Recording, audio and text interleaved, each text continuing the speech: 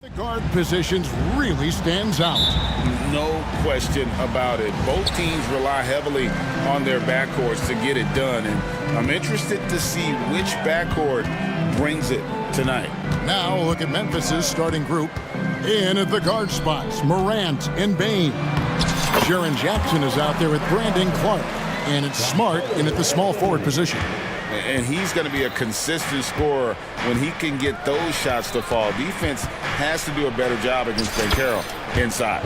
And that one's good, Morant. And it's always nice to get the easy look inside for your first points of the game. Bankero kicks to Anthony. Bankero, a screen on Morant. Back to Bankero. And finished off by Bankero.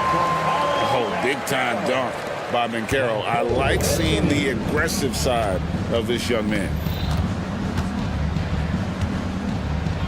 Morant looking around.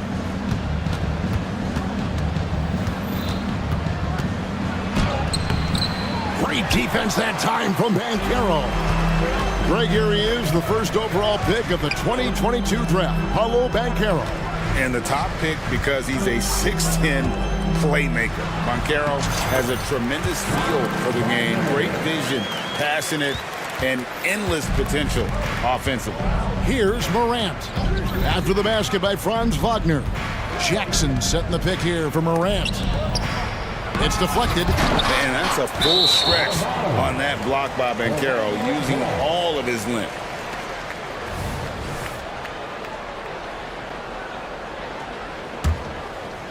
And here in the first, closing in on 2 minutes play.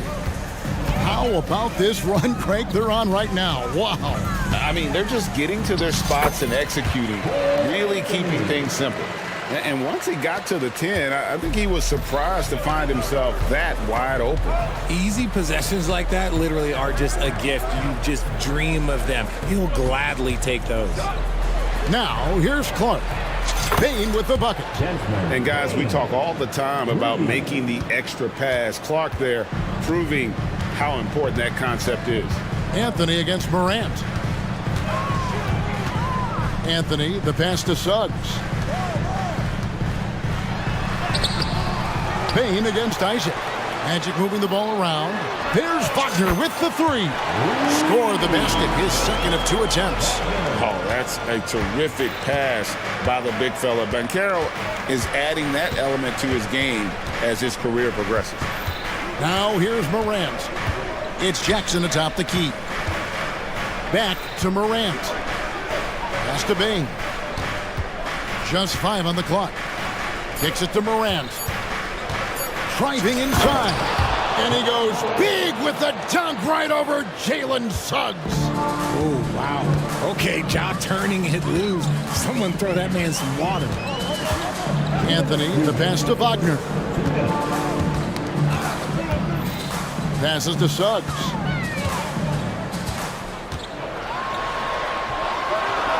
The shot goes in. First shot, first basket. Oh, bigger than your average guard, Suggs can score all around the floor, including down low.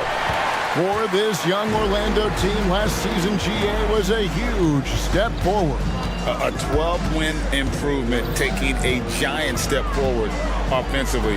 Their top 5 scorers, all under 25 years old, a very bright future in Orlando. Bankero, a screen on Morant. No one near Suggs as he lets it go. And again, it's the Magic from deep. And this is a guy who is really comfortable with the ball in his hands. Suggs, so dangerous in the pick and roll. Here's Morant. And finished off by Morant. How about the head of steam he's able to generate right there and just gets to the rack really easy. Anthony against Morant. Isaac goes in, and Isaac throws it down. And look how fluid Isaac moves. It's like watching a guard, terrific at penetrating and using those long strides to get to the rim. You know, you'd love to see him pull that off, but instead he goes from highlight reel to the bloopers. Bankero, a screen for Anthony. And finished off by Bankero. And they have owned the paint so far, and the score reflects it. It also allows them to play inside out, which will make them even more difficult to defend. Now here's Morant. 6 points for him. And finished off by Morant. Showing off that vert. Morant attacks the basket with just such intensity. There's not much any defense can do with it. Morant against Anthony.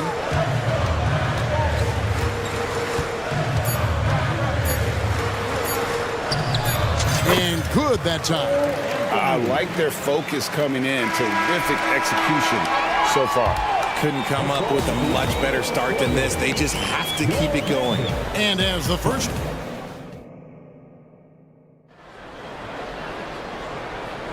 And glad to have you with us, folks. Second quarter of basketball. This game has not exactly been neck and neck, but plenty of time left in this one. And guys, let's get your take on the scoring breakdown for the Magic. Oh, boy, they've been driving deep into that defense early on, and it's paid off. Great penetration from the perimeter so far. You also have to admire how they've challenged the defense inside, getting a lot of points in the paint. The guard pair for them, Anthony and Suggs. Isaac in the front court along with Wagner. And it's Banchero in at the 5 spot. That's who's out there for Orlando. It's truly hard to exaggerate just how explosive Ja Morant is on the floor. No, because there is no exaggeration, Greg. It's just whatever you say and you see. It is impressive, and he is elite. Now, here's Wagner. Here's the dish to Banchero. Wagner with a screen for Banchero. Here's Isaac going inside, and he banks in the layup. Isaac's got the lead up to 11 now for Orlando. And one area Isaac must continue to improve upon, has the size to dominate inside, now just needs to add the muscle. Good on the three-point shot. And there aren't many players more reliable from three-point range than he is, especially when the D's playing off him like that. Now here's Anthony. Suggs in the corner, stolen by Smart. Morant outside. Offline with his 3. Orlando leading by 8. Let's check in with our reporter, David Aldridge. Thanks very much. Well, Ja Morant might be right-handed, but he looks to drive left. When he was a kid, he broke his right arm flying off a trampoline. Now that arm is shorter, and actually, that right hand is smaller too. He says, that's why I dribble with my left hand. I'm able to control the ball better. In my head, I think I'm left-handed. Back to you. Trade secrets, right, David? Hey, thanks for the report. Now here's Morant. He's got 10. That ball is good for another field goal. His 6th. He is 6 for 9 on the stat sheet. Ooh, little sweet touch on the floater. Morant has so many shots to choose from in his bag. Anthony down low, guarded by Morant. And here we go. Fast break, and Morant's got it. And Morant throws it down. And a terrific job on both ends of that sequence. Very slick steal and great transition offense. And he commits the intentional foul. Coaches say, GA, the league has a problem when it's punishing the retaliators and not the instigators. Do they have a point? Kevin, I think so. For any scuffle, it's worth asking who started it, and that's what we do in life normally, right? And the Magic making a change here. Fultz has checked in, so timeout called here. The first for Memphis. Boy, Richard, coach has got to love having a flex guy like Brandon Clark around. A classic high-utility player. Stick him in the game, and you're getting points, rebounds, and you're going to get good defense. He gives you a little bit of everything you need. And Memphis making a change here. Rose has checked in. Took the opportunity when he saw it. Jackson's got his first 3 points of the game. Beautiful job closing the gap here. Let's see if they can sustain this run. The thing they have to watch for is mental fatigue. They have to stay focused and finish the job. And we're going to have a jump ball. It's tied up there.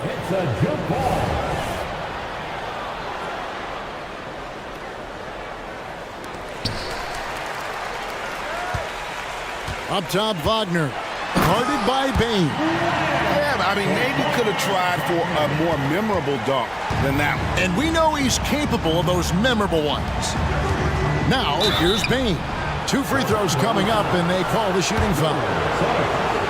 RJ, if you redrafted the 2020 draft, Desmond Bane would go much higher than number 30. Yeah, he was a steal at number 30, and he would probably go top 5 in a redraft. He is an elite shooter who continues to grow as a playmaker and defender. Fultz with the ball. Guarded now by Clark. And finished off by Wagner. Yeah, his instincts are on display here. Fultz, a really good passer, excels at setting up teammates for easy looks. Here's Rose. The shot goes in. First shot, first basket.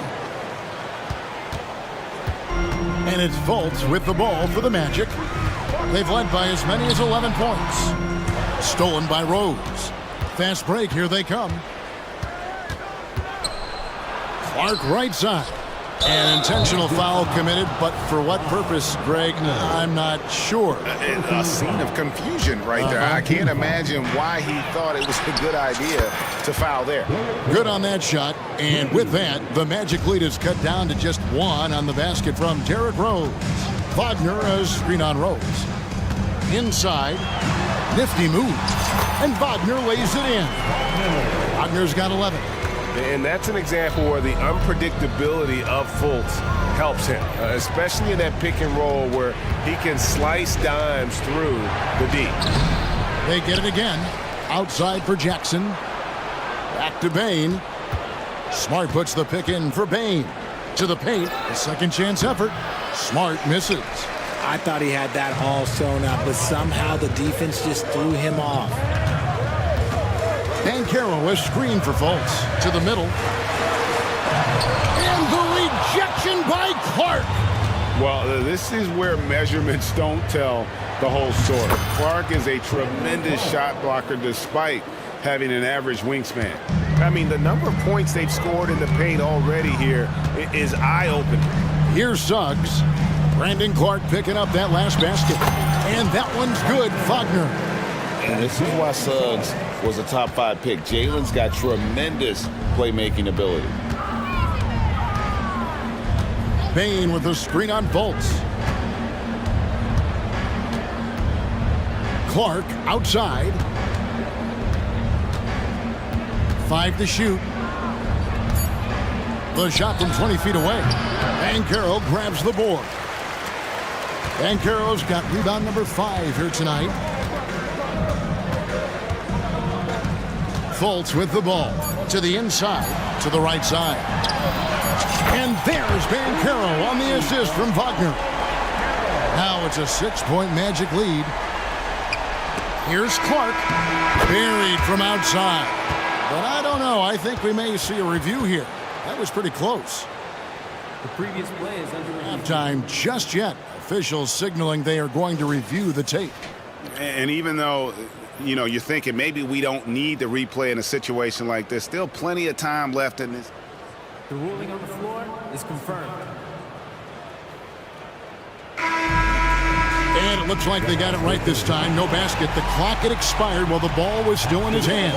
And even if they don't show it, I know the refs are proud of themselves after a replay proves them right. They're like, see, we had it right all along. So good call, fellas.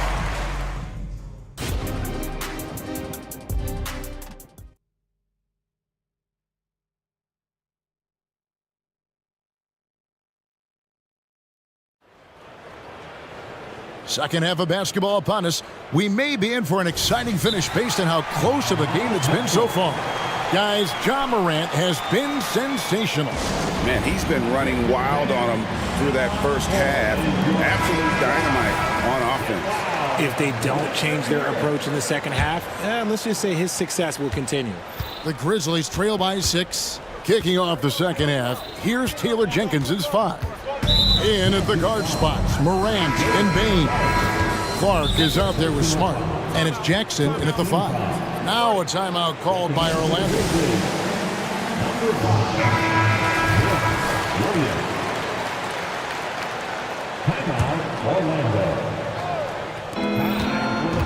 Here's Morant, then jammed down as he goes right over Paolo Banchero. And this is what John Morant does best. When he finds his rhythm on offense, he is almost impossible to guard. Greg, for a franchise like Memphis, is there a specific way they have to build? Through the draft. I mean, they aren't going to get the huge A-list free agents, so you have to hit on your picks. You also have to keep your guys happy. Sign them to smart extensions. Here's Morant after the basket by Franz Wagner. A floater.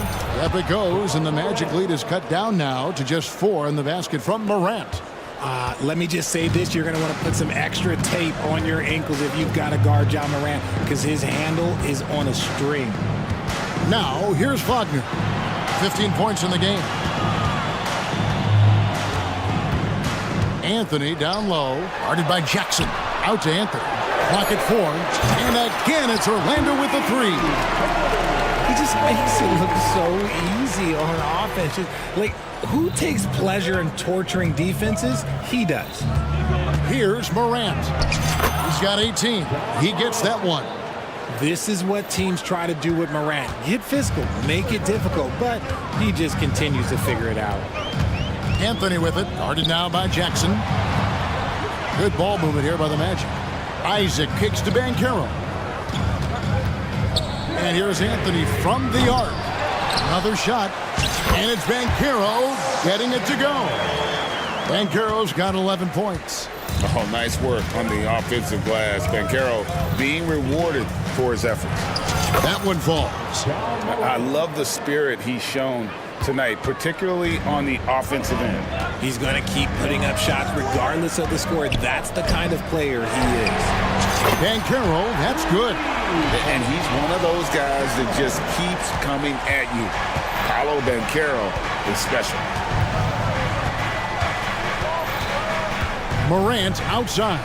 Jackson setting the pick here for Morant.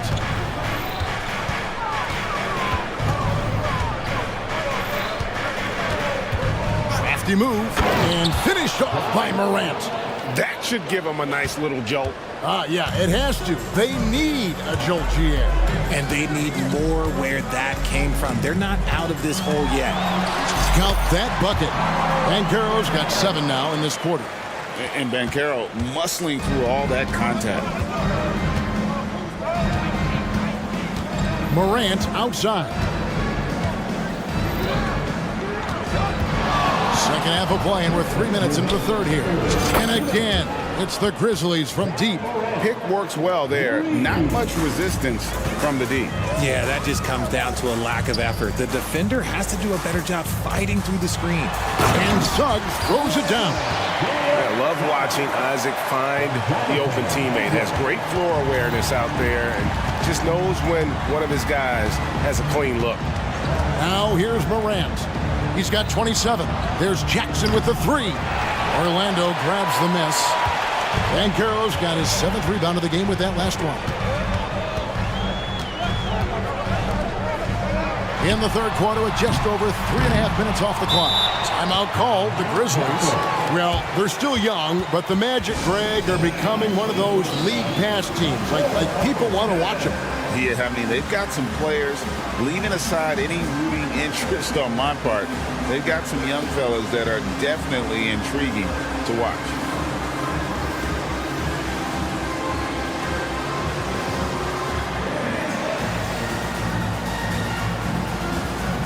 Some changes for Memphis. Bain comes in for Williams, and it's Rose in for John Morant. Timeout called, the Grizzlies.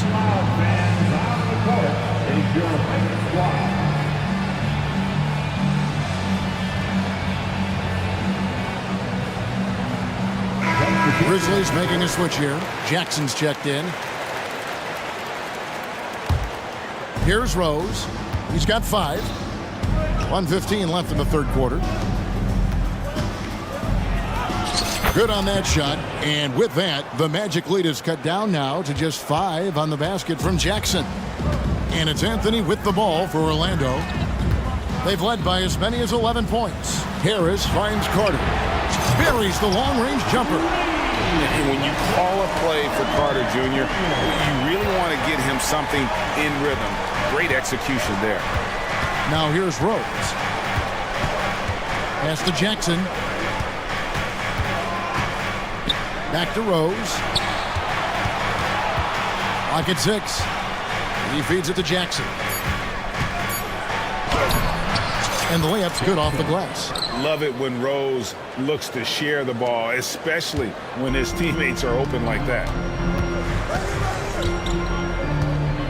Outside Anthony. There's the pass to Houston. Back to Anthony. Carter with a screen on Rose. Anthony, the pass to Carter. Down low. Got a piece of it. Unloads. The shot by Anthony, no good. I think the defense will live with him taking mid-range jumpers, but maybe just a little bit more resistance. And with the lift that Rose gets from his legs, he's able to put such a soft touch on those floaters. That's a great shot for him. Now a timeout called by Orlando.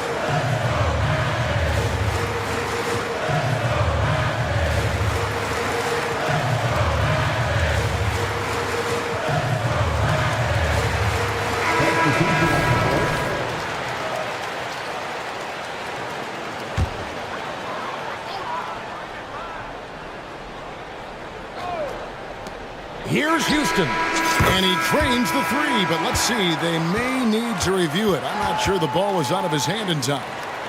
The previous play is under review. And it turns out the officials are going to review the play to see if he released the ball before the buzzer.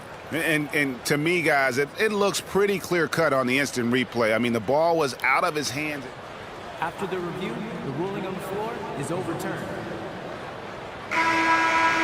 Now they're going to switch the call. There is no doubt, looking at the replay, that he got it off in time. Well, it's good they decide. And so it's the Orlando Magic bringing the quarter to a close with a 7-point lead. And they've done a phenomenal job down low. So many of their points coming right at the rim. Don't go anywhere. We'll be right back. And while we can now, let's take a look at today's State Farm assist of the game. Yeah, an easy choice tonight. Look at the precision on this pass. Put it on a platter for him. You've got to admire the vision just as much as the accuracy. Not many players can even spot that pass. And with 3 quarters behind us, let's see what this fourth period holds in store for us. And the latest now from our sideline reporter, David Aldridge. David, it's all yours. Take it away. Hey, Kevin. Well, Taylor Jenkins just reviewed his plan with his team. Now, Coach was still pretty positive. He told his guys a handful of shots completely changes this game. Just a few good minutes, and we're right there. Back to you guys. Thanks so much, David. The guard pair for them, Anthony and Suggs. Isaac in the front court along with Wagner. And it's Bancaro in at the center. So that's the lineup on the floor for the Magic. Really no idea why you're fouling in a situation like that. You know, maybe there's some bad blood between those two. And the defense was right on him there. Nice contest. And that's an intentional foul. Personal foul. First team foul. And Orlando has possession. They have a 9-point lead. Suggs kicks to Wagner. And again, it's Orlando with the 3. It's been this way since halftime. Tremendous production from beyond the arc. In the modern NBA, you have to hit threes to win games, and they've made that adjustment since the break. Jackson with it. Picked up by Bancaro. Morant passes to Jackson. And Jackson throws it down hard. What a pass from Morant. He does a terrific job staying alert, seeking out the right opportunities to get his teammates involved. Oh, taking it to the rack with power. Hammering down the two-hand slam. And we have an intentional foul there, GA. Wish I could say why. That one's pretty strange. I mean, no idea what got into his head right there. And so the ball's out of bounds. Wagner touched it last. And he made the right read on that play, but just couldn't secure the steal. And deflections, they're a stat that all teams track. They show who is the most active defensively. Here's Isaac. Count that one. Isaac's got the lead up to 14 now for Orlando. A nice read by Suggs. He sees the floor opening up and puts the ball right in the shooter's hands. And Morant throws it down. Oh, what an amazing finish there. Just fearless and when he attacks the rim, and it's as if the big fella wasn't even there. And an intentional foul right there. Fourth personal foul. Second team foul. Game moves along. 2 minutes gone here in the fourth. Wagner from long range. Rebounded by Smart. The Grizzlies trail by 12. Bain looking around, driving to the basket, and he comes up with the deuce. If they're going to want to close the gap, they're going to need to start running more sets through him. Let your stars lead the way. Come on. Anthony kicks to Suggs. Wagner on the wing. And finish off by Wagner. And how about just floating to the rim on that slam? Boy, when he gets up, I mean, he gets up. Morant outside. Played in with a nice touch off the glass. Morant's got 4 points this quarter. This man was under-recruited in college. Can you believe that? And Morant, he still plays like he's trying to prove something. To the inside. Wagner. And finish off by Wagner. And that's how you lead a team. Literally. Here's Morant. That's out of bounds. The Grizzlies able to retain possession here.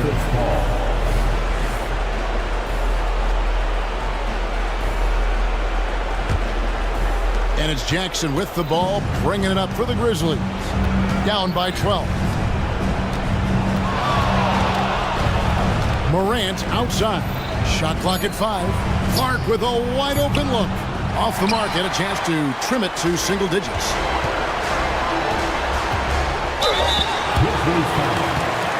And a moment now to quickly take a look at the offensive approach for the Magic. Look, they're getting good looks inside. It's been a point of emphasis all night long, but I love this hard-nosed attitude of this team. And the other thing that stands out is just how well they have moved the ball. Everyone's touching it and having a chance to create. Smart, wide open, he fired. Good, and a nice assist from Morant. Morant's got 3 assists in the game. Magic leading by 11. Suggs dishes to Anthony. Banchero a screen for Anthony. The Grizzlies pull it in. To the paint. Here's Clark. And it's Clark slamming it down. Quick off the floor and powerful. Clark loves to attack that rim. 52 seconds left in the fourth quarter. Isaac outside. Back to Anthony. Isaac with a screen for Anthony. No one near Banchero as he lets it go. And the 3 ball is good. And you can sense that these fans, these players, they are ready to celebrate. It's always nice to perform like this, especially in front of the faithful home crowd. Look, it's always great to get into a rhythm, but do it when it matters. It's a shame, really. If they had been playing like this last quarter, they might be in a different situation right now. Saw the opportunity to put this away and did not turn it down. And that score probably slams the door for any would-be comebacks. And look, they put this one to bed. Here's Banchero.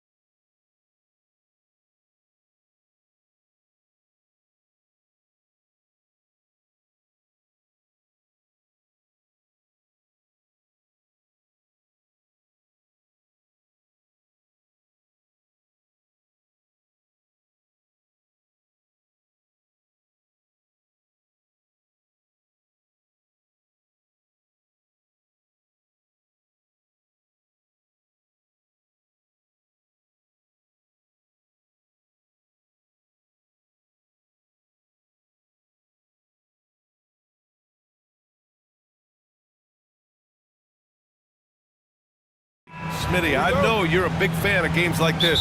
I am. Guard play is so incredible right now in the NBA. Both of these teams are loaded in the backcourt. I expect them to trade punches back and forth. So the opening lineup here for the Clippers. Kawhi Leonard out there with Daniel Tice. Then it's Norman Powell. Then there's George. And it's Harden in at the point. Now here's Brunson. Randall, a screen on Harden. Here's Brunson. And he drops in the layup off the glass. Knifing to the rim with ease. Brunson attacks these open lanes with tenacity. Powell outside. Leonard with a screen on Harden. George passes to Leonard. And that one goes in as he's fouled. It'll be 3 points if he converts the free throw. And for a guy who doesn't talk or emote much, Kawhi Leonard is a commanding presence. B.A., he reminds me a little of Tim Duncan. The way Leonard just puts his head down, goes to work, and leads by example. And here's Brunson from the arc. It's rebounded by George. And here's George. He'll bring it up for the LA Clippers. Pass to Tice. Back to George. Tice, a screen on Anunoby. George against Anunoby. Tice sets a screen. Clock at 6. Leonard finds Tice. And finished off by Tice. What can't Leonard do? Keeping his eyes up, pinpoint strike. That's a nice play. Achua with a screen on Leonard. Now here's Achua. Outside Hart. Puts up a 3. Hits the trifecta. Rarely takes shots from deep, but Josh Hart drilled that one. For Los Angeles, they've gone 2 of 3 from the floor. Leonard with a screen on Anunoby. Leonard outside. Yes, and a nice assist from Harden. Leonard's got 5 points. And they may have talked about shot selection coming into this. And here's Brunson from the arc. The Clippers grab the miss. Leonard right side. Crafty move. And the dunk by Leonard. Flashing his athleticism yet again. The claw is looking strong inside. Randall, a screen on Leonard. Here's Brunson. That one rolls around and rims out. You won't see him miss that one too many times. Yes, let's look on the bright side. You got a great look. It's a play that you might want to go back to again. Now here's Achua. Outside Anunoby. Back to Hart. Pass to Achua. Here's Brunson outside. Outside for Randall. Takes a 3. Nails it from beyond the arc. Nice rhythm on that play, and Randall with the smooth-looking shot. Here's George. Knocks down the 18-footer. And obviously their goal right now is to feed him the ball and get him going. Because he's someone that you lean on at the offensive end. Establish him early. Well, if you're the Clippers, are you out looking for the next young star grab? Possibly, B.A. I mean, 5 of their top 6 scorers last year were over 30 years old. So they may need more production from your young guns to be a consistent contender. Now here's Brunson. No good there. Something's off about him this quarter. And it also shows you how difficult this game is. He's just a little bit off, but it can result in missing everything. Pass to Achua. He puts up a 3. Basket is good. Off the assist from Brunson. And that makes it a tie ball game. And the find by Brunson, more than capable of running the offense. Tice outside. 4-3. Ooh, almost had a 4-point play right there. But he'll go to the line with a chance for 3. Precious Achua picks one up. Hey, nice work attracting the foul from deep. He'll shoot 3. That one misses. Grant, there is some magic here in New York. One of the best home court advantages in the NBA. Well, B.A., you have to think about the history of this building. It's incredible. I mean, when the Knicks are playing even remotely well, this place is rocking. Now here's Randall. And it's Randall Randle with the jam. Anytime you can get Randle moving toward the rim, that's a good thing. Tice outside. Pass to George. Tice, a screen on Hart. George with it. Now guarded by Achua. Oh, and the dunk by George! Insane move by Paul George, a high flyer who can create in midair. And a deep three from Leonard. The long distance three is buried. Leonard's got 10 points in the game. And that's what they want to do. Get him open looks early. Here's Brunson going inside. He's got it. That makes him 2 for 8. Hopefully he can get it going now. Brunson doesn't fear going in amongst the trees. Remarkable poise there inside. It's George on the wing. He's covered by Hart. It's George with the drive. And the jam by George.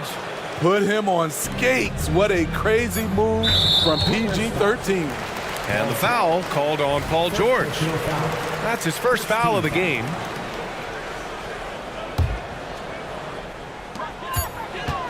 Here's Brunson outside.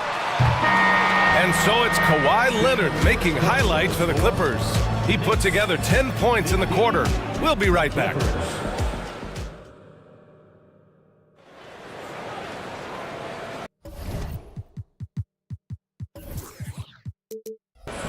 If you're just joining us, we played through 1 quarter in this one. And a moment to look at the scoring approach in terms of where the points are coming from here for the Clippers. Establishing a paint presence early in the game, it really helps and pays big dividends down the line because it frees up your perimeter. And another thing they've done is look to shoot from the mid-range often. So far, it's really paying off for them. We've got Julius Randle. Josh Hart is out there with Jalen Brunson. Then it's OG Anunoby. And it's Achua in at the pivot spot, manning the middle. That's the group for New York starting the second.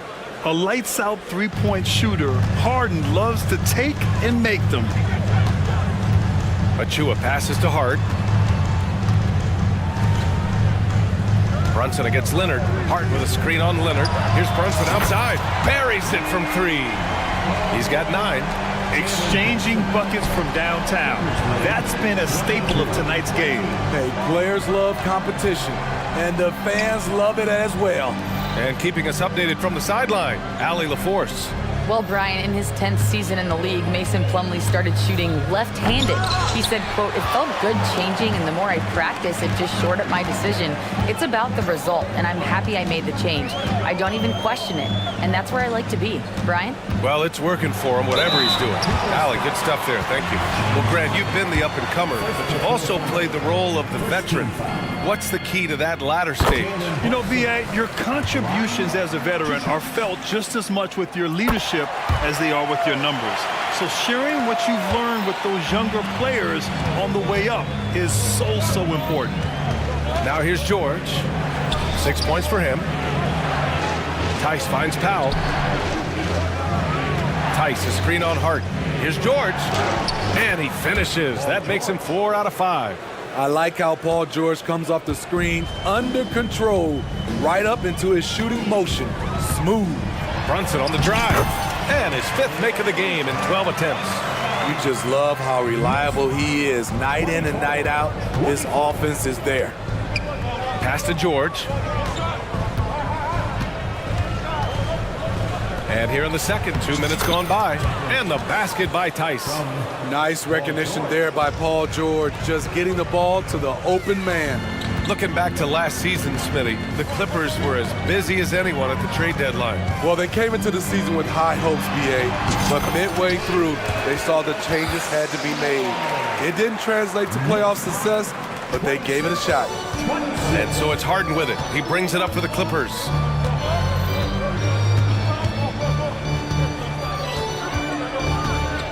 Pass to Tice. Harden against Anunoby. Just 5 on the clock. Now here's Harden. Guarded closely. Soft touch off the glass.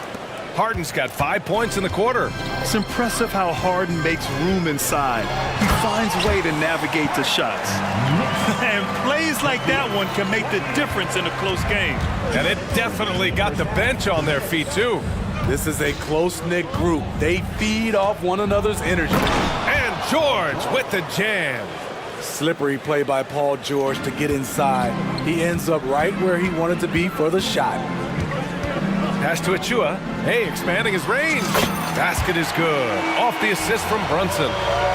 Brunson's got his 4th assist in this one. Anunoby against Harden. Leonard right side. 1:25 left to play in the half. There's Tice with a 3. And the Clippers hit again from deep. And the lead just keeps changing hands. 5 times already, and we still haven't gotten out of the first half. Hart passes to Brunson. Inside goes Brunson. Hart finds Brunson.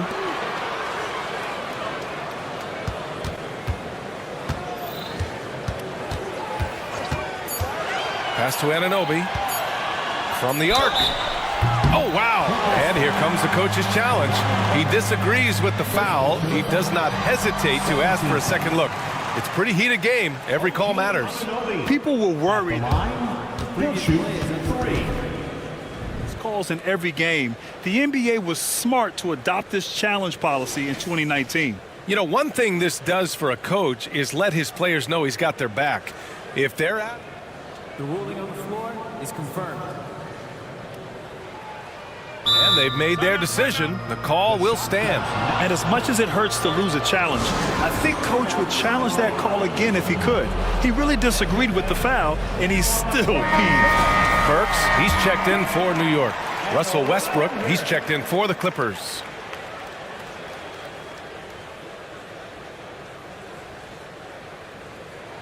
And he hits the first of 3. When you talk about OG Anunoby, here's a guy who gets better every season, works hard on his game. And the Knicks making a change here. DiVincenzo's checked in. Tucker's checked in for the Clippers. There's 53 seconds left in the first half. And Westbrook slam. At home. Way to rise to the occasion and snatch back the momentum. That's the competitor in him. Close game. Let me have this one. Burks for 3. Count it. 1 for 1 to start the game. Burks is really good at picking his spots from outside when he's on the floor. A highly efficient shooter. Westbrook, the pass to Harden. There's the drive, and Harden with the slam. And once he gets to the rim, it's fairly automatic. Nothing fancy right there, just takes his 2 points, moves on. Outside, DiVincenzo. Inside. Oh, it's stolen by Tice. The 3 is up. Harden misses. It could go. That shot, no good. So a tie game here as we finish the first half. All right, now let's check in with Al. Allie, as always, thank you. We'll be right back to begin the third quarter right after this.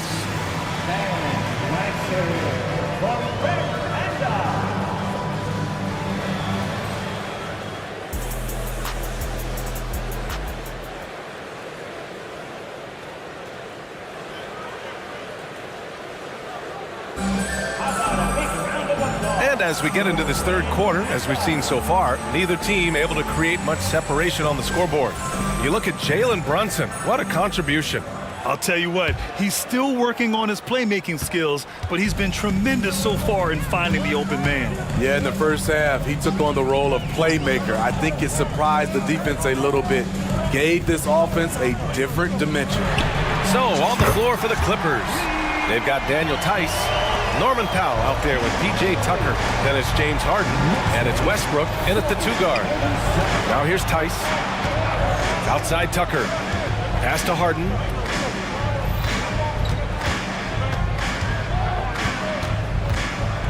Fires for 3. Knocks it down from distance. Harden's got 10 points in the game. Exchanging buckets from downtown. That's been a staple of tonight's game. Hey, players love competition, and the fans love it as well. Now here's Burks. Bogdanovich with a screen on Powell. Burks. Oh, and that one, no question, powered it down. Blazing first step of Burks, enabling him to leave the defense in his wake. Pass to Tucker. Back to Harden. Tucker with a screen on Anunoby. Outside Harden. From outside the arc. Oh, and another three for the Clippers. And you can see Harden is feeling it, which is why he's being so aggressive on offense. Burks against Powell. Hardenstein passes to Anunoby. Hardenstein a screen. And the Knicks, another three. These teams just keep trading the lead. Yeah, you wonder what it's going to take for someone to pull away. Wow! Crazy good! Check it out. Harden putting on a show, throwing down an acrobatic dunk. Hardenstein a screen. Down low. Ooh, and they immediately answer back with a dunk on the other end. This is why you put the ball in his hands. An accurate pass hitting a moving target. When you think back to Bojan Bogdanovic entering the league, Smitty, he didn't create off the dribble nearly as much as he does now. You're so right, Grant. And teams, they just crowded him on the perimeter. He made the adjustment, though, Grant. His versatility has made him that much more valuable. Let's go now to the sideline and catch up with Allie LaForce. Brian, with PG and Kawhi, the Clippers feel they have the talent to win it all. George said, quote, both of us internally had a promise to bring a championship here. This core has been here for years now, and when you look at the teams that win and are very successful, it's the teams that have been together, gel and connect. Brian? Yeah, that's the right philosophy there. All about health. Thanks, Allie. I mean, I'm just not sure what he was thinking right there. I mean, he needs to get his head in the game.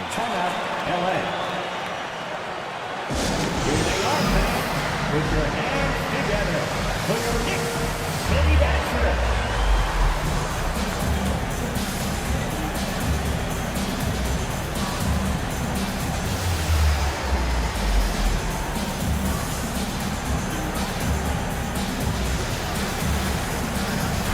And the Knicks making a change here. Hart's checked in. The Clippers making a switch here. Clippers on D. It's a 5-point game. Burks against George. 5 to shoot. Deflects the pass. Powell with a steal.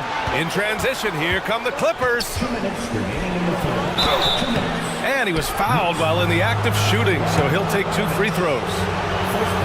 Comfortable inside, plus the 7'3" wingspan. Hard to stop Kawhi without fouling. Julius Randle's checked in for Bogdanovich. Both good from the line that time. I'll tell you, he doesn't give points away. Excellent job from the line. Burks goes in to the wing on the left. Driving inside.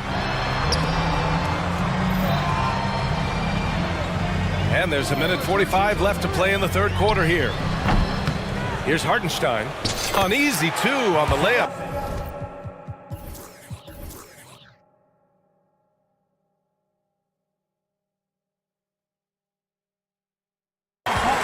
Take care of the defensive boards better than that. Reason why? Lack of focus, lack of communication, which led to second chance points. Here's George. Hartenstein pulls it in. Wow, that's one you just kind of assume is going in. Tough luck. Outside Burks. Pass to Hart. Randle outside. Now here's Burks. Defended by Harden. From downtown. Not going to go that time. Los Angeles has gone 2 for 2 from deep here in the third. Until they foul intentionally. All right, guys, what do you think so far about the offensive approach for the Knicks? They are making it rain from the three-point land right now. And the coaching staff continues to encourage them to let it fly. Yeah, they've also worked at pounding the ball inside. It gave them high percentage looks all game, and it's paid off. Achua's checked in for New York. Jalen Brunson comes in for Burks. And that one's good for Brunson. And, man, you got to appreciate how efficient Brunson is. I mean, he takes and makes high percentage shots. Nice shot by George. Oh, explosive crossover. How's that for a move? Brunson against Leonard. Achua with a screen on Leonard. Sneaking inside, it's Brunson. And I love the trust between Brunson and his guys. I mean, working so hard to set each other up. George for three. Yes, and a nice assist from Harden. Harden's got 4 assists in the game. Man, he's on fire. Playing patient basketball, not forcing shots. Here's Brunson outside. Oh, wow! A bomb from Brunson. And both teams running long-range plays that are working. How often do we see this these days? Clubs answering each other from range. Time called here. Los Angeles decides to talk it over. Clippers substitution, number 10. We've got 13 seconds left in the third quarter. And here's George. Over Hart. George with the bucket. George has got 17 points. This is what they want from Paul George. Non-stop offensive energy. And as we finish the third quarter, it's still close. Both teams trading buckets. It's the Knicks leading by 3.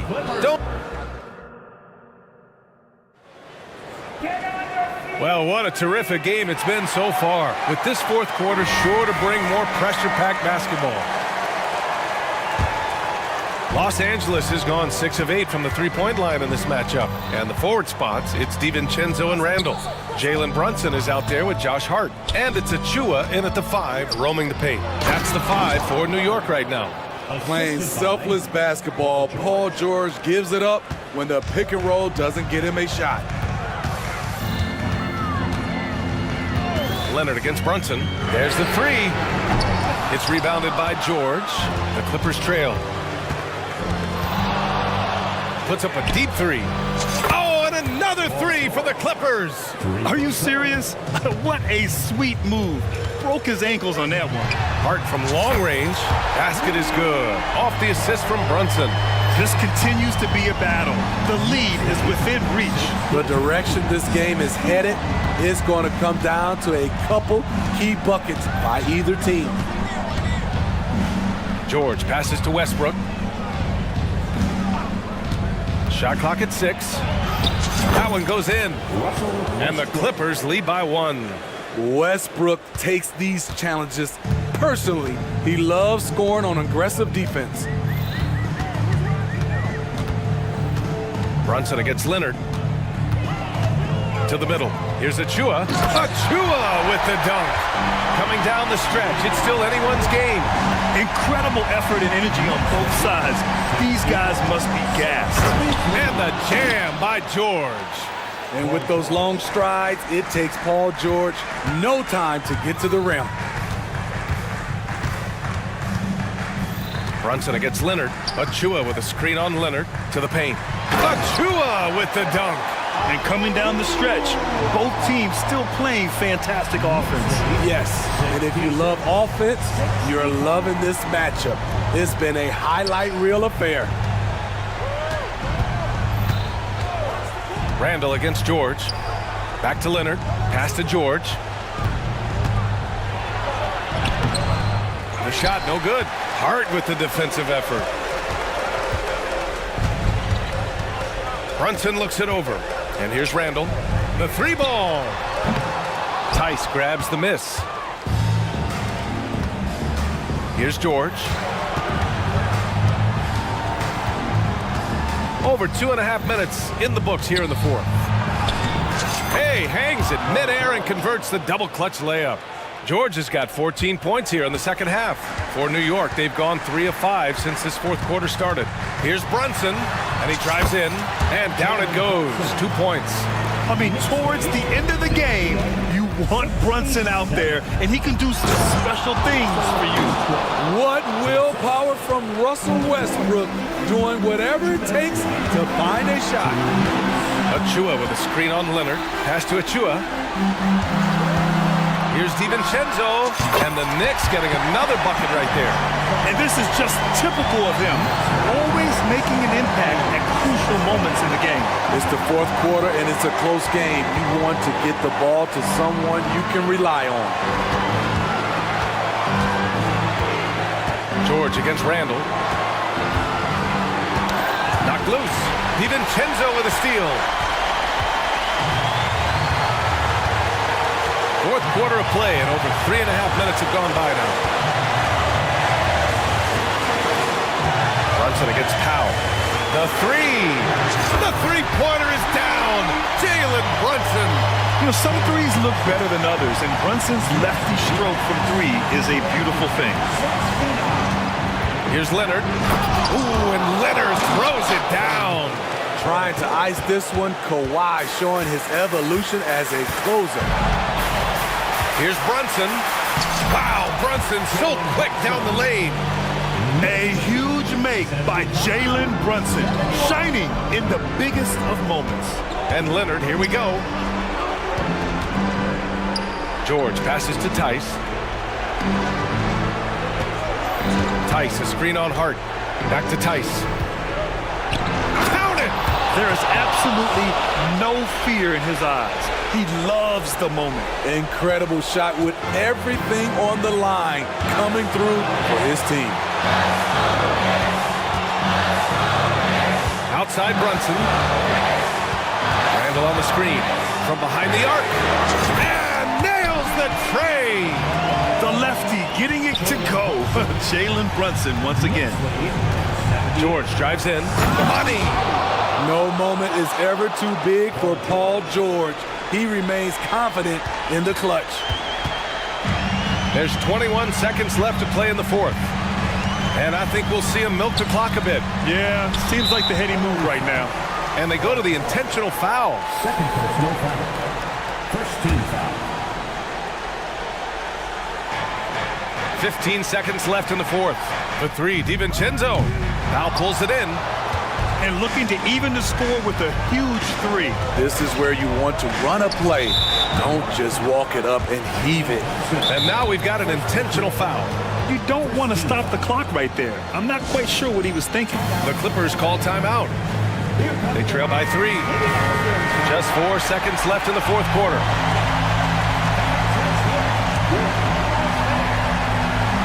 Here's Harden off the inbound pass. And buries it from deep. Oh, a tremendous three. We're tied.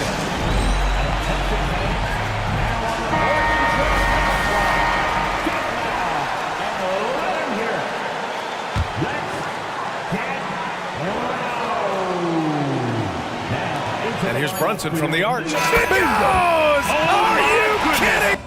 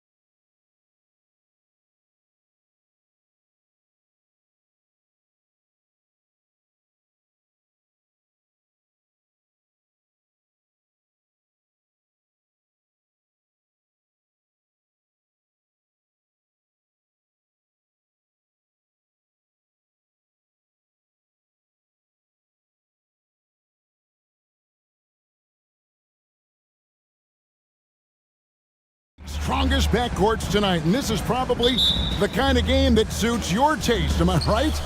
Oh, I love it. I love it, Kevin. This game is going to come down to guard play. It's not just about the backcourt scoring. It's just as much about that strong perimeter defense. So here's Oklahoma City's starting group. Gilgeous-Alexander runs things with Dort to his side. Chet Holmgren out there with Hayward, and it's Williams at the 3. Now here's Morant. Off target from three-point range. Clark against Gilgeous-Alexander. He dishes it to Hayward.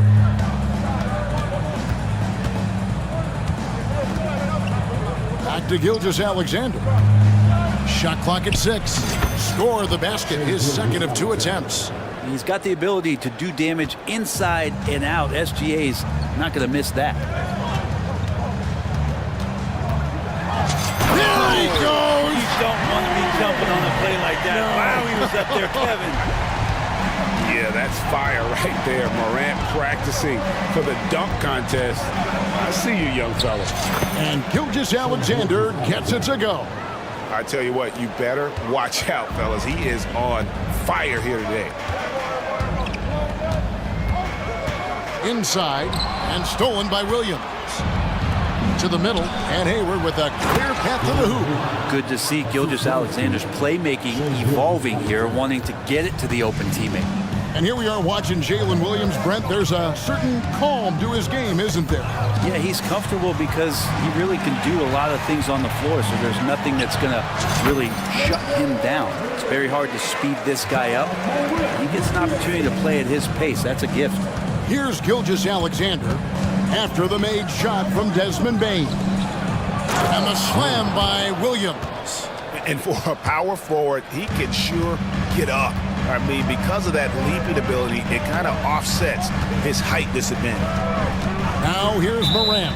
And play stops. Whistle on what looks to be an illegal screen. Beyond the leaning, you could see his feet more set on that screen. Easy call. Got to hold firm or you're going to get a call.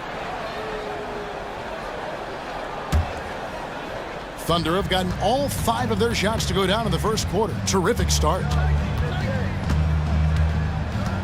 Gilgeous-Alexander kicks to Holmgren. And a great assist by Gilgeous-Alexander as that one goes in.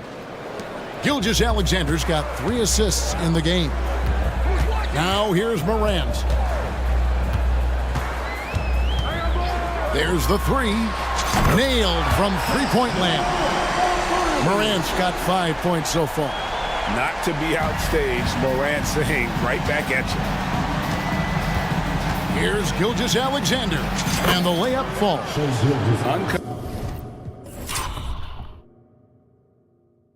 Covered at the rim, finding cracks in the defense here early on. Just really smart basketball and exploiting whatever holes that he's seeing right now in the defensive squad.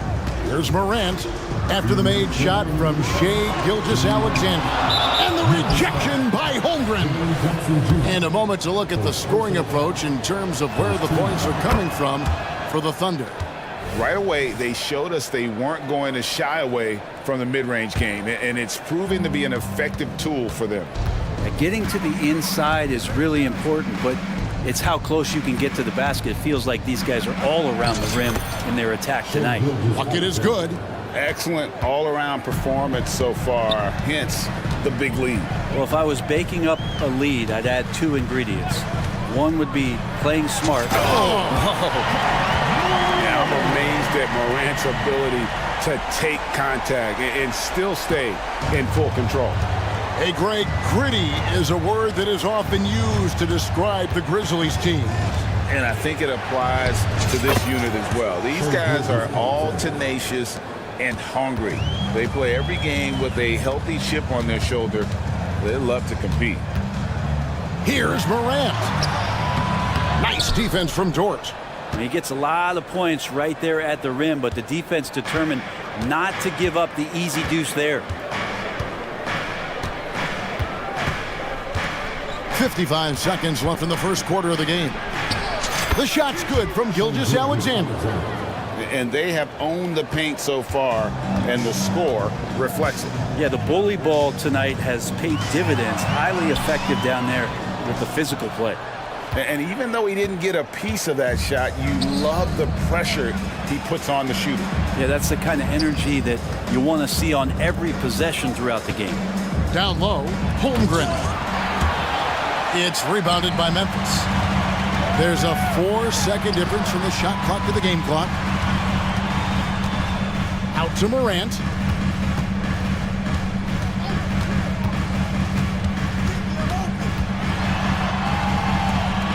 Back to Smart, lets it go from deep.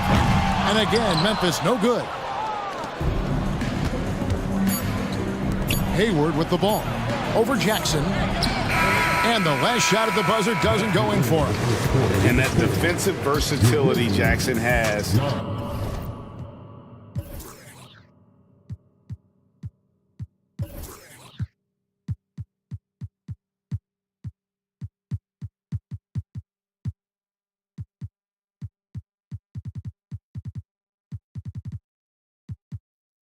It's just incredible. Able to guard multiple positions. Shai Gilgeous-Alexander, guys, has been on display for the Thunder. They kept going to him again and again, and he delivered with a monster quarter. And don't go away. We'll be right back. And if you're just tuning in, we've got a wide margin on the scoreboard, but plenty of time left for a comeback. And guys, we've seen the Thunder really take control here. On the attack right from the tip. They've been relentless offensively. Well, just taking it right at the opposition and the other team right now. No answers and no way to slow them down. In at the guard spots, Morant and Bain. Smart is out there with Brandon Clark. And it's Jackson in at the 5 spot. That's the group for Memphis to kick off the second quarter.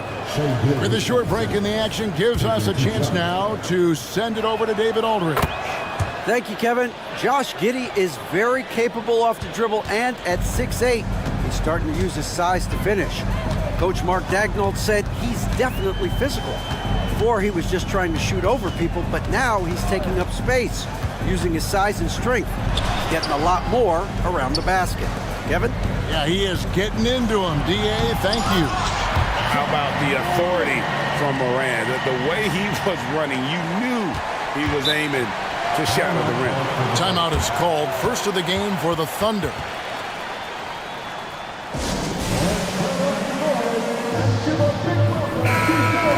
Greg, there's been a scoring surge throughout the league. Is that due to poor defense, or is it to the rising talent level? Listen, teams are still defending, and the rules might have helped some. There's no doubt that there's not as much grabbing and holding. But these guys are scoring from all over the court and doing things we've just never seen before. It's good. This is what Gilgeous-Alexander does. He attacks you relentlessly. Morant against Dort. Inside. Morant surveying the D. Oh!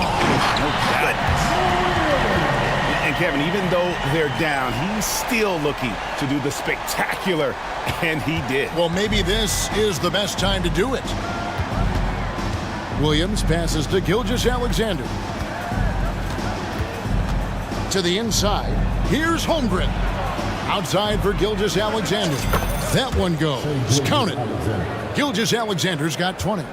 Oh, nice job there from Holmgren. His guys appreciate when they're open, he gets them the ball. Here's Morant. Takes it off the glass. Morant's got 15 points. Playing from behind right here. Not easy, but he is answering the bell. Yeah, doing anything he can right now to get his team to cut into this lead and give them a chance. Back to Gilgeous-Alexander.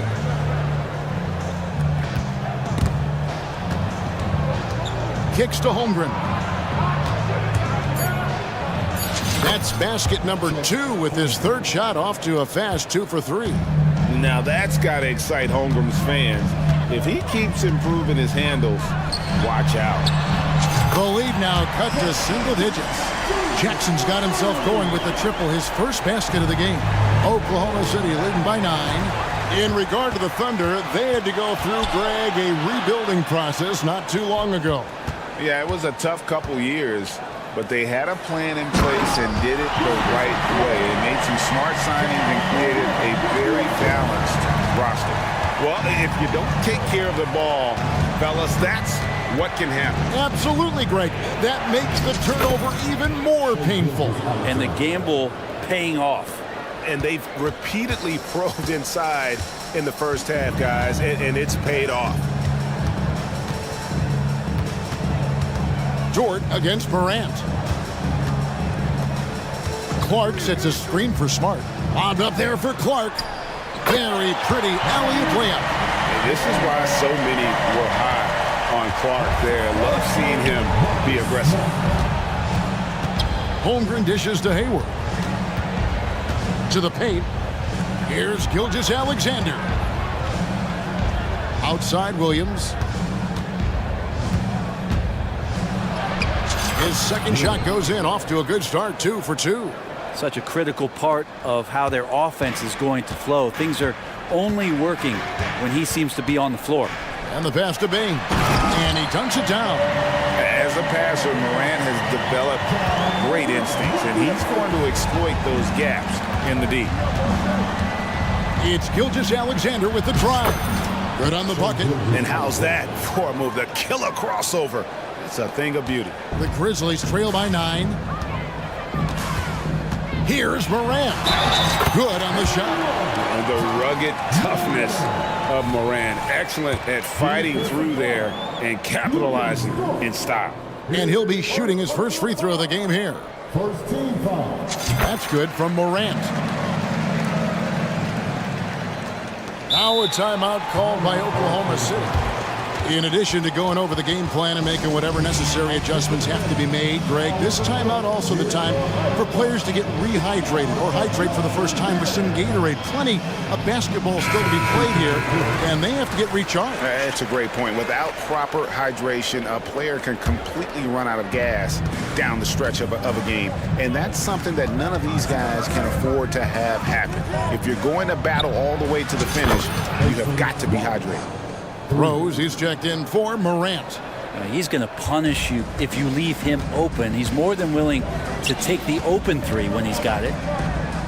Bain kicks to Rose. Back to Bain. Takes the 3. And again, it's Memphis with the 3.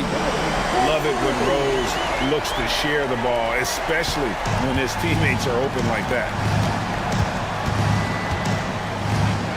Clark against Williams. Here's Giddey. Good. Great play by Williams to set it up. Giddey's got his first points in this one. 2 teammates connecting right there. Slick feed. Rose against Wallace. Right side Smart. The 3. It's rebounded by Giddey. Time called here. The Thunder decide to talk it over.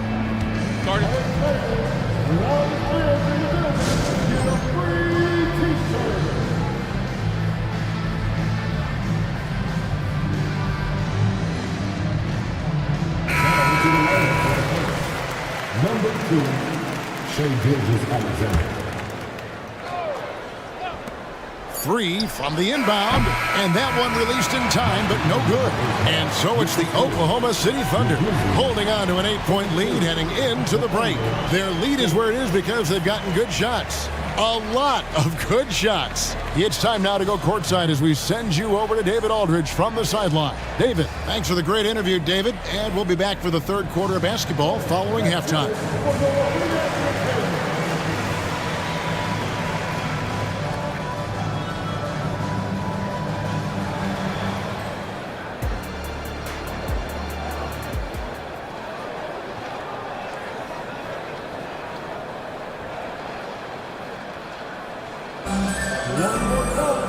We played through the first half. Plenty of basketball, though, left in this one.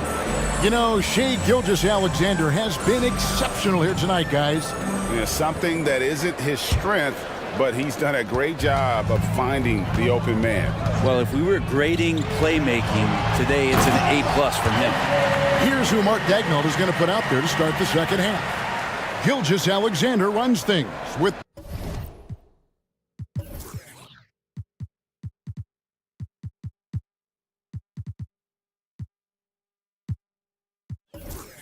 Dort to his side. Josh Giddey is out there with Holmgren. And it's Williams at the 3. Here's Gilgeous-Alexander. Stolen by Smart. And now the Grizzlies. Fast break. Rebound by Williams. Yeah, can't see why he missed that one there. The D's close, but like plenty of room.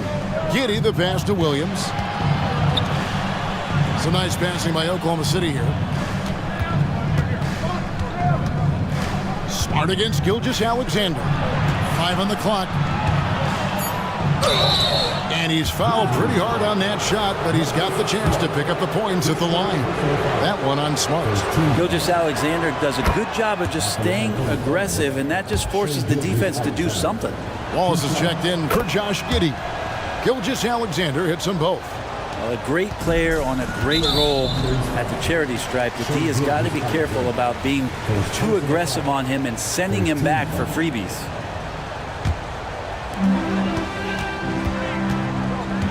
Rose against Wallace. Payne with the screen on Wallace.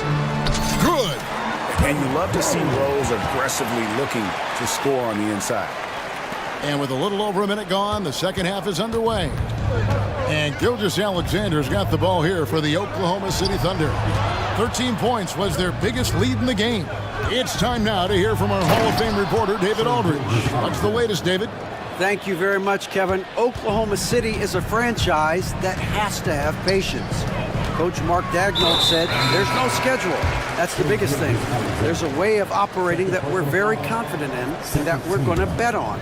And that's developing, having a good environment, and trying to play a style that scales forward. We're just going to keep our head down. Kevin, back to you. And keep going straight ahead. All right, D.A., thanks. He gets it in there. I'm encouraged watching Holmgren finish through contact because it's something he's going to have to do consistently. But Brett, you just don't see many point guards taller than... And here we go, Coach's challenge happening right now. This one in regards to the personal foul, seeing if that was the right call. And this is the time now where the officials can review in closer detail what constituted the original personal foul. The previous play is under review. Easier to determine. Indeed, and the one thing with replay review is that when you see the slow motion replays, you really get a new appreciation for just the immense speed at which these players are moving at. The ruling on the floor is confirmed. It's the right call. And so the word is in. They've decided that the call stands as it was made on the floor. And you know, even if a coach still feels this wasn't the right call, you got to acknowledge the effort being put in to review it. Double checking, and the game continues on. First free throw is good. And you got to love watching Rose play the game. His intense style can be infectious out there, and I think it really does elevate his teammates. Payne against Dort. And he makes that one. How about the athleticism of Dort? You see the width he has, but man, he can outwork you defensively. Outside, Payne. Jackson up top. Jackson setting the pick here for Payne. And the rejection by Holmgren. Williams with the ball. Out guarded by Smart. Williams kicks to Holmgren. Wallace outside. Passes it to Giddey. Outside, Dort. 6 on the shot clock. On the wing, Giddey. He's covered by Rose. The Grizzlies trail by 10. Payne looking around. There's the lob to Jackson. Rebound by Williams. Yeah, and that was lining up to be a huge alley-oop, but they just couldn't quite connect. Yeah, you can see when it's that close, players reacting. Just, oh, man, we just missed that one. Maybe they'll get another chance at it. Smart cranes it from beyond the arc. And, of course, this is Smart's biggest hurdle. Sometimes he looks great shooting the three. Sometimes, though, it's just the opposite. Williams for 3, and that comes off the assist by Giddey. And it's 7 points for Williams. So timeout called here, the first for Memphis.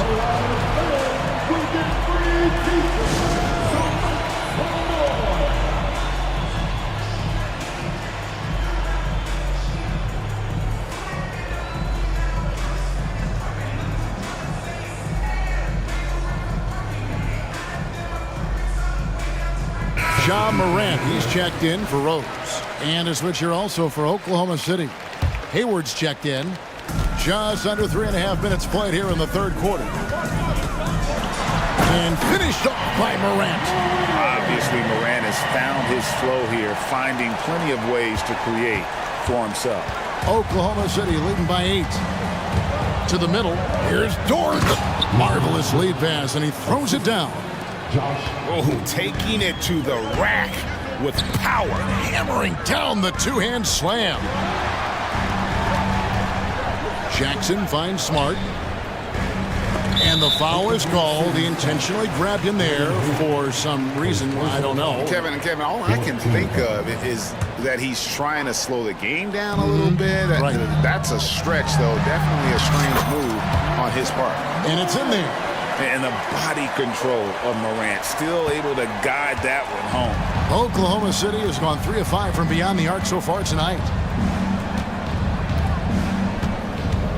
Giddy against Smart. Right side, Williams. Pass to Holmgren. Pulls up from the corner. Good, and it's Williams who picks up the assist. Holmgren's got 4 points this quarter. A silky smooth shooter. Holmgren makes it look so effortless at times. Smart kicks to Clark. Back to Smart. Fires the three. And again, it's the Grizzlies from deep. That's nice vision there. You see that pass, you make the feed before the defense has a chance to react, and that opens up a much better opportunity to score. Now Williams, 7 points in the game. Pass to Hayward. Back to Williams. And he got that one up in time, but doesn't go in. And offensively, a great show for the fans through the first 3 quarters. It's been a fun game to watch. Oklahoma City out in front. They lead by 6. The fourth quarter has arrived. So good to have you with us.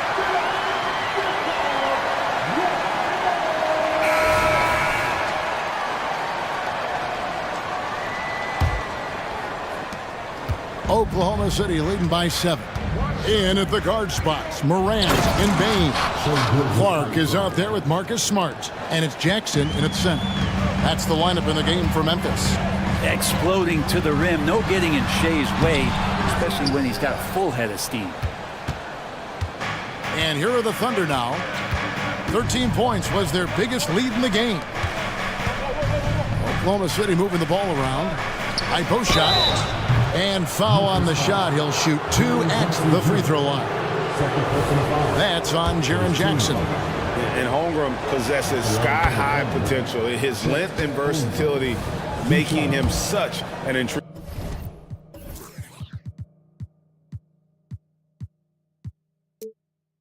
prospect. The Grizzlies making a switch here. Kennard's checked in.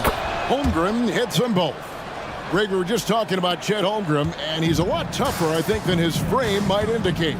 Physically and mentally, he does not back down. In fact, he's often the one who initiates contact. You think you're going to bully him, he's going to try to bully you.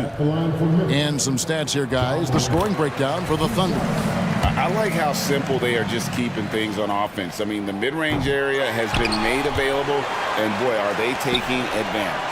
Well, they've also put an emphasis on driving inside in this game. The defense hasn't been able to stop them from finding those gaps. Letting a guy sneak by for a putback off a free throw, that is inexcusable. Gilgeous-Alexander against Smart. Gilgeous-Alexander passes to Hayward. Outside for Gilgeous-Alexander. 6 to shoot. Can't connect from 14 feet out. Well, they shouldn't be giving that shot to anyone, but they certainly shouldn't be giving it to him. That's a big break for the defense. Connects from 3-point range. Kennard's got 6 in the quarter. It's been this way since halftime. Tremendous production from beyond the arc. Yeah, pretty infectious right here. Guys in good spirits and percentages from downtown on the rise in the second half. If you came to watch a scoring battle, you're in the right place. Yeah, both of these teams locked in on the offensive end. Going to be a high-scoring affair tonight. And focus there from Moran. He just takes them all on and stays locked in on the basket. Gilgeous-Alexander against Smart, and so they choose to intentionally foul. Yeah, not sure what that was about. I mean, talk about a brain cramp. And we're around 2 minutes into the fourth quarter here. Gilgeous-Alexander passes to Hayward. Gilgeous-Alexander against Morant. And that's a foul called on Shai Gilgeous-Alexander. And that'll be his third foul so far. Morant with a wide open look. And again, it's Memphis with the three. Let's look at the energy stats, how the hustle game has been going for the Grizzlies. All game long, they've had active hands and really out in the passing lanes.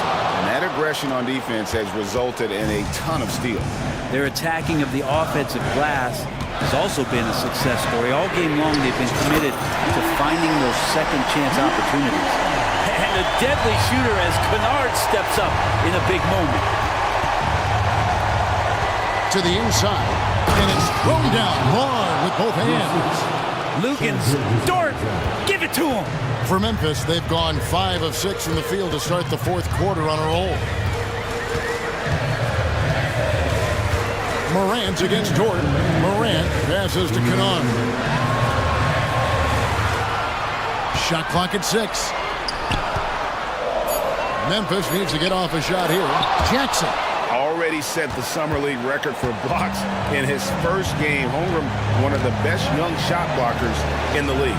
Williams for 3, and again Oklahoma City with the triple. Defensively, you can't back off him that much. You don't want to give up easy threes at this stage of the game. Morant drives in, and Morant throws it down. No stranger to big moments. Morant wants to be the man to take and make the big shot. And Gilgeous-Alexander throws it down. Seems like Gilgeous-Alexander's next shot is never far off. He can get the bucket they need. Morant finds Kennard. Dort against Morant. Kennard for 3. The Thunder pull it in. 13 points was their biggest lead in the game. And Williams, here we go. Outside, Dort. The pass to Gilgeous-Alexander. It's good. And now a 7-point Oklahoma City lead. Keeping that ball absolutely on a string. Gilgeous-Alexander capable of getting creative. Morant against Dort. Jackson, a screen on Dort. The drive by Jackson. Money! And that's a player with no fear. Jackson steps to the forefront, goes out and gets them a massive bucket. A chance here to possibly put it out of reach. This is when you really need to maintain your focus. Smart against Williams. The fadeaway. Kennard with the rebound. And that's really just not heads-up basketball. Don't try a fadeaway when nobody's guarding you. And Clark slams it in. Quick off the floor and powerful. Clark loves to attack that rim. From deep three-point land, Hayward from outside.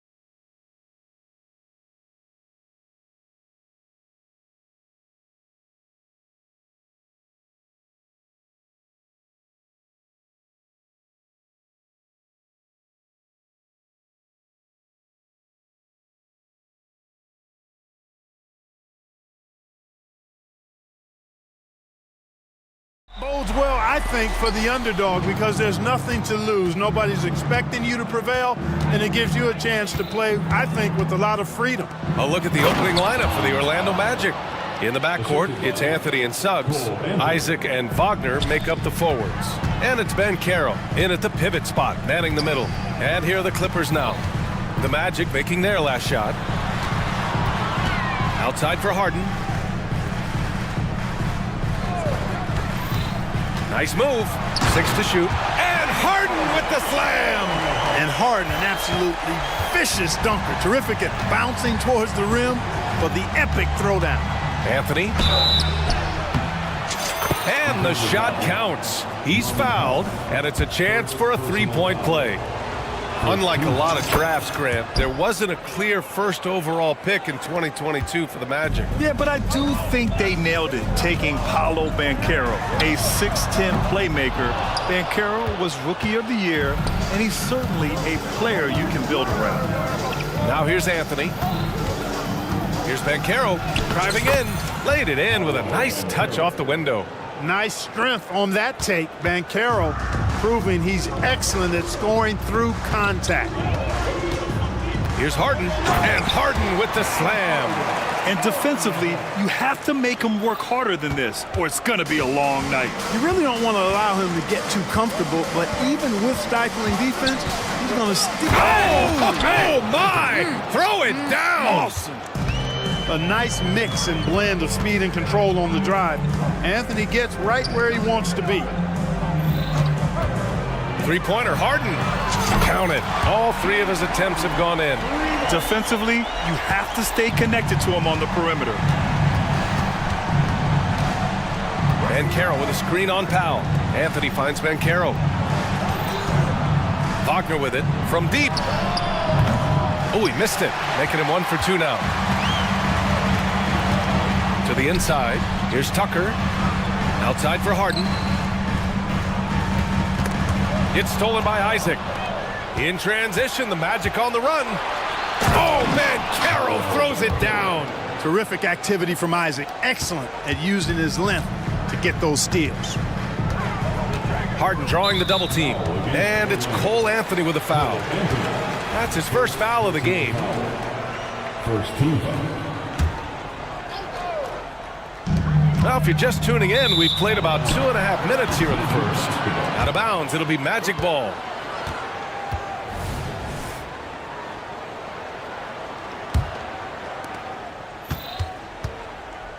For Orlando, they've gone 5 of 6. They're rolling. Takes it inside. Drops in the layup for 2. Anthony's got 7 points in the game. The closer the better for Anthony, as is the case for most guys. He just wants to drop that one in. Harden, the pass to Tucker. Fires the 3. Harden misses. Orlando leading. And talk about a star from day one, Clark.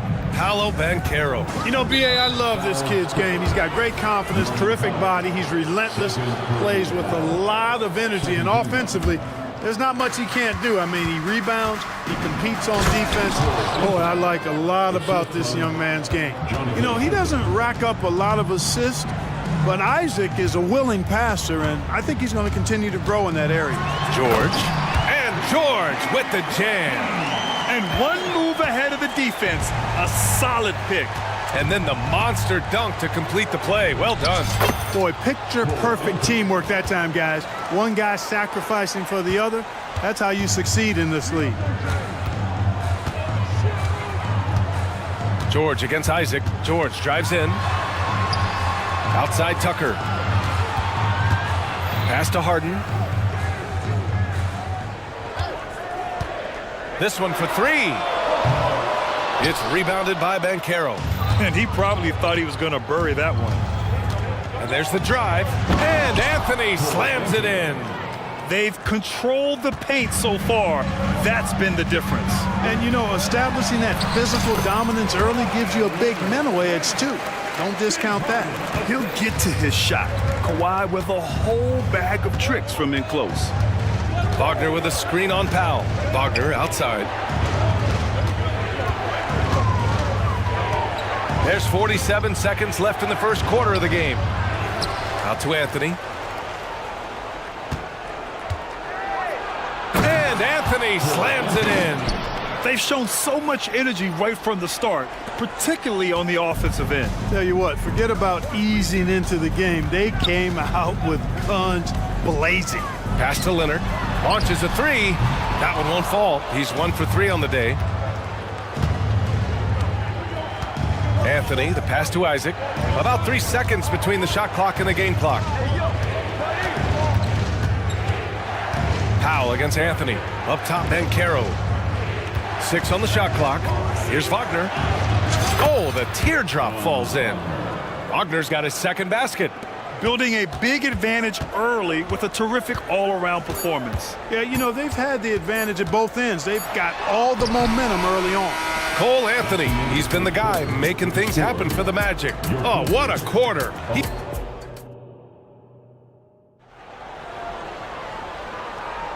And if you're just tuning in, we've got a wide margin on the scoreboard, but plenty of time left for a comeback. And guys, let's get your take on the scoring breakdown for the Magic. Well, we've seen them take advantage of the lanes given to them so far. The defense isn't plugging it up, and it's being exploited. They've also displayed a real unselfishness as a team, moving the basketball well, sharing the rock, and giving everybody a chance to participate in the offense. On the court for Orlando, in the backcourt, it's Anthony and Suggs.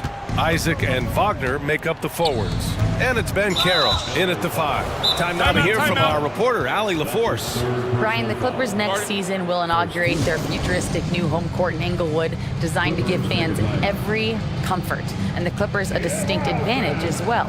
Along the baseline, 5,000 fans will fill 51 uninterrupted rows. The section, nicknamed The Wall, is acoustically designed to be loud. So Brian, you better get ready.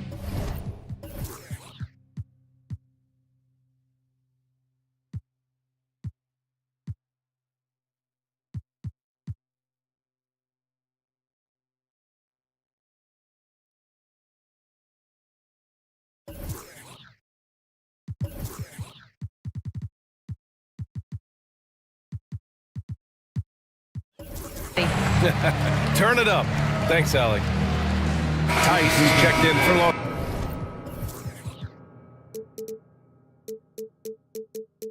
Los Angeles. Harris is checked in for Orlando. Harris, a screen on Powell. And Anthony gets it to go on the assist by Isaac. Isaac's got 3 assists in the game. This has been Anthony's night for sure. Everything going exactly right for him at the offensive end. Here's Leonard. That's too easy for Leonard. That's a move you won't see many guys make. Impressive stuff. Boy, we're seeing inspired play out of them. And that's certainly reflected in the score. Basket's good. A capable floor general. I love watching Anthony set up his teammates. George against Isaac. Outside Harden. Tice up top. Back to Harden. Down to 5 on the shot clock. Back to Tice. And finished off by Tice. Love how aggressive Harden is in the pick and roll. Exceptional at shooting and passing after getting the screen. Here's Anthony. And Anthony slams it in. What a finish. I mean, he just took over himself. What a show of power right there from the point guard. Man, sweet. And you know, guys, when your point guard is making explosive plays at the rim, I really do think it sets the tone for the rest of the team. And Grant, these days, more and more teams emphasize the importance of switch defense. It's so true in the modern NBA, BA. Every team has to be able to switch to take away a lot of the action of the offensive team. So having defenders who can guard multiple players on the court is a must. George outside. Sparing his second of 3 attempts. George just too good for this. He will get physical right back. It's Suggs with a drive, and he goes in for the dunk.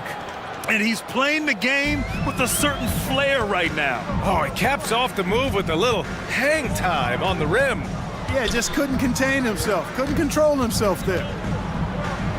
Tice finds Powell. Tice inside. Harris on him. And the basket by Tice.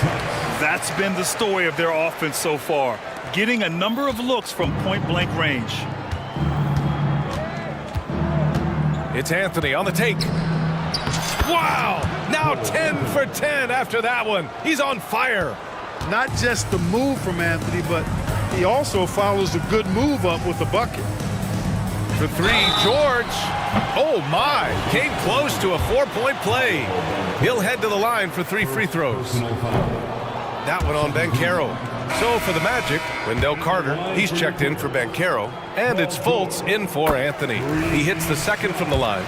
And you got to give Paul George credit for his mental toughness. There's always lots of chatter out there, but he tunes it out and just focuses on his game. Pass to Harris. That one falls. Nice assist by Fultz. Harris has got 5 now. And trust me, when the D's slow to react, he'll be the first guy to make them pay. Boy, the defense looks shell-shocked. I mean, they're on the ropes right now, on their heels. Leonard with the ball. Now guarded by Harris. Outside for Harden. Back to Powell.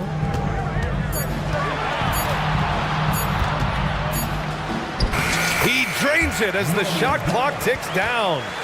Powell's got his first basket. He just brings a great feel for the game at the offensive end. Fultz against Harden. Powell with a steal. There's the triple. He buries it from 3. He's got 10.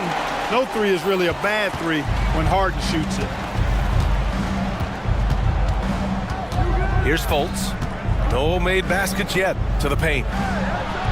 And it's Harris. That time on the assist by Fultz. Nice job hitting him right in stride. Excellent play. And Harden's got the ball here for the Clippers. They trail by 14. George drives in. Leonard for 3. And it's Harris with the rebound. And lockdown defense against one of the best three-point shooters in the league. Whew. Oh, no. He may have gotten injured right there. Man, he's in a lot of pain. Yeah, that type of injury is always worrisome. Hopefully, he's okay. You're exactly right. I mean, with the way it looks, what we have to hope for now is that somehow it's not a long-term issue. And the Clippers making a change here. Tucker's checked in. So for the Clippers, Mann comes in for Powell, and it's Russell Westbrook in for Paul George. The Magic have gotten all 8 shots to go. A perfect second quarter so far. Fultz passes to Bankero. Inside. That one falls. Nice assist by Fultz. Fultz has got 3 assists now in this one. Bankero bully balling and overpowering on his way inside. Not to be denied. Here's Mann, pounded by Harris. Tice, right side. Plenty of space. Again, the Clippers score. Good heads-up basketball. Sees an opening and capitalizes. And they've been moving the ball really well tonight. Good things come to those who take good shots. Fultz with it. Here's Harris. What a play! He drains it at the buzzer! Great job ending the quarter on a high note. Nothing like knocking down that last possession of a quarter to give you a little feel-good momentum. And so it's the Orlando Magic in control with a 16-point advantage heading into the break. How about the way they've attacked the paint?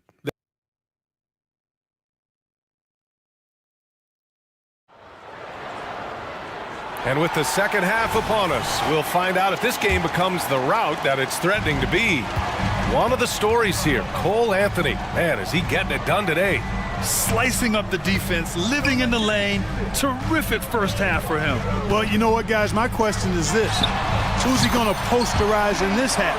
You know, we've already gotten a number of filthy dunks out of him. A chance to get a quick injury report. All right, let's check in with Allie LaForce to see how Kawhi Leonard's doing. Allie. I just talked with the Clippers head athletic trainer. I was told it's a knee sprain. Not great news by any stretch, but luckily it wasn't anything major. While not severe, this is still a serious diagnosis that usually keeps guys off the court for a short period. Back to you. Okay, thanks for the update. Good to get that information. Now we know how things are coming along, Grant. That's true. It's the uncertainty factor with injuries that can be so hard to handle. And, you know, for him, just watching his teammates unable to contribute, that's really a helpless feeling. P.J. Tucker is out there with Daniel Tice. Then there's Russell Westbrook. Then it's James Harden. And it's man in at small forward. So that's the lineup on the floor for the Clippers. And again, it's the Clippers. And Harden is a smart player. I mean, when the defense isn't right on him, he makes them pay. Love seeing him shoot that pull-up. Nice. After Harden retires, most fans will realize how truly generational a talent he's been. Yeah, I think he's one of the best shooting guards to ever play. A unique shooting guard. Thick and strong and quick and crafty, deep range, excellent passer. Played a lot of different styles effectively. He'll be much more appreciated after he's done than I think he's appreciated as he's playing. Ooh, had a nice open look right there. Tice has got 9. You've come to expect great passing from Harden. He's got a reputation for finding open guys. Wagner outside. Pass to Banchero. Outside Fultz. On the take. Dunks it hard with one hand. Wow, he makes it look easy. Boy, when he's going to the rack, he has his height set on jamming it down. Tenacious throwdown by Fultz. Time called here. The Clippers decide to talk it over. Norman Powell, he's checked.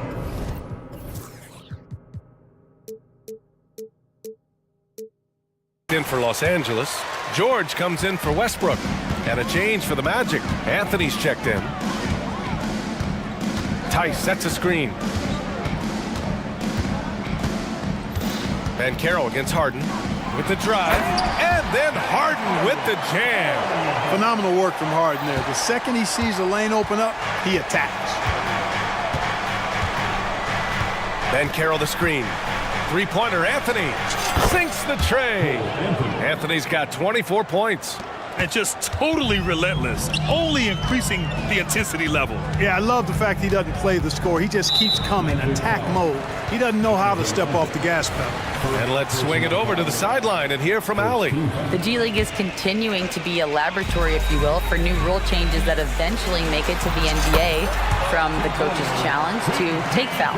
Possibly up next, a target score for overtime instead of a running clock. It's been a popular change in the G League, and it eliminates multiple overtime games. Brian, it could make the jump. I like it. It's worth a shot. Thanks, Allie. Anthony. And Anthony slams it in. Clever call by Anthony there, using the pick and roll to create an opening. Let's go with a three. George, no good. And so Banchero will bring it up for the Orlando Magic. 17 points was their biggest margin. Down low. Oh, Banchero throws it down. Yes, sir. Paolo Banchero rising up and throwing it down, folks. Three-pointer, Harden. Orlando grabs the miss. A minute 20 left to play in the third quarter. Wagner outside. Got a piece of it. Now here's Harden, tightly guarded.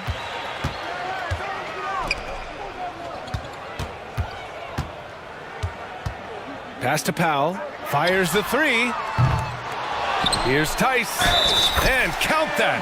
And they want a second opinion on that call. The signal for the coach's challenge has been made. And even with the coach's challenge in place, we've seen so many of these personal... The previous play is review. There's no doubt there's going to be a gray area in a lot of these calls. But at least we have the option to take a second look, so the officials can be sure they get it right.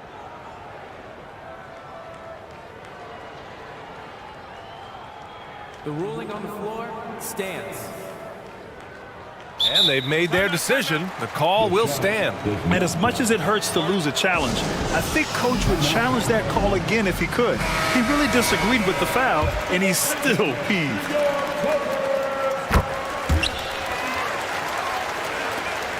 .56 seconds left in the third quarter. It's Anthony on the take, and Anthony slams it in. Anthony going up top. Don't let his size fool you, folks. Cole's got some hops. Tice outside. Pass to Harden. The layup misses. Boy, that defense smothered him in there. Love the intensity. And there's a whistle. He'll head to the line to shoot two. James Harden picks one up. In the early stretch of his career, Clark, Jalen Suggs has had a tough go of it. Yeah, you know, injuries are an ugly part of the game, B.A., and he's had to overcome quite a bit here early in his career. Such a promising young talent. But I do believe when you look at the long road in front of him that he's going to show you how special a player he is. Russell Westbrook, he's checked in for Harden. Harris is checked in for Orlando. Fultz comes in for Anthony. Wagner against Tucker. The offensive rebound. Banchero outside. That fall.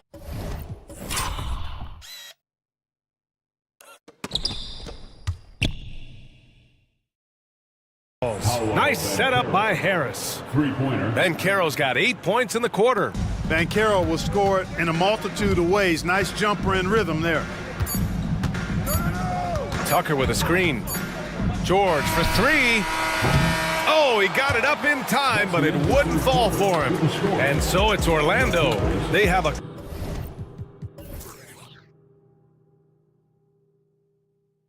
confident 20-point lead right now. They've done a great job containing Westbrook. And it's time to bring up the State Farm assist of the game. And I'll tell you what, this was a no-brainer tonight. Take a look at the precision on this feed. Couldn't place it any better. Served him up a tasty room service dime right there, boy. Well, there may not be a lot of drama down the stretch as we head into the fourth quarter, but stranger things have happened.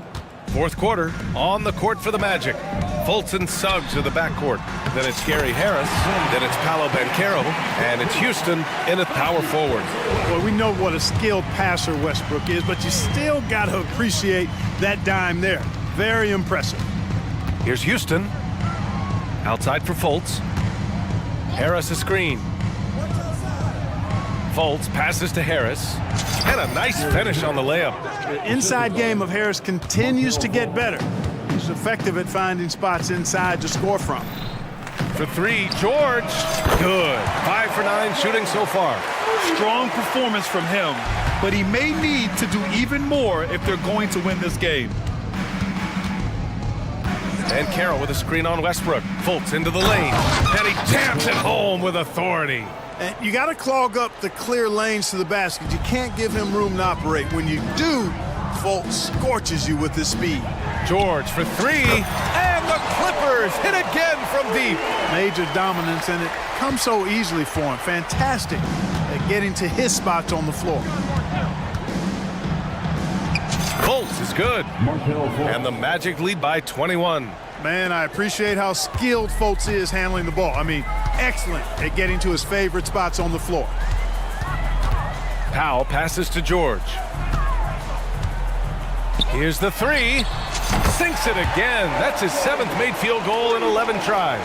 Could have been much better defense. I mean, you can't give this guy any room to operate. Harris outside. Banchero the screen. Harris passes to Banchero.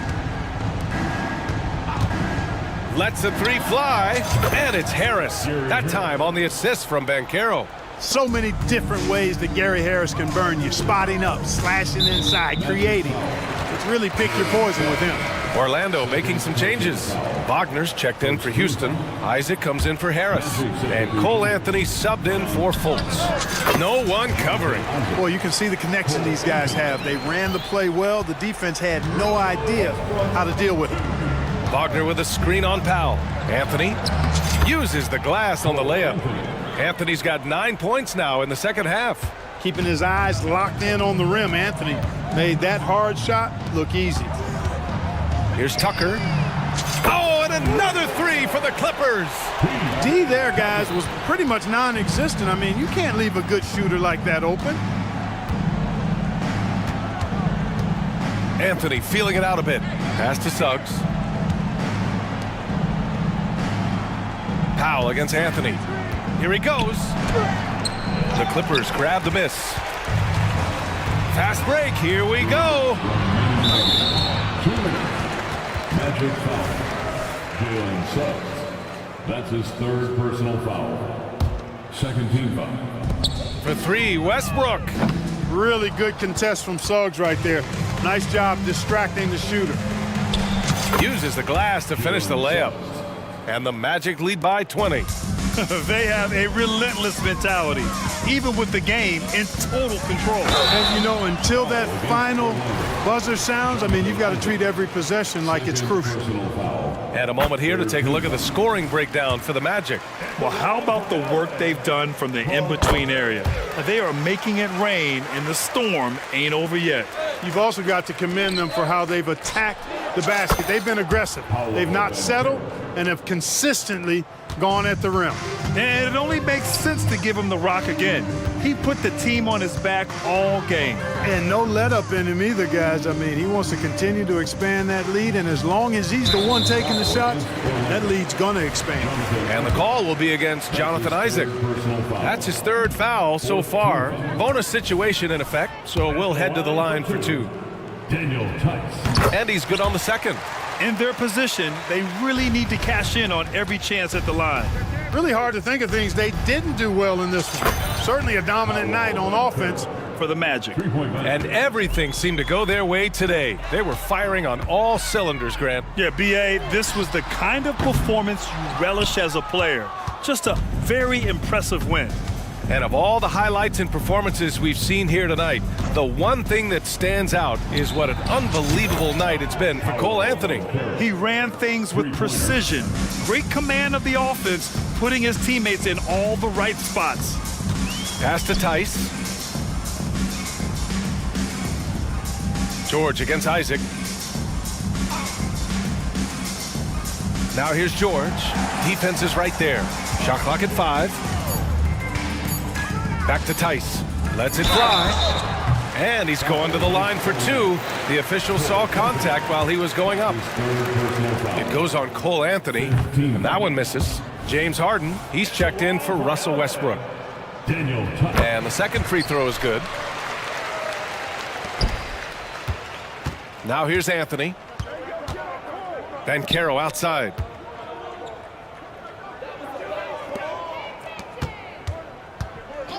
Three-pointer. And Tucker pulls it down. 3 seconds separating the shot and game clocks. And Harden is good for 3. If the defense doesn't slow Harden down, he's going to continue to pile it on. Powell against Anthony.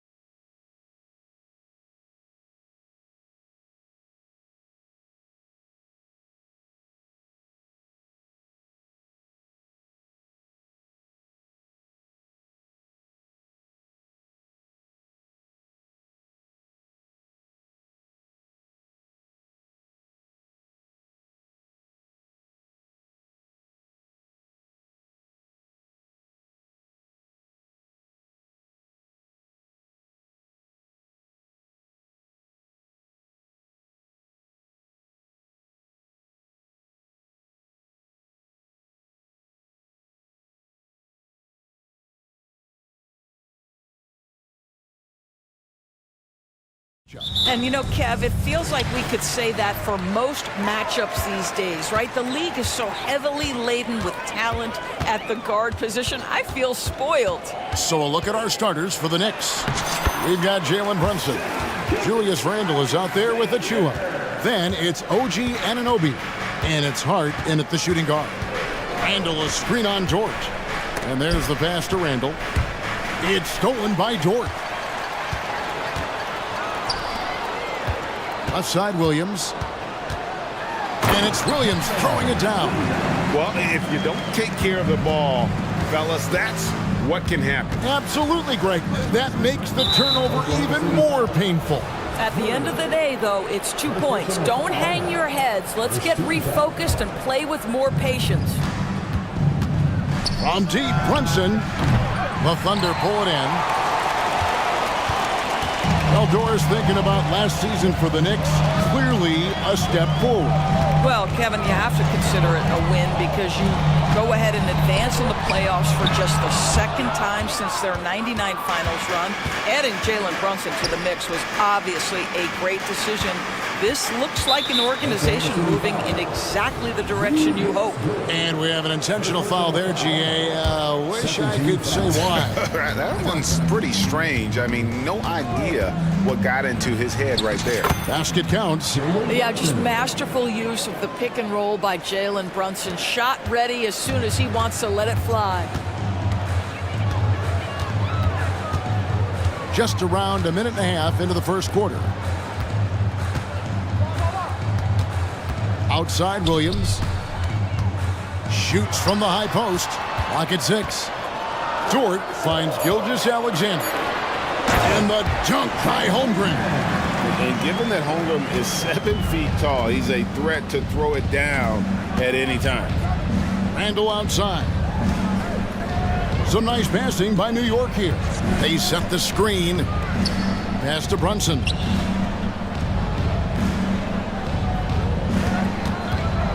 Pass to Achua. Over Williams. The shot's good from Achua. The Thunder have gone 3 of 4 from the field to start out the game. And Gilgeous-Alexander, here we go. Williams against Hart. Williams, that's good. And I like to see this. They're calling his number early, and he's delivering. They know that if this guy goes off, their chances of winning rise exponentially. From deep, Brunson. That one, no good. Boy, he won't miss many from that spot. The defense gets lucky there. They get it back. Knicks trail by 4. Takes it inside, and he uses the glass on the layup. Boy, Jalen Brunson just reads what the defense concedes, and on that one, it's a drive. Here's Williams, and he finishes nicely on the layup. Williams has got 6. Just setting the tone with an aggressive move to the rack, and where's the help defensively? To me, that's a complete lack of communication on that side of the ball. These guys need to be talking to each other. Here's Brunson with the drive. It's in. That's his 3rd field goal of the game. He's 3 for 5. This is what makes Jalen Brunson special. You've got to knock down contested shots. Mr. Brunson up to the task. Williams sends a screen for Gilgeous-Alexander. Outside, Williams. And contact on the shot, so he'll be shooting free throws here. Nice work to get it inside and draw the contact. The Thunder shooting their first free throws of the game on this trip to the line. Off on that one, so he goes 1 for 2 at the line. And here's Brunson. He'll bring it up for the New York Knicks. It's a 3-point game. You know, Doris, looking at Precious Achua, he brings value as a multi-positional defender. Exactly right, Kevin, because he's able to switch comfortably out onto guards. He can rebound against bigs who are bigger than he is. Achua might be undersized, but his athleticism and effort make up for it. Oklahoma City leading by 3. It's Gilgeous-Alexander with the drive. Holmgren wide open. The Thunder with another miss. The Knicks have gone 4 of 7 from the field, shooting over 50%. The score now all even. Well, as always, Jalen Brunson making the right play. This guy loves to set up his teammates. 6 seconds separating the shot and game clocks. There's the steal. Anunoby passes to Randall.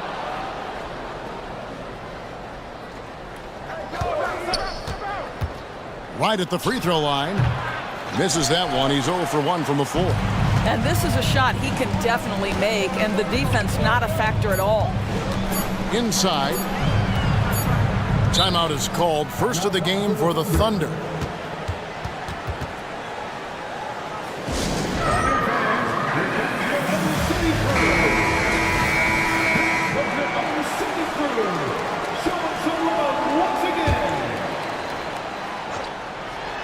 And the dunk by Gilgeous-Alexander.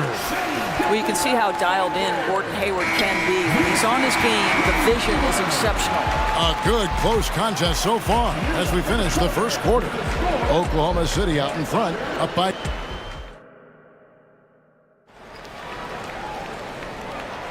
And close game underway so far. We'll see if either of these teams can jump out in the second quarter. What stands out to you from Oklahoma City in this one? Well, you come in thinking they're going to settle for perimeter jump shots. Think again. They've certainly made the commitment to pounding the basketball into the painted area, and boy, is it paying dividends. Gilgeous-Alexander runs things with Dort to his side. Holmgren is out there with Hayward, and it's Williams at the 3. That's the lineup out there for the Thunder. New York trailing. Anunoby, a screen on George. Brunson finds Anunoby. From past the arc, and that's good. Jalen Brunson for 3. Brunson's got 5 points now this quarter.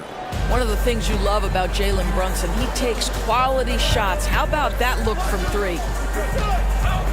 Here's Gilgeous-Alexander, and it goes down 2 points. This guy is a pick-your-poison kind of player. Very hard defensively to cover all your bases with him. Brunson kicks to Achua. New York moving the ball around. Dort against Brunson. And the Knicks getting another bucket right there. Boy, whenever this team has needed a bucket, Jalen Brunson has been there right now in complete command of this ball game. On the wing, Gilgeous-Alexander. Hayward with a screen for Gilgeous-Alexander. Just 5 to shoot. Puts one up from 19. They grab their own miss. Holmgren outside for Gilgeous-Alexander. And Gilgeous-Alexander throws it down. Boy, the length of SGA. Get off your feet, young fella. Brunson with a clean look. And again, New York with the triple. And often players want to discuss calls with the officials, but Greg, what was your approach with those conversations with referees? Kevin, well, it depended on the conversation. But at the end of the day, you realize they've got a job to do just like you do. And you try to keep it as respectful as possible and yet still be able to get your point across. They set the pick. Passes it to Hart. And here's Brunson. Randall, a screen on George. And Randall throws it down. You get to see on display how Jalen Brunson has become this dynamic force offensively. Nice use of the pick and roll. Now a timeout called by Oklahoma City.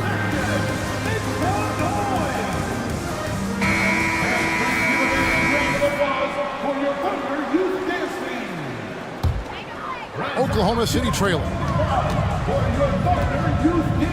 Williams has a screen for Gilgeous-Alexander. And it's Williams throwing it down. Well, pretty pass from Shai Gilgeous-Alexander. This guy can score it, but make sure you're lifting up the guys around you. Brunson, good. Boy, the bucket's been 5 feet wide for him. He's dropping everything in. Gilgeous-Alexander against Anunoby. Outside, Dort. Holmgren sets the screen for Gilgeous-Alexander. That's tipped. Dort against Brunson. Randall passes to Brunson. Randall a screen on Dort. Fires top of the key. And Holmgren pulls it down. Holmgren's got 4 rebounds now tonight. Williams for 3. Randall grabs the board. Absolutely tenacious, guys. Stuck right on him defensively, bothered that shot. You know, Doris, something to admire about Julius Randle is the joy, the pure joy he takes in this game.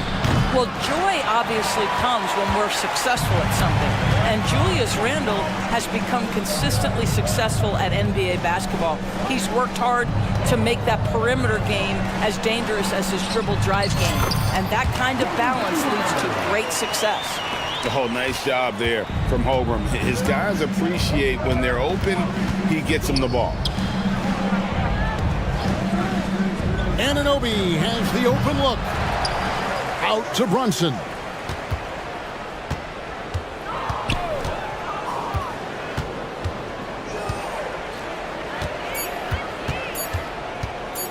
And there's the drive. Field goal number 9. He's 9 of 12 with that basket. Yeah, don't let Brunson's size fool you. This guy operates consistently on the interior. 8-second difference between the shot clock and the game clock. Hayward a screen on Anunoby. And it's Gilgeous-Alexander missing. The Knicks have gone 7 for 10 here in the second quarter. They'd like to keep up that nice pace. And the dunk by Gilgeous-Alexander. Yeah, Shea Gilgeous-Alexander has now emerged into a superstar, and on nights like this, guys, he's unstoppable. And there's Randall on the assist from Brunson. Randall's got the lead up to 2 now for the Knicks. Now a timeout called by Oklahoma City. One guy who's been getting it done is Jalen Brunson. You've got to take a timeout, take a breath, and come up with a plan for how to stop this guy. Once again.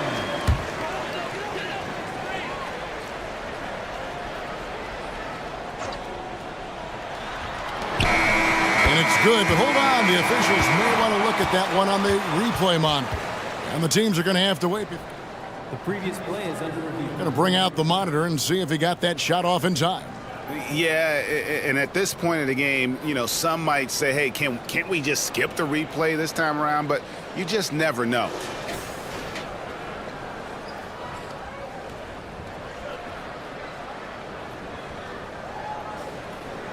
The ruling on the floor is confirmed.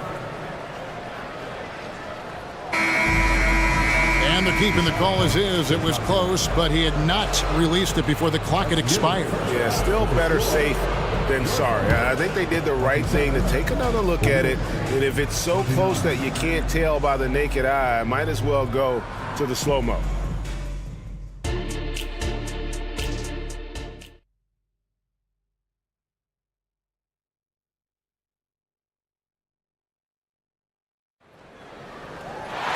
And after a fairly even first couple of quarters, the second half could turn out to be a great one as both teams try to gain an edge. You know, Jalen Brunson has been exceptional here, guys. Wow. And it's something that isn't his strength, but he's done a great job of finding the open man. Well, what he did was sustain it throughout the first half. He ran the offense to absolute perfection. Setting the floor for the Knicks. Bogdanovich out there with OG Anunoby. Then it's Jalen Brunson. Then it's Josh Hart. And it's Hartenstein in at the 5.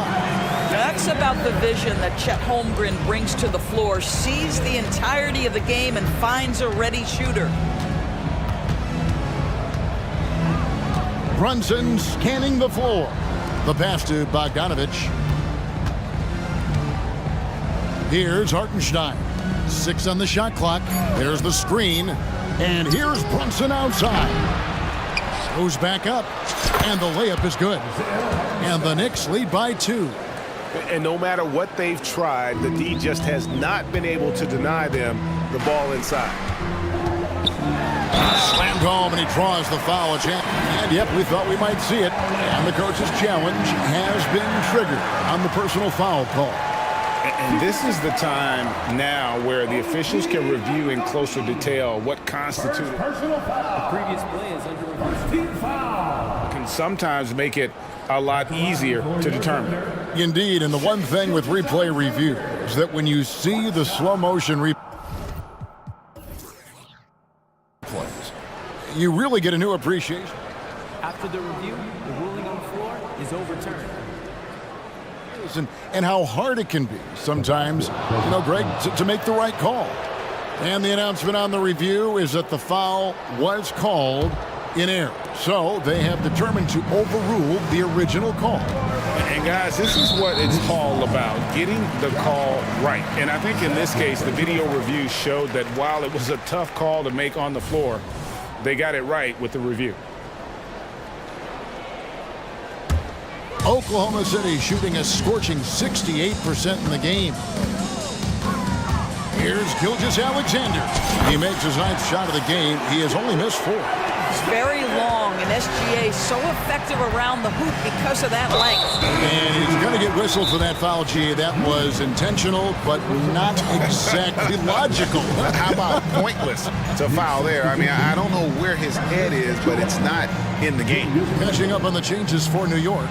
Achua comes in for Isaiah Hartenstein. And Randall subbed in for Bogdanov.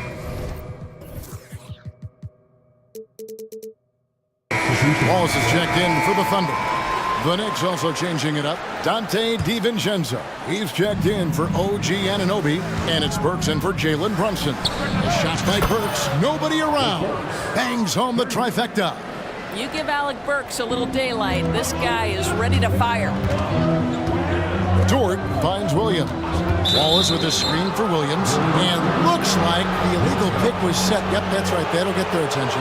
And not the most common call you'll see in the NBA, but hard to argue that pick wasn't illegal. It is really difficult to get your feet completely set, to stay completely still.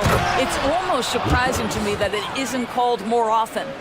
Those plays can make a difference in a game like this. Well, you know it's going to fire up, Greg, everybody on that bench. Well, credit him for going for it, not settling, saying, I'm going to attack. There's Williams. Lays it up and banks it in. Williams has got 11.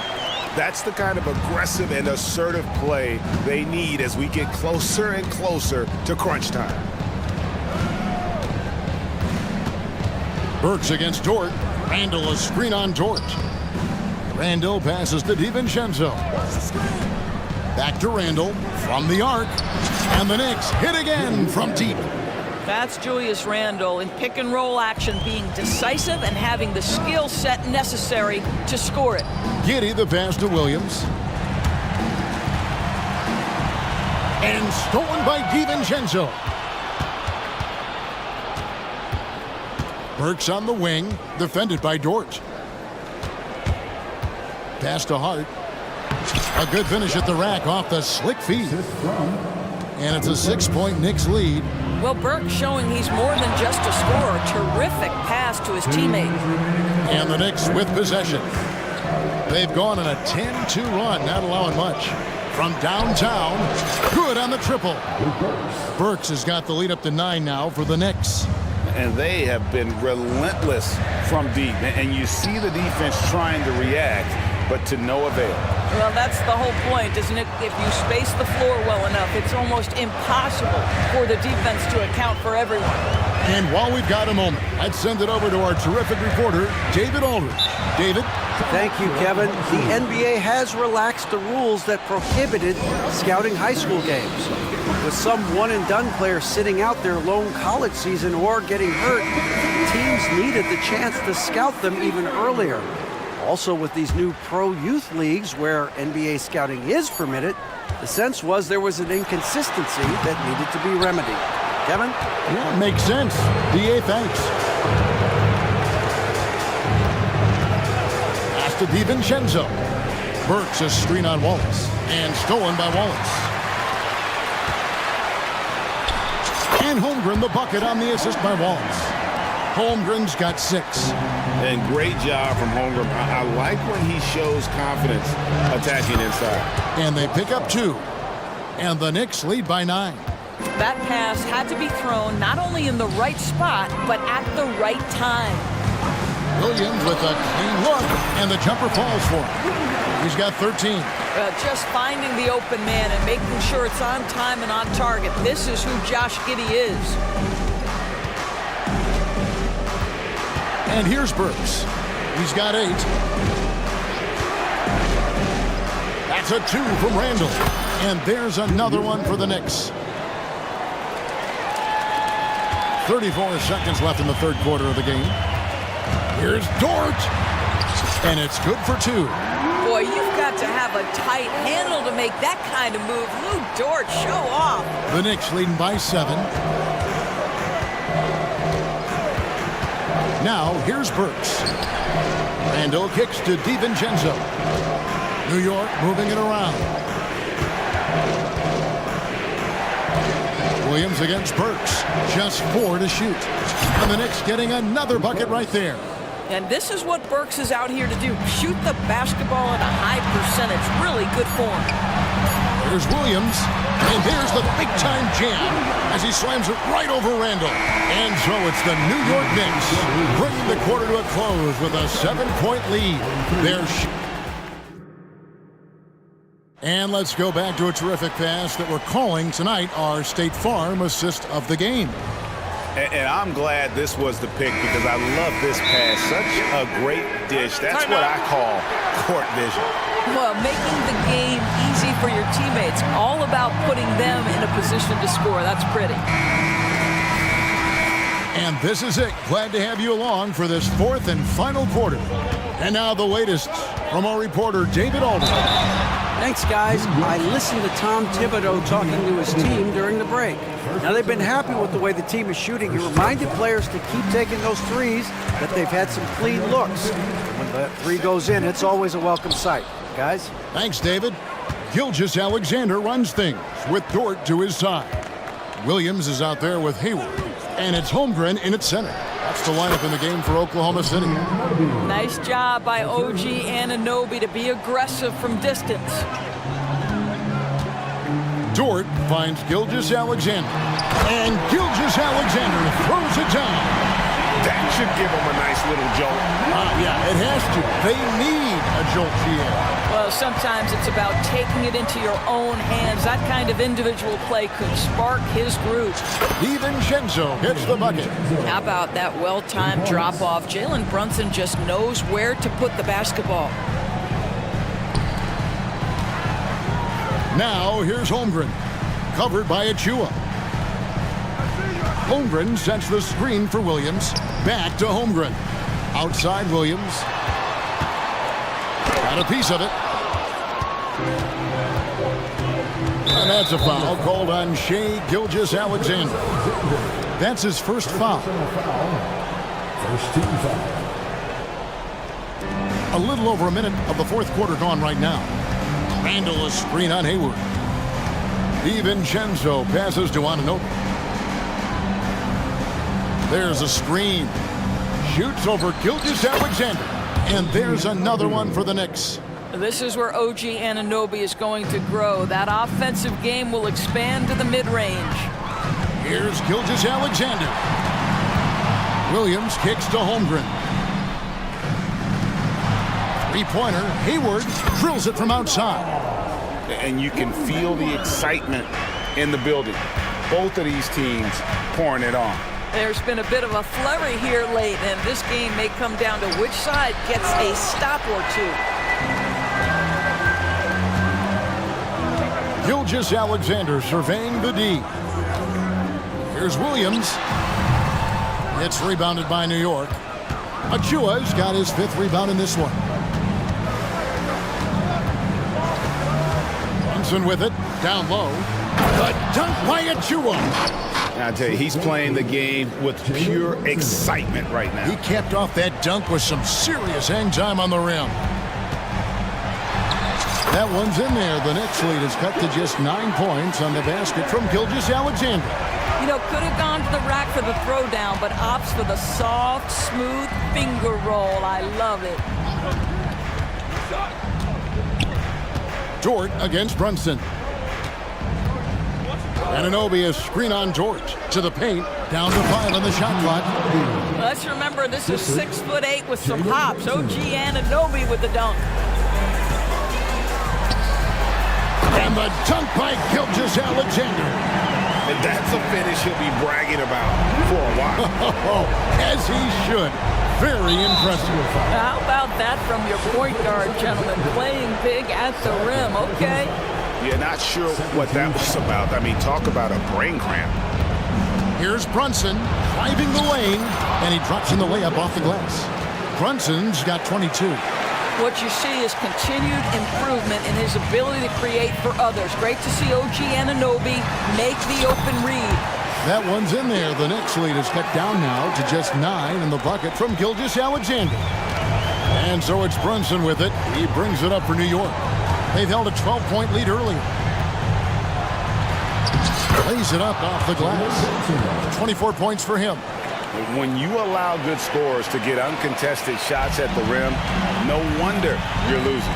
To me, this is simply stated been a complete lack of defensive attention and focus all night long.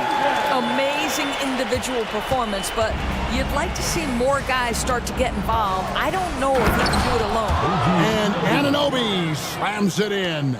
Oh, give it to him at the rim, OG Anunoby. That's power, athleticism, beautifully done. For 3, Holmgren. Randall grabs the board.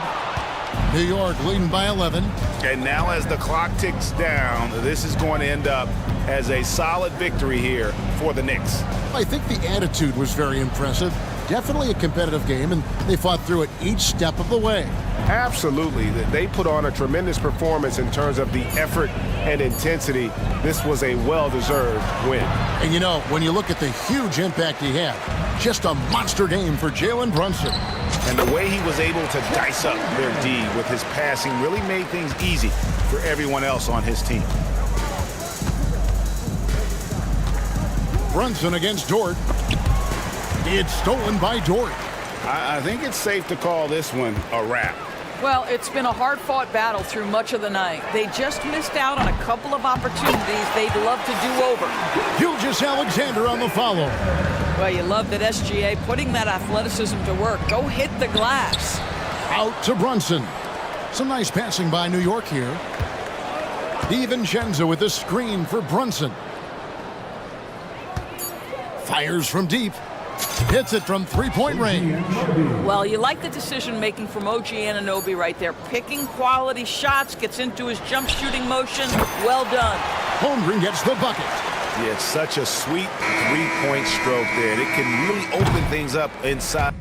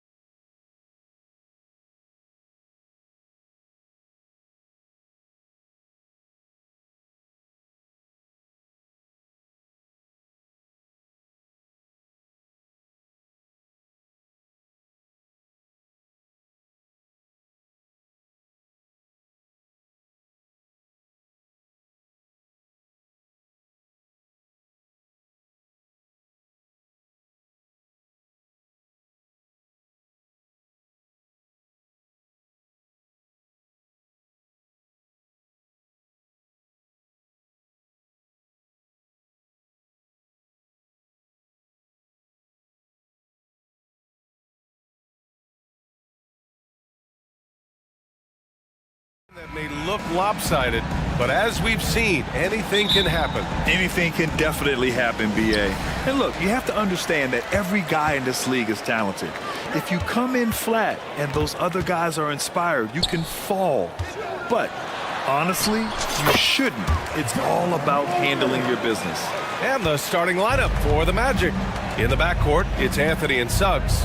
Isaac and Wagner make up the forwards. And it's Ben Carroll in at the 5, down low. Anthony with it, guarded by Morant. Anthony with a bucket. You don't want to let him get into a rhythm from out there. Outside Morant, kicks it out to Clark, launches it, and a great assist by Morant as that one goes. And this is part of Morant's role. As a guard, he's responsible for finding the open man. Here's Anthony, and Anthony slams it in. I tell you, a little extra pressure on D when you're up against a point guard who can elevate. It doesn't make it easy, does it? Yeah, hard to strategize for a guy who can make a pass or a play like this right in your face. Flushing it on a much taller defender, that is just filthy. And in last year's playoffs, Memphis falling to the Lakers in 6, RJ. Yeah, it was a... Oh, my goodness. How about that? Getting up and then throwing it down. Oh, that was a big hammer right there. Outside Morant. Jackson, the screen.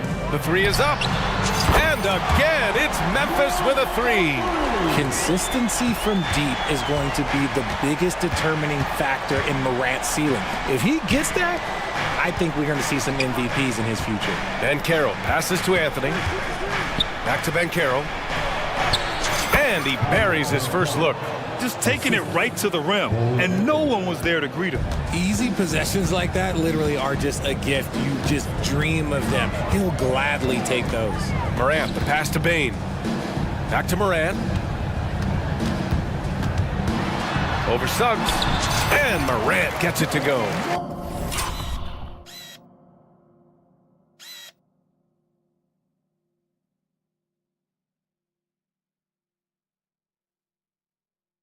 Morant's got 9. Welcoming any physicality on his way out. Morant enjoys that type of challenge. Ben Carroll outside. Perfect night so far, 2 for 2. Starting to find his rhythm. He's cooking, and he knows it. Yeah, when he gets engaged this early in the game, it's bad news for the defense. He can roll this start throughout the rest of the game. Morant with the bucket. What I love about Morant is that he understands his strengths on offense, which is why he is so efficient. Here's Ben Carroll. Oh, Ben Carroll throws it down. Exposing the defense and taking advantage in the paint. Oh, Clark with the slam.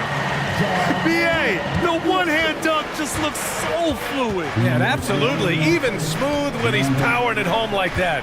Here's Wagner.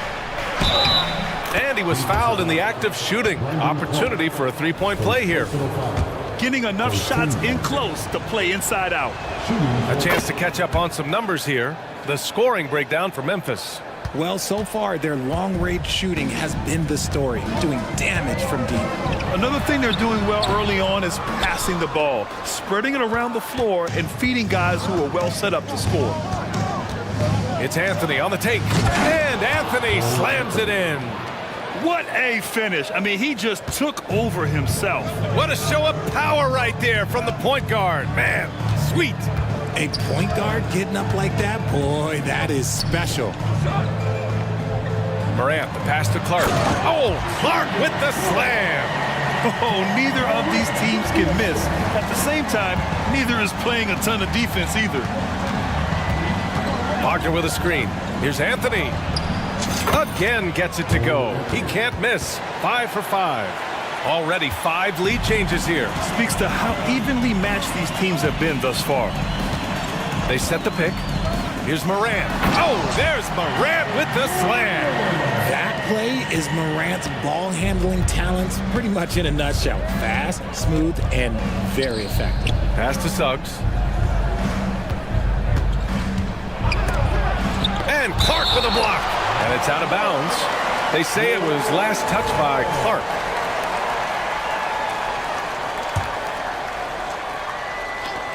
43 seconds left in the first quarter. Anthony, the pass to Suggs. That's tipped. 5 on the clock. The finish! And then Morant with the dunk! Smart defense from Morant, wreaking havoc with his activity, coming up with the steal. Kicks it out to Isaac. Back to Anthony. And Carroll with a screen on Morant. Three-pointer, Anthony! Clark grabs the board. Memphis has gone 3 of 3 from outside and looking sharp here in the first. Morant with it. He's got 16. Clark, the pass to Morant. Here's Suggs. He knocks it down, but wait a minute. The officials getting together here. They may want to review this one. And it looks like they are going to review the play. The question, the previous play is in time or not. While this call may not decide the game, you always prefer to get it right.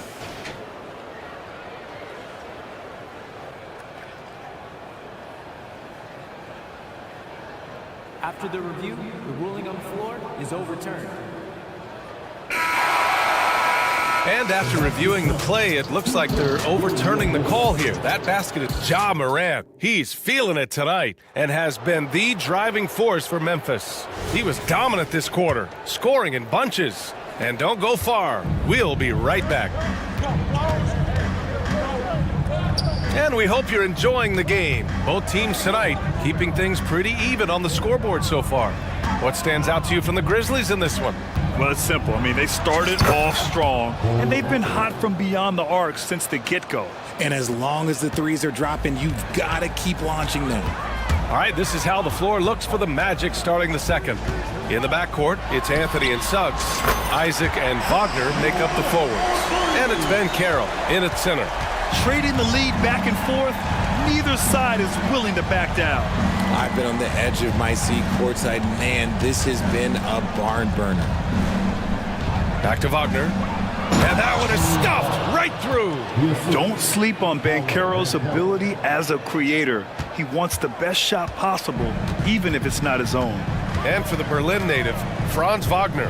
His NBA career is off to a terrific start. Yeah, at 6'10", he's extremely versatile. He's already a talented scorer at all 3 levels. Plus, he's able to put the ball on the floor and create for his teammates. The free throw drops for Bane. RJ, you watch Desmond Bane. He plays with a giant chip on his shoulder. Yeah, not highly recruited out of high school, playing 4 years in college. Bane was the last pick of the 2020 first round, and let me just say he plays like he's been slighted. And the Magic making a change here. Fultz is checked in. On the wing, Suggs. It's stolen by Smart. From deep, Bane. Isaac with the steal. In transition, the Magic on the run. Fultz is good. Oh, that's great basketball. Denying them on one end while grabbing points on the other. Here's Morant. Ja Morant. Little floater is good. Ooh, little sweet touch on the floater. Morant has so many shots to choose from in his bag. Fultz passes to Wagner. And it's Fultz off the drive. And he makes no mistake. Slam dunk. His hang time on the rim puts a sweet cherry on top, B.A. It's a close game, and those displays of explosiveness can jumpstart a team. Not sure why he committed the intentional foul. No purpose. I think everyone's a little confused, but weird plays happen.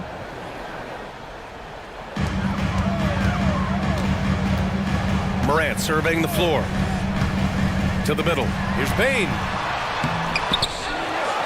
And an intentional foul right there.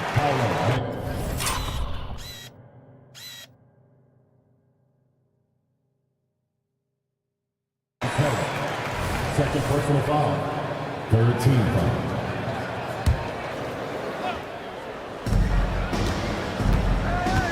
On the wing, Bane. Pounded by Fultz. Bane, no good. For Orlando, they've gotten off to a perfect 4-for-4 start in the second. And now they decide to foul intentionally.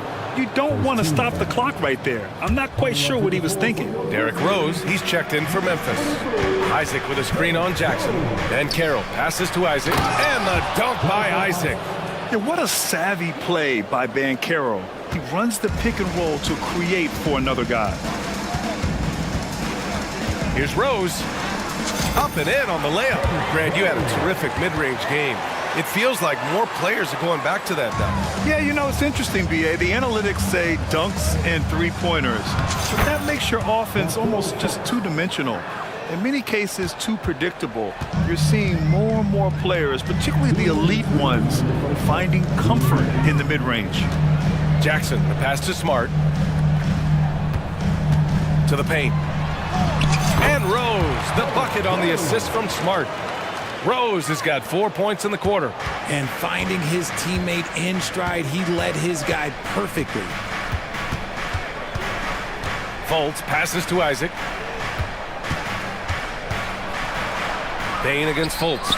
Isaac for three. Gets a hand on it. Controls the rebound and the putback. Wagner's got 7 points in the game. That's a pure effort play. Nice tip-in. And that's a skill you see in any strong offensive rebounder, isn't it? Pass to Clark for three. That shot off the mark. And the Magic call time here. Adjustments are a part of every game and every quarter of a game. I think Coach sees something here. Yeah, this is a good opportunity to get your group together and make sure everyone is on the same page.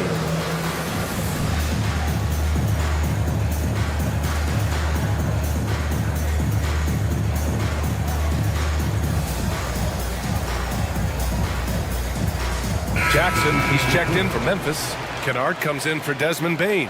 And a change for the Magic. Ingles is checked in. Orlando leading. Outside Fultz. Pass to Wagner. Into the lane. And there's the slam. Dunk to finish it off. And the slam was so good. But the dribble move he made to get there was a thing of beauty. Absolutely. What a slick play. The Magic have gone 8 for 9 here in this second. To the inside. Here's Banchero. Oh, Banchero throws it down. And everything Banchero does is with aggression. Here's Rose. And that one good. 6 points for him. Rose has gone a perfect 3 for 3 so far. Banchero outside. Yes, Paolo Banchero for 2. Using all that size in close, Banchero, he understands his strengths on offense. And the foul called on Markelle Fultz. That'll be a second foul of the game. Here's Rose. 6 points for him. 4 seconds separating the shot and game clocks. Here's Kennard. And he buries his first look. Another assist in the career of D. Rose. Fultz against Rose. Now here's Fultz. Down low. Here's Ingles. That one's good for 2. And the Magic lead by 6. Credit their discipline. They've been working for high percentage shots. Out of bounds. It'll be Orlando's ball. That pass wandered off target. Can't lose focus on the little bitty things. And it's stolen by Rose. And so it's the Orlando Magic leading by 6 as we wrap up the quarter. And it's all due to their ability to own the paint. They've been dominant down low. Time for a quick break, then back to the action.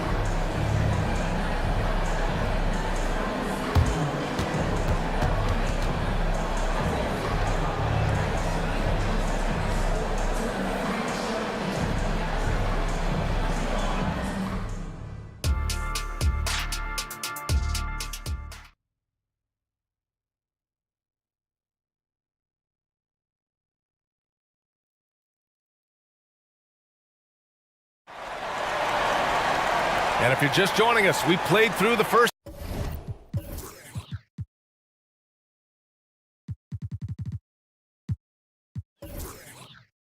half in a game that's been fairly even so far. Oh, a fantastic game from Ja Morant in this one. Yeah, they've done an amazing job of creating room to operate for him. And then, of course, executing. I like how they came into this one with a game plan, and they're just going out and executing it. Terrific job. Marcus Smart out there with Jackson. Then there's Derrick Rose. Then it's Jaren Jackson. And it's Kennard in at the shooting guard position. That's the lineup in the game for Memphis. Man, good whistle there.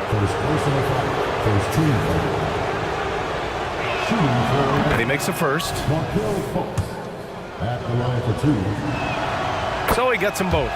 Timeout called. Memphis. There's just a lot of wide open lanes to the rim here. That'll drive your coach nuts. Yeah, we can see over here, the coach, he has some choice words for his team. Words we cannot repeat. And some changes here for the Grizzlies. Clark is checked in for Jackson. Bain comes in for Kennard. And it's Ja Morant in for Rose. Inside, Clark. Oh, Clark with the slam. He finds a shooter in motion and is confident he can threat him with the lead pass. Well done. And Carroll passes to Anthony. And Carroll with a screen on Morant. Takes the three. And Van Carroll with the bucket. And the assist by Anthony. Van Carroll's got 13 now. And this team relies on Banchero's scoring, but tonight he's carried them. From deep, Bain drops in the three. Man, this is just fun. These teams are trading threes back and forth. This is today's NBA. Hey, we see this kind of exchange more often than not. To the inside. And Carroll passes to Wagner. And the powerful one-handed slam. Oh, nice one-handed jam there, B.A. Hey, little exclamation point. Outside Morant. Circus shot, Ja Morant. He gets a lot of defensive attention, but Morant, he can expect this type of rough scene anytime he takes it inside. Pass to Suggs. And Carroll against Jackson. To the middle. Here's Isaac. Well-timed pass, and he goes straight to the bucket for the layup. Isaac's gotten his second bucket of the game. Memphis trailing here. And here's Morant. Give him 23.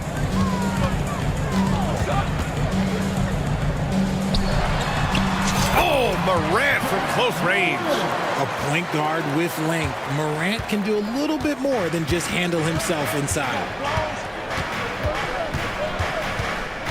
Anthony against Morant. Wagner with a screen on Smart. Wagner right side. Here's Suggs.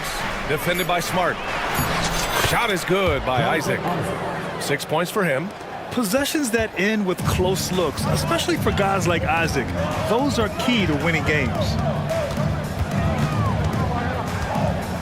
Morant against Isaac. Pass to Clark.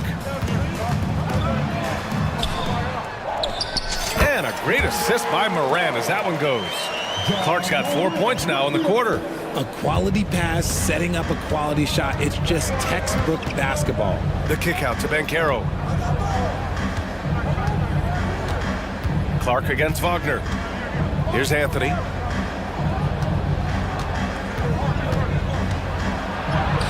And the layup is good. Anthony's got 15 points. I know what they say, defense wins championships, but you need some bucket getters too now. Orlando calls timeout. Timeout on the court, charge to Orlando. It's time for feature.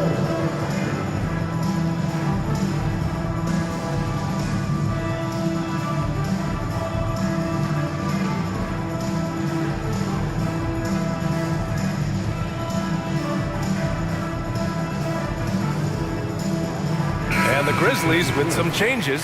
Jackson, he's checked in for Jackson. And it's Derrick Rose in for Ja Morant. A big group substitution here for Orlando. Carter, he's checked in for Banchero. Houston comes in for Wagner. Harris is checked in for Isaac. And it's Fultz in for Anthony. That free throw, no good. Desmond Bain, 2 shots. Good on the second one. A minute and a half left in the third. Now Fultz. Give him 8 points now. Here's Suggs. Driving to the basket. Oh, and makes it with the kiss. Big but quick. Suggs so powerful off the drive. Here's Rose. And the shot's good. Give him 8 points now. Soft touch on the finger roll. Always such a pretty shot. Here's Fultz. From down in the low post, it goes. And the Magic lead by 9. If the defense lets him inside, he will not hesitate. He'll gladly drop that thing right in the cup. Rose against Fultz. Pass to Bain. Clock at 6. Beyond the arc. And again, it's Memphis with a 3. You can't lose a shooter like him on the court. The ball will find its way to him, and he will drill a 3 each time. Here's Fultz. Again gets it to go. He can't miss. 5 for 5. It's fun for us to sit back and watch him go to work. But that's our job, not the defense's. They left him too open on that play. And yep, it's good. When it's this close, every bucket matters. You need good looks. Fultz with it. 12 points for him. Pass to Harris. Carter, a screen on Bain. And here's Harris outside. And that's not gonna go. And so it's the Orlando Magic leading by 6 as we wrap up the quarter. Great shot selection. All right, let's take a look at our assist of the game presented by State Farm. You talk about painting a magnificent picture with that dime. Just a great decision and a perfect delivery. A lot of times a spectacular pass is more impressive than a spectacular shot. This is one of those times. And it's been a very competitive game so far as we get rolling here in quarter number 4. Fourth quarter, on the court for the Magic. In the backcourt, it's Anthony and Suggs. Isaac and Wagner make up the forwards. And it's Ben Carroll in at the 5. Just a heads-up play by Smart, pushing the ball ahead. He knows not to hold that ball when someone has a good look ahead. Pass to Ben Carroll. Oh, sweet move. And that's 2 points on the layup. Absolutely ruthless. He's not about to start showing mercy now. This is what you expect from him, just coming alive and dominating in effortless fashion here in the fourth. And you want him taking good shots at this point in the game, and that one was easy. Yeah, it's clear why they go to him in these moments. They know he's going to deliver for him. Anthony, and Anthony slams it in. And he just driving the stake in him there. He's a guy just never lets up. And that finish shows you how dangerous he can be as a passer and a finisher. Rose, the pass to Bain. Back to Rose. Again gets it to go. He can't miss. 5 for 5. Smart play from Rose, getting up close to the basket for a high percentage look. And it's Anthony with the ball for the Magic. Their biggest lead of the game was 9. Pass to Ben Carroll. Oh, plenty of contact on that shot. Officials call the foul, and he'll take 2 free throws now. I don't mind that. I mean, they met him at the rim and temporarily prevented the points. And he drops the first. And some changes here for the Grizzlies. Jaren Jackson comes in for Jackson, and it's Morant in for Rose. And the Magic making a change here as well. Harris is checked in for Suggs. On the wing, Bain lets it go from deep.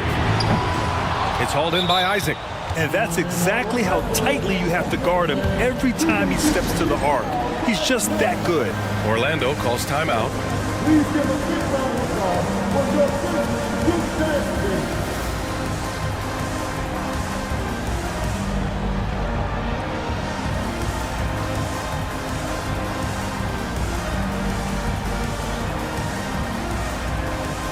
Jackson, he's checked in for Bain. Let's check in with our reporter, Allie LaForce. Hi, guys. Well, Jamal Mosley was just reviewing the plan with his team, and they told their team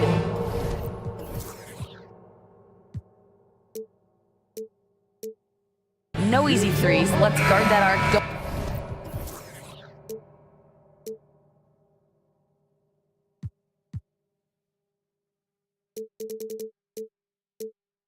anyone get an open look. With the lead, they want to close this one out with their perimeter defense. Let's see if they do, Brian. All right, Allie, thanks once again.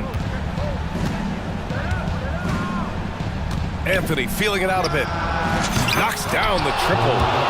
Anthony's got 9 points now in the second half. They're going at it on offense. Neither team backing down. Man, this has been a fun one, but look, who doesn't love a high-scoring game? The Magic have gone a perfect 3 for 3 here in the fourth. Back to Ben Carroll. Boom! Ben Carroll! Yeah, it's easy to see why they go to him so often, because they know they can depend on him to come through for them. And that's an intentional foul. Suggs is checked in for Orlando. Second team foul. Magic substitution. Number 4. Here's Smart. Deflected! And they're pushing it up. He goes up, and the fast break ends at the rim with a jam. Yeah, nice initiative from Suggs. Seeing an easy scoring opportunity and pouncing on it. Morant, the pass to Jackson. They need this. It's rebounded by Wagner. Grant, wouldn't be a bad idea here to slow it down. Yeah, the coach is definitely looking for patience and execution. Second team foul. Just over 2.5 minutes played now. Final quarter of regulation. Here's Anthony. Phenomenal work on defense from Jackson Jr. So active and locked in. Picked by Isaac. The three. And again, it's Orlando with a three. And just not letting up at all. I mean, you have to love this approach. You want to get the ball to the guys who make plays. This is when good players really get after it. He can sense that they're reeling, and he's going to put his foot on the pedal. He gives up a bit of size at the center position, but his leaping ability, well, let's just say that makes up for it. Morant against Anthony. A minute 39 left in the game. Clock at 4. The Magic need to put one up here. Isaac's shot is off.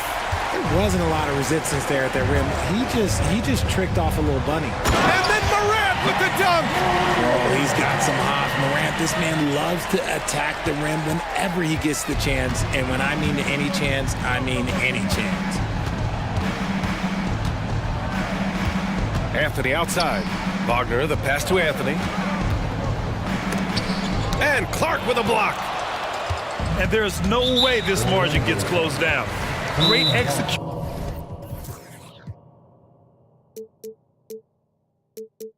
of a game plan and a nice win here for the Magic. And they were on fire tonight. Fantastic offensive performance, Graham. Yeah, B.A., they really shot the ball well. I mean, their coach has to be beyond thrilled with how well they played. And when you look at the game, the one thing that helped fuel this team to victory was the efficiency for Cole Anthony. And his playmaking is what stood out to me, effortlessly creating for his teammates. Now, that's how you use the screen right there. And it leads to a thunderous finish. That was nice. Yeah, you like the pick to set up the open shot, but when it leads to a dunk, okay, even better, you'll take it. Wagner with a screen on Morant. Anthony. And Anthony slams it in. Yeah, they blocked out the noise, blocked out the distractions, kept on grinding, and this is their reward. All road wins. They're just so sweet. They're just so sweet. You know why? Because they are so hard to come by. Shot clock and game clock separated by less than 6 seconds. Oh, Ben Carroll throws it down. And guys, that's got to be the dagger. This is how you finish a game. And it throw it down! Wow! And man, does Morant put on a show. He's got such insane athleticism. Now here's Anthony.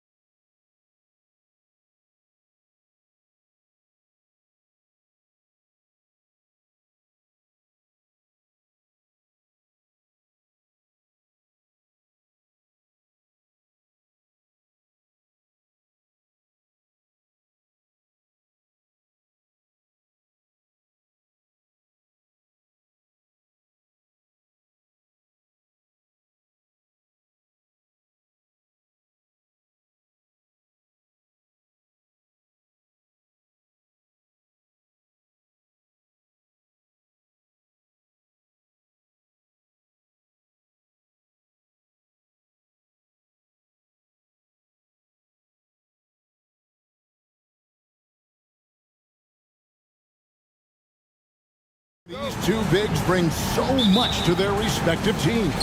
Yeah, and remember when people thought centers were going extinct? Look around the league. There's so much talent at that position, including the two guys we get to watch here tonight. So a look at our starters for the Knicks. We've got Randall. OG Anunoby is out there with Bogdanovich. Then it's Jalen Brunson. And it's Hart in at the 2. 2 on the clock. Brunson, that's a two-pointer. Rebounded by Tucker. Hard to create space in that mid-range area. He would have been better passing that off. And that one drops for him. Harden's got the first basket of the game for the Clippers. And when Harden's this close, he looks to score. Love his mentality. No coverage that time. And that's exactly what he's looking for, draining the triple. And it's Paul George with the finish. Put him on skates. What a crazy move from PG-13. Greg, you spent your first 4 seasons playing in New York. What's that like? When the Knicks are winning, Kevin, there is no place you'd rather be. The fans are incredibly smart, loyal, and they'll treat you like a king. But no doubt that media pressure is for real. Now here's Leonard. Outside for George. Los Angeles needs to get off a shot here. And that one drops. Talent, luck, a little bit of both. Kawhi right there with the sick bailout. Handle a screen on Leonard. From deep, Brunson hits the three-point bomb. Brunson's got 6 points. Good way to start this game. You want to get him rolling as early as possible. And we know once he gets in the rhythm, he's a really tough guy to stop. And once he got to the 10, I think he was surprised to find himself that wide open. Wow, that's a defensive breakdown. Can't do that against good scores. Here's Brunson. Paul George making his last shot. And here's Bogdanovich for 3. They get the rebound. Out to Brunson. Bogdanovich with a screen on Leonard. And there's Bogdanovich. That's good on the assist from Brunson. Don't forget, along with the skill, Bogdanovich brings size. Oh! So explosive with the dunk. Kawhi Leonard gets up quick to slam it down. Pass to Brunson. Randall outside. Drives to the hoop. An easy 2 points on the layup. High offensive IQ. He makes great reads and adjustments on the fly. And George, here we go. Score it. His 3rd straight basket in 3 tries. What a silky move by Paul George. He really had the ball on a string. Brunson the pass to Bogdanovich. Back to Brunson. Leonard with the steal. And here comes Leonard leading the fast break. Here's George. And it's George finishing it off. Well, that's why they're in front. Aggressive play at both ends. Nicely done. Brunson against Leonard. And Anunoby slams it in. Great feed there by Jalen Brunson. A terrific facilitator. And with the move to positionless basketball, wing players with the size and strength of OG Anunoby tremendously in demand. You need a guy who can hang with all the superstar wings defensively. And OG has a better shot than most. Now Brunson. Paul George missing from long range. Outside for Randall. That falls. Nice feed that time from Brunson. Randall's got 5 now. Nice rhythm on that play, and Randall with the smooth-looking shot. Outside Leonard. Passes it to Harden. Leonard sets a screen for Harden. And he can't answer back. The three-pointer offline. And so it's Brunson with it. He brings it up for New York. Basket good. He's got 8. Making the defense look hopeless. Brunson so clever with his ball handling. Here's George. Hangs in midair and converts on the double clutch layup. Now, how did he manage to change his shot midair? 5 seconds separating the shot and game clocks. Bogdanovich with a screen on Leonard. Bogdanovich looking around for three. And again, New York with the triple. With unlimited range, Bogdanovich forces you to extend your defense. And George kicks it to Tucker. Back to George. Three-pointer. Drills the three-pointer. Both teams running perimeter-oriented plays that are working. How often do we see this these days? Clubs answering each other from range. Jalen Brunson has been on display for the New York Knicks. He was a true standout at the offensive end.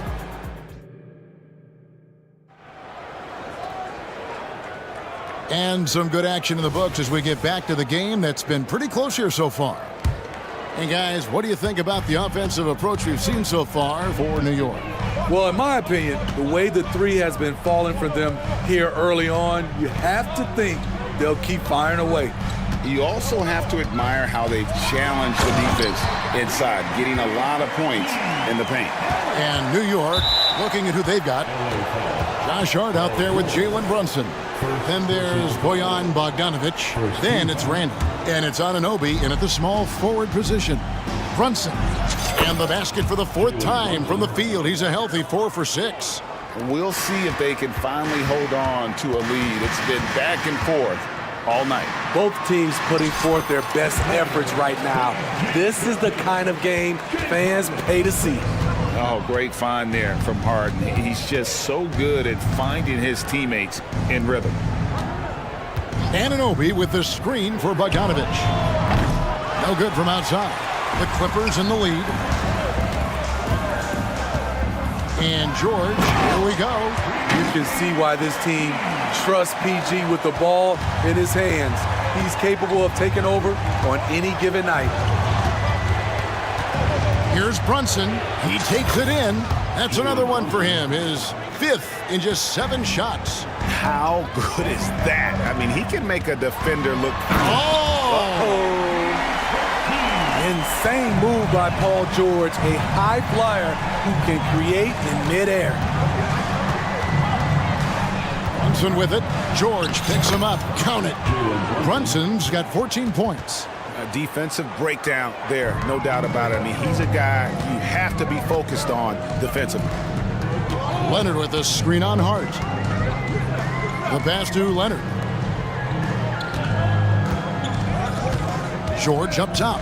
He's defended by Randall. Kicks it out to Leonard. Lets it go. Rebounded by Hart. High percentage look for him. But bottom line, they're not all going to go down. Bogdanovich against Harden. Bogdanovich, no luck. That was excellent contest, preventing him from making something that's usually automatic. Here's Leonard. That falls. Nice feed that time from George. 6 points for him. And Greg, when things go crazy, coaches are often the first to go. But how often does that improve things? Sometimes it goes the opposite direction, Kevin. But the simple fact is it's usually easier to change the coach than it is to turn over the roster. 6 to shoot. Bogdanovich with it. Leonard picks him up. Bogdanovich, no luck. Los Angeles leading by 3. And stolen by Bogdanovich. Harden against Brunson. 2 minutes. Randall outside. 2 minutes. Pass to Anunoby. From outside the arc, buries it from 3-point range. Anunoby's got it all tied up now for New York. This is what you already like about OG Anunoby's game. Has a good feel for where to get his shots along the perimeter. Tucker a screen. Hits Harden with the drive, and yes, it's good. Great job of screening there. Nice job to take it to the rim and get the finish. Outside Bogdanovich. And some very quick points for him on that possession. Bogdanovich has got 7. Can't lose track of Bogdanovich defensively, as he doesn't need much time to get his shot off. Here's Harden. A special move before the shot. And that pick takes the D totally out of the equation. Hey, if you're not going to fight over, you're essentially giving the shooter the look he wants. And the shot will not go from Anunoby. Hayden with it. He's picked up by Anunoby. Clippers moving the ball around. Left side, Leonard. The shot's good on the assist by George. George has got 3 assists now in this one. Nice recognition there by Paul George, just getting the ball to the open man. Folks, the coach's challenge has been initiated for a personal foul. Close game like this, and he thought it wasn't a good call. And this is the time now. The previous foul line for 1. The original personal foul. Getting a different angle can sometimes make it a lot easier to determine. Indeed, and the one... After the review, the ruling on the floor is overturned. Really get a new appreciation for just the immense speed at which these players are moving and how fast the action really is and how hard it can be sometimes, Greg, to make the right call. And the announcement on the review is that the foul was called in error. So they have determined to overrule the original call. And guys, this is what it's all about, getting the call right. And I think in this case, the video review showed that while it was a tough call to make on the floor, they got it right with the review. Never a bad idea to run the old kick play. You're right. And if it produces a slam like that, we'll probably see more of them. Especially if the defense is going to allow you to do it. Have to switch on that play. And so New York calls timeout. They're first. Daniel Tice is checked in for Leonard. And then for New York, Achua, he's checked in for Julius Randle. Alec Burks comes in for Bogdanovich. And it's Dante DiVincenzo in for Hart. And the Knicks miss again. Los Angeles leading by 5. From deep, Harden. That one is good. He's only missed 1 shot of his 6 taken on the floor. They just won't miss. I mean, this is incredible. Good shooting can be contagious. You see the confidence running through this team right now. Here's Tucker. And the Clippers decide to take their first timeout here.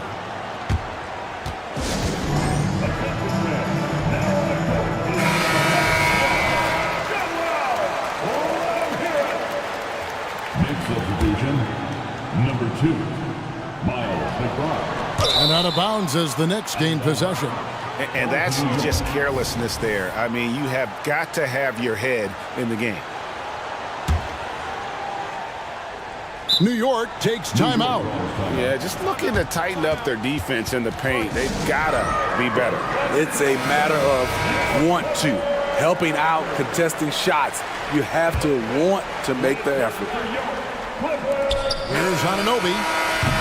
And so it's the Los Angeles Clippers with their lead standing at 6 points here at the end of the quarter. All right, Dave, thank you. And time now for the halftime break with the third quarter soon to follow right here on 2K Sports.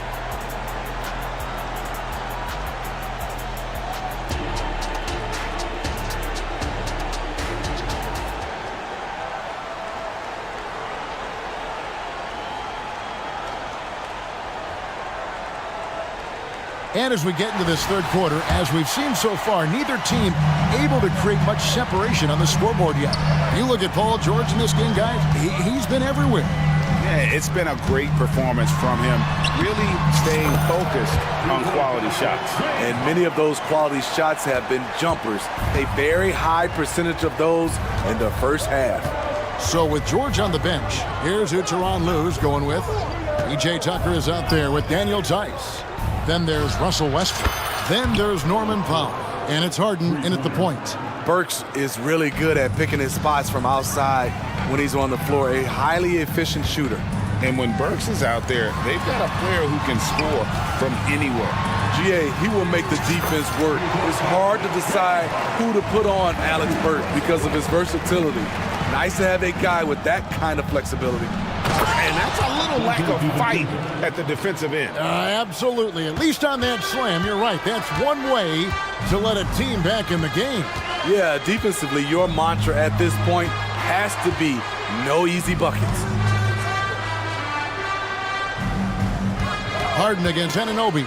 Harden the pass to Westbrook. Just 5 on the clock. And the dunk by Westbrook.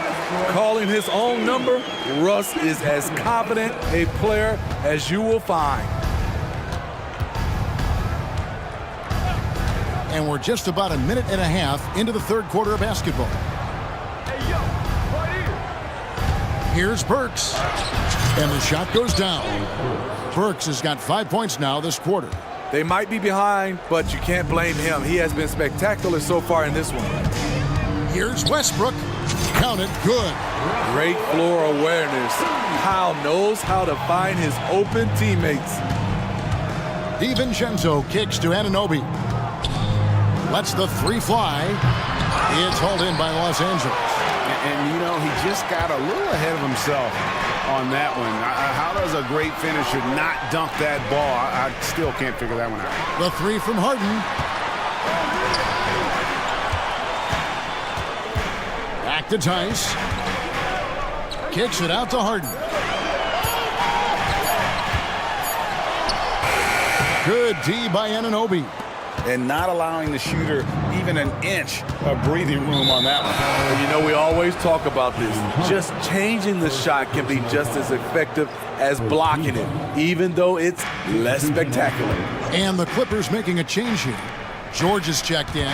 Hard, he's checked in for the Knicks. Pass to Achua. Here's McBride. Jacks up a three. Oh, and he almost had a 4-point play right there. He'll go to the line with a chance for three.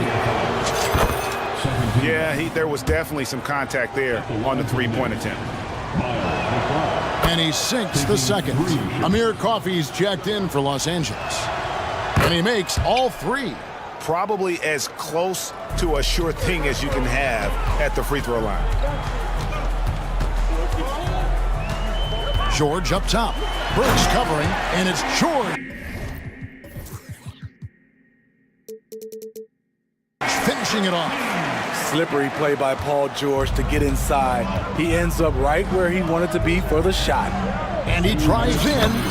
That one's good, and the Clipper lead is cut down now to just 4 in the basket from Burks. So good at the rim. A slow defensive rotation leads to the easy lay. Westbrook kicks to George. Puts up a three, and another three for the Clippers. An absolute marksman from three-point land. Paul George can drain these in bunches. Pass to DiVincenzo. Just over 3.5 minutes through the third quarter of play now. Here's McBride, defended by George. And he gets the bucket. The defense cannot afford to give him an inch that close to the basket because he will burn you every time. It's George on the wing, defended by Hart. Coffey passes to George. Here's the screen. Here's Coffey. That one good for 2. And the Clippers lead by 7. A nice move to create a gap there in the defense and get to the bucket. Here's McBride, and that one is hammered home. Now that's what I call a momentum changer. Yeah, when you've got a point guard, that kind of spring, no lead is safe. You're totally right. That can be a shot in the arm for them. A spark that turned things around. And the Clippers call time here. For the Clippers, Leonard, he's checked in for Daniel Tice, and it's P.J. Tucker in for Amir Coffey. 46 seconds left here in the third quarter. Powell the pass to Westbrook. Leonard sets a screen for Westbrook. Leonard attacking, and it's Leonard with the jam. Give him any kind of opening, and Kawhi Leonard will make you pay at the rack. Bogdanovich with a screen on Leonard. Brunson with a clean look. Gets the three-pointer to fall. Brunson's got 19 points. Feeling it. No doubt about it. He's definitely feeling it right now. Shooting a terrific percentage from the field. And the Clippers call time here.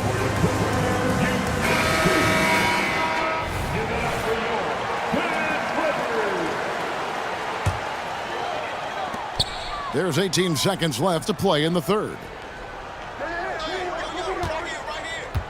George looking over the floor.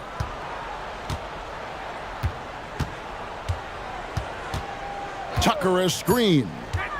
And George, here we go. And George with the stuff. And with those long strides, it takes Paul George no time to get to the rim. New York calls timeout.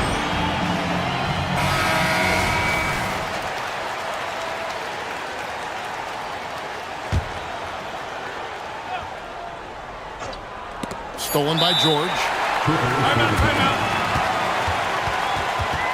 Start coming off the bench. Time to get excited for your Clippers. Harden way outside. And so it's Los Angeles with their lead standing at 6 points here at the end of the quarter. And with these teams locked in a very close contest, this fourth quarter promises to be a good one. Knicks trail by 6, setting the floor for the Knicks. Randall out there with Bogdanovich. Then it's OG Anunoby. Then it's Josh Hart. And it's Brunson in at the point. This is the player that Brunson has become. He's capable of carrying the load offensively on any given night. George against Hart. The turnaround. George, no good. It can be a little disheartening when you do everything right and come away with nothing. Brunson the pass to Randall. Leonard with the steal. And oh, here we go with Leonard. Nobody back. Stolen by Brunson. 2-on-1 as they jump out on the break. Anunoby has the open look. That falls. Nice speed that time from Brunson. Brunson's got 6 assists in the game. George against Bogdanovich. Outside, George.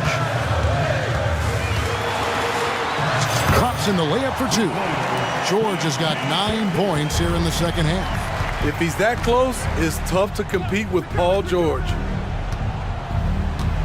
Here's Brunson, kicks to Randall. It's Bogdanovich on the wing. Back to Randall. New York moving it around. Clock at 6.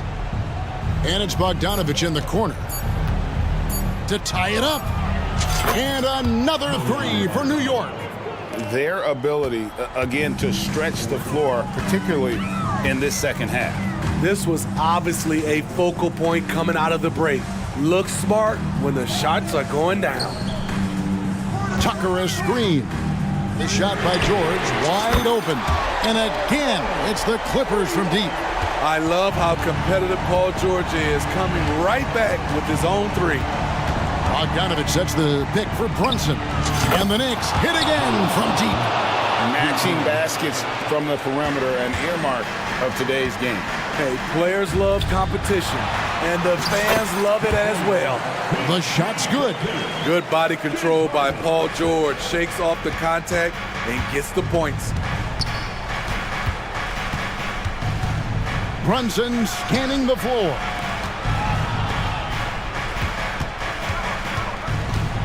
Into the lane. Banked in off the glass. Brunson's got the game tied up here for the Knicks. Nerves never show through. Brunson as calm and cool as they come down the stretch. Hands it from downtown. George has got 38 points. He lives for moments like this because he wants to be the guy to hit the clutch shot. And a bit of a battle here for the ball. The official signals a jump ball here.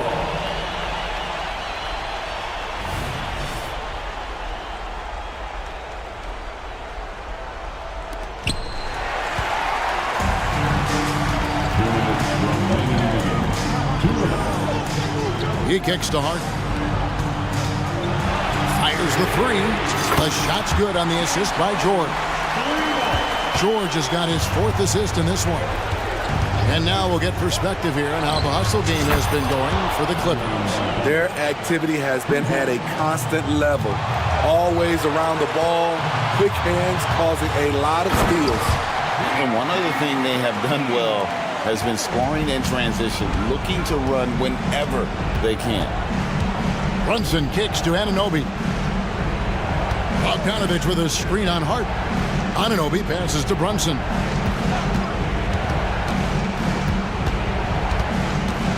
Shot clock at 5. Now the pass to Randall. Kept alive by New York. Anunoby finds Brunson. Anunoby with the screen for Brunson. This one for three. It's rebounded by Leonard. Okay, when you're trying to make a comeback, you can't be hucking up low percentage threes. You have to find a better shot within the offense. Powell dishes to George. Leonard with the screen on Hart. Outside Leonard. And then Leonard with the dunk. Well, credit them for maintaining that aggression, even being up this much. They don't want to leave no chance for a comeback. Just focus on playing the right way. Showing time and time again he is comfortable being that first option. Brunson delivering in the clutch. George passes to Harden. George sets a screen for Harden. A three ball. And there's Paul George on the assist by Harden. George has got 43 points. And no doubt about it, in order for them to be successful, he has got to be a catalyst when it comes to scoring. Beautiful call that time up the floor. The hard screen frees him up for the bunny. Kicks it out to Leonard. Dishes to Harden. Leonard sets a screen for Harden. The three from George. It drops.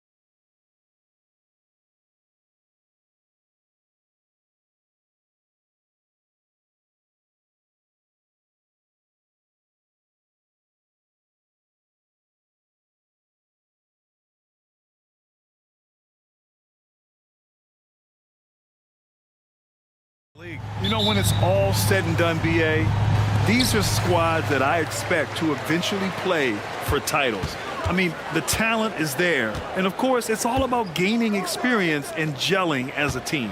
And checking out the opening lineup for Memphis. Morant and Bain in the backcourt together.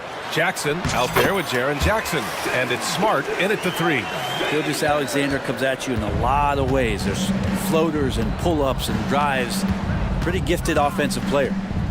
Now here's Morant. Fires from deep. Smart finds Morant. And then Morant with the dunk! Wow! Always fun to see point guards who can elevate above the rim like that. Oh, a strong mindset and even stronger finish. Well, just seeking out weaknesses in the defense and then exploiting it. And slam dunk by Gilgeous-Alexander. And Gilgeous-Alexander has that length to be able to extend up to the rim. Morant against Hayward. Kicks it out to Jackson. Smart outside. Pass to Morant. Morant with the slam! Oh, putting on a show for the fans. Morant's skills making it look like a circus in here. And you look at the Thunder. Talk about a team that's drafted well. Well, it's hard to see out the window in Oklahoma City with how much they've stockpiled their picks in that front office. It's about making good use of them, BA. When are they going to plant a flag in the ground that these are our guys moving forward? They have some young studs. I'm curious about when that time is. And the whistle blows as the basket counts. Chance at a three-point opportunity here. One free throw coming up. That one misses for Jackson. For Oklahoma City, they've gone 3 of 3 so far from the floor. Pass to Holmgren. Morant against Hayward. Now Williams. Just 5 to shoot. Oklahoma City's got to hurry. They got to get up a shot. Gilgeous-Alexander. He hits it just before the shot clock expires. And SGA looks at the coaching staff. That's a nice bailout for him. Here's Morant. Drives to the hoop. The Thunder pull it in. He creates such a great opportunity right at the rim, and he just can't get it to go. Even with the defense not really a factor. And that one's good. Holmgren. And hitting from the mid-range here and early. I mean, really gives the defense just another thing to worry about. Yeah, he's got to be a little bit more on their radar after knocking down something like that. Morant not afraid to get in there and play big, showing his toughness in close. Outside Gilgeous-Alexander. Down low.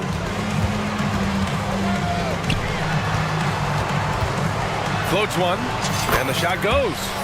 Gilgeous-Alexander's got 10 points. And Shea putting it on a string so hard to stay on top of him as a defender. Jackson with a screen on Dort. Here's Morant. And it's Holmgren with a rebound. Now that's just enough defensive pressure on him to throw off that shot. I bet he gets a good look at it next time and hits it. Gilgeous-Alexander passes to Holmgren. Three-pointer. Here's Hayward. Outside for Dort. It's Dort on the wing. Outside Gilgeous-Alexander. Pass to Holmgren. And he converts the layup. Holmgren's gotten his second bucket.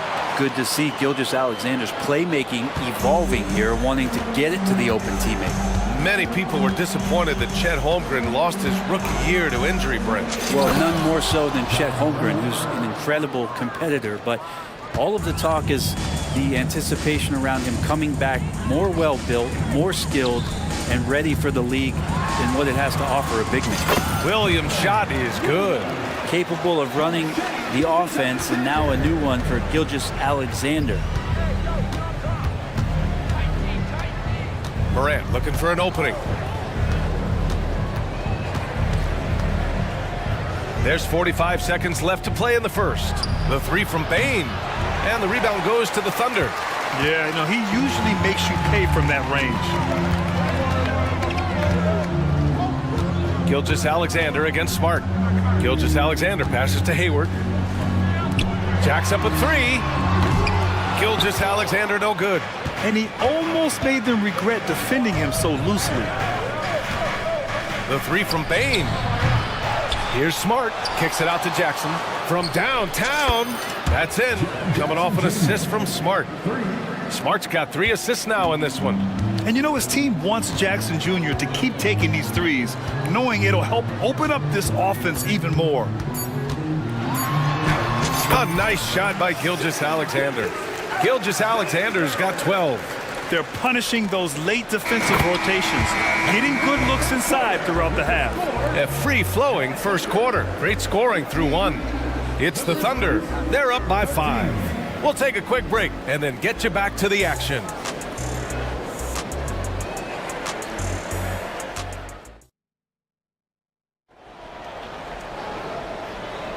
Hope you've enjoyed the broadcast so far. Halfway through the first half in this one.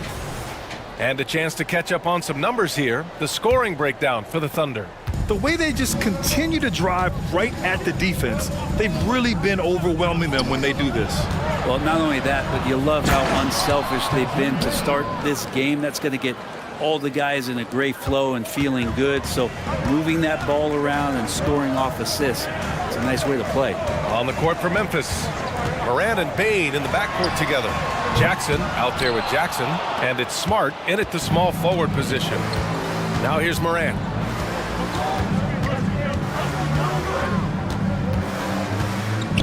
Pass to Jackson.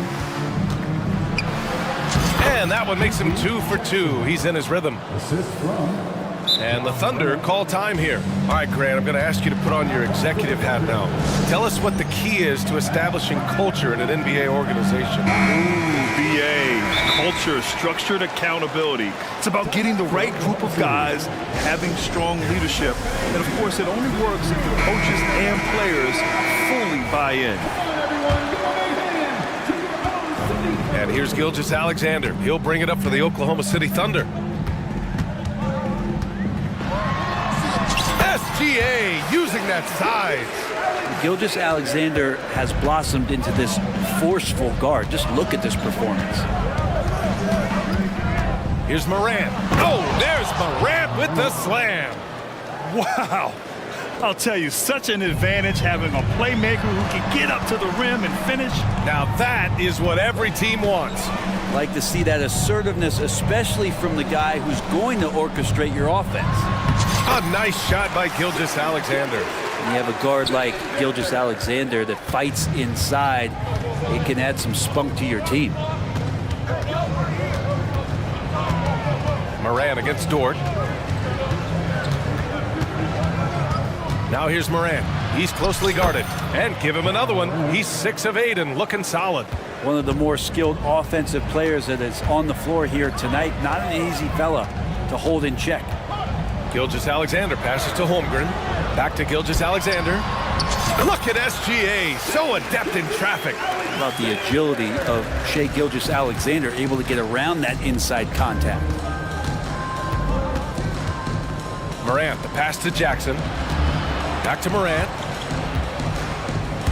And so it looks like the Grizzlies will retain possession here. Boy, the offensive instincts of Shai Gilgeous-Alexander are really something to see. Yeah, an incredible instinctual scorer and just a knack for making things happen offensively, whether that means him scoring or setting up others. This guy is an elite offensive player. And tearing them to shreds tonight. You know, when a player as versatile as Morant starts going off, look out. Williams passes to Gilgeous-Alexander. Hayward with a screen on Smart. Here's Gilgeous-Alexander. Oh, that was pure. He's got another one. Now 10 for 12. Great movement in the pick and roll. Gilgeous-Alexander so decisive in that kind of set. Payne with a screen on Dort. Morant with it. Impressive! Wow! Leave it to Morant to shock the defense like this. I mean, just putting it on a string. Right wing.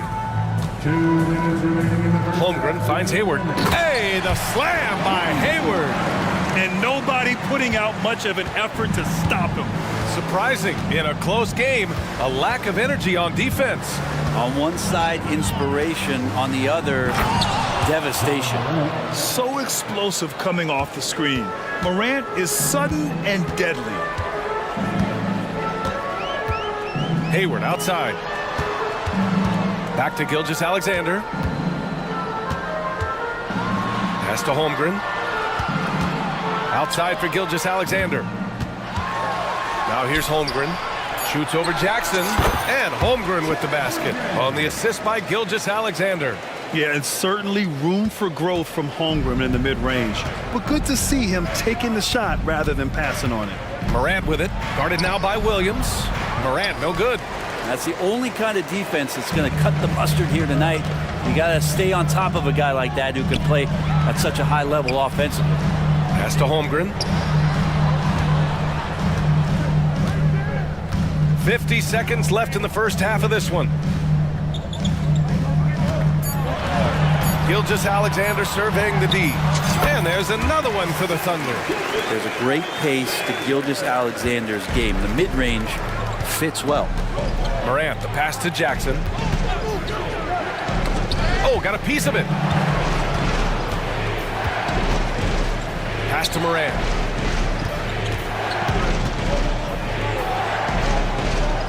Back to Payne. And a great assist by Morant as that one goes. Payne's gotten 4 this quarter. The way Morant sets up his teammates is as good as any guard in this league. Williams into the lane. 2 shots, 2 makes. Off to a good start. Dort against Morant. He takes it in. Confident drive from Morant. Just electric. Ja Morant. I mean, someone you pay to see. And it's out of bounds. They say it was last touched by Jackson. I'll tell you what, they're really fortunate there. Those long bomb passes usually spell disaster, but they get away with one there. Just 4 seconds left in the first half. And the Thunder call time here. And as we head into this break, the players have an opportunity to replenish their energy with Gatorade as they prepare to go into the final stages of this ball game. Absolutely. Over the course of a game, not to mention over the course of a season, you have to stay hydrated. If you don't, it's amazing how much slower your body is to bounce back. It can have a serious effect on performance, no question.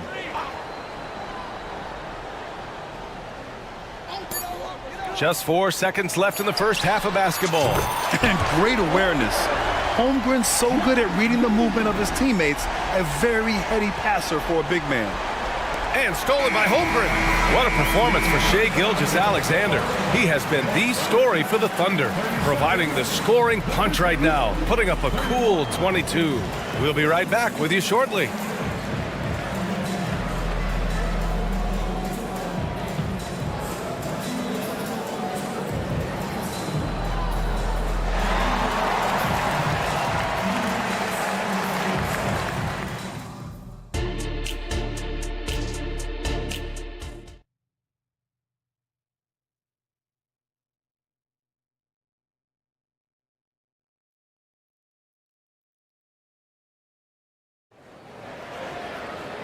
And in that first half, we saw a pretty tight battle.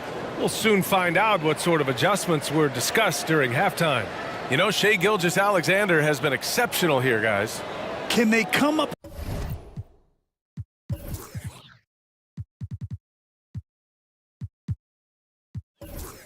with an answer for him coming out of the half? They have to change something defensively. Yeah, just way too easy out there, and I'm sure coach is going to make that a priority at halftime. Josh Giddey out there with Lou Dort. It's Chet Holmgren, then it's Kenrich Williams, and it's Joe in at small forward. That's the group for Mark Daigneault starting the second half. Here's Giddey. The Grizzlies making their last shot. To the left wing. The 3 from Holmgren. The rebound by Jackson.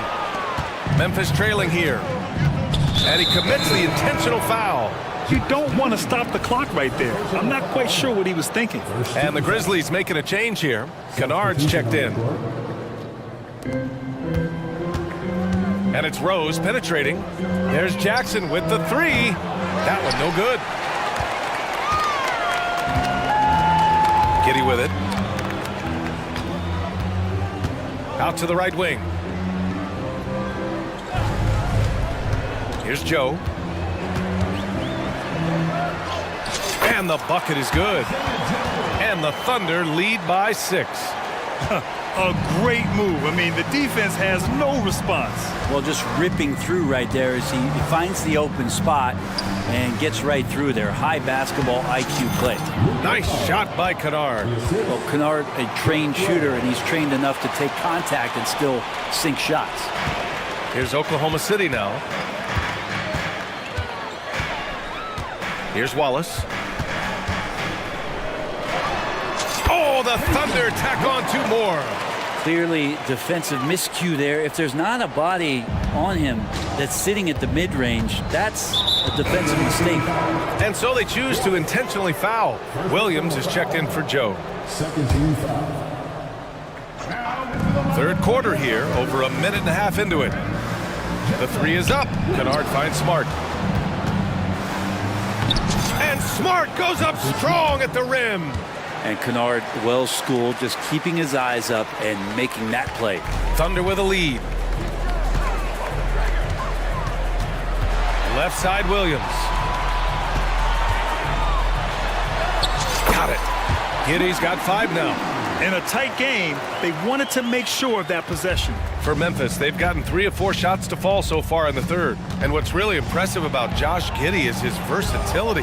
And at such a young age, Brent. Yeah, Giddey at 6'8", BA, I think it's awesome because his size allows his skills to be accelerated and magnified. He sees over the top of a lot of defenders, and he can out-quick them, not with his feet, but with the pass. Now here's Giddey. They lead by 6. That's their biggest margin. Kennard against Dort to the paint. Here's Jackson. And the dunk by Jackson. And good vision from Kennard there, just spotting the shooter who's ready to knock it down. And here's Giddey. He's got 5. 2 points. That one goes. Giddey's got 4 points this quarter. Rabbit's foot in the shoe that time. Got lucky because the pick has to be better. It made no impact, but they still got the score. Time called here. The Grizzlies decide to talk it over.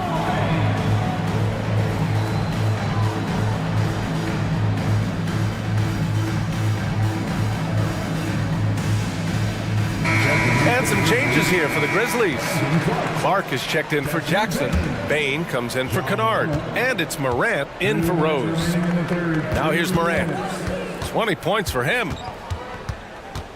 Morant using his speed, and it's good. 2 points. Yeah, teams try to get physical with Morant, but he shows exceptional body control off the contact.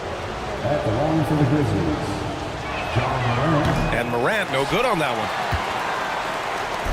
And Giddey has got the ball here for Oklahoma City. 4-point game. A minute 42 left to play in the third quarter of basketball. Williams finds Holmgren. Shot clock at 6. Back to Williams. Screen by Holmgren. Williams passes to Holmgren. And it's good with time running down on the shot clock. Holmgren's got 8 points.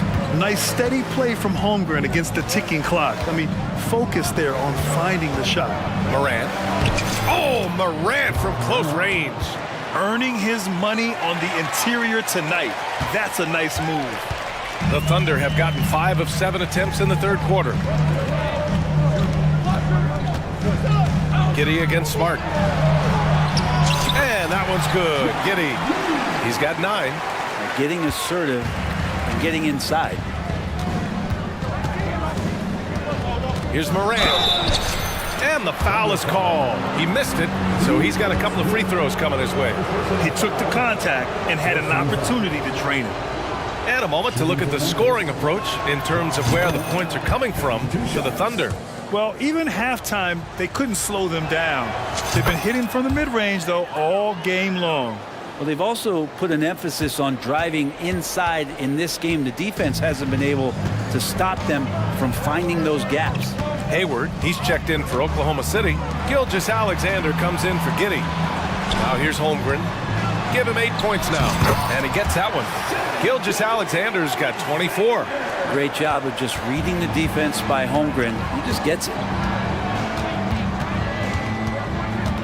Morant against Dort. Circus shot, John Morant. Well, this is a gravity game right now. Whatever he throws up must come down. He's having a great game. 3-second difference between the shot clock and the game clock. Now here's Gilgeous-Alexander. He's got 24. It's good. And that's just nasty right there, guys. He has a tremendous crossover. Timeout call, Memphis. You have to like what we're seeing from Shai Gilgeous-Alexander. A smart move here, talk things over. He's really eating them up, and they've tried a few different looks defensively, nothing quite getting it done.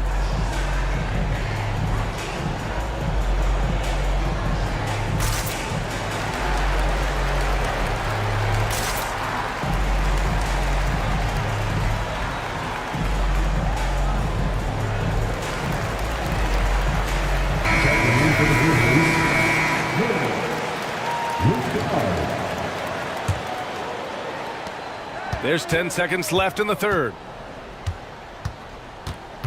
Right side, Williams. That's in. Coming off an assist from Smart. Smart has got his 4th assist in this one. A great decision from Smart. He's all about doing what's best for the team. And the Thunder call time here.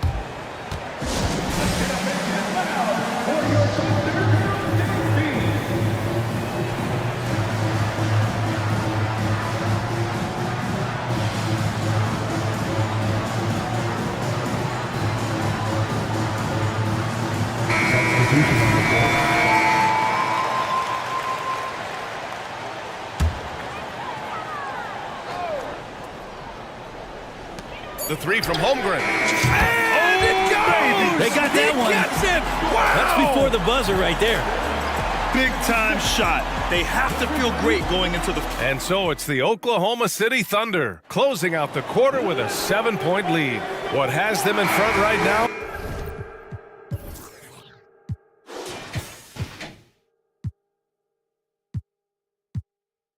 By and large, they're taking great shots. More NBA on 2K Sports right after this. The fourth quarter has arrived. So good to have you with us. On the court for Memphis, we've got Marcus Smart. Desmond Bane is out there with Derrick Rose. Then it's Jackson, and it's Jackson in at the 4. Oh, a rim-rattling two-handed jam! Another assist in the career of D. Rose. On offense, here are the Thunder.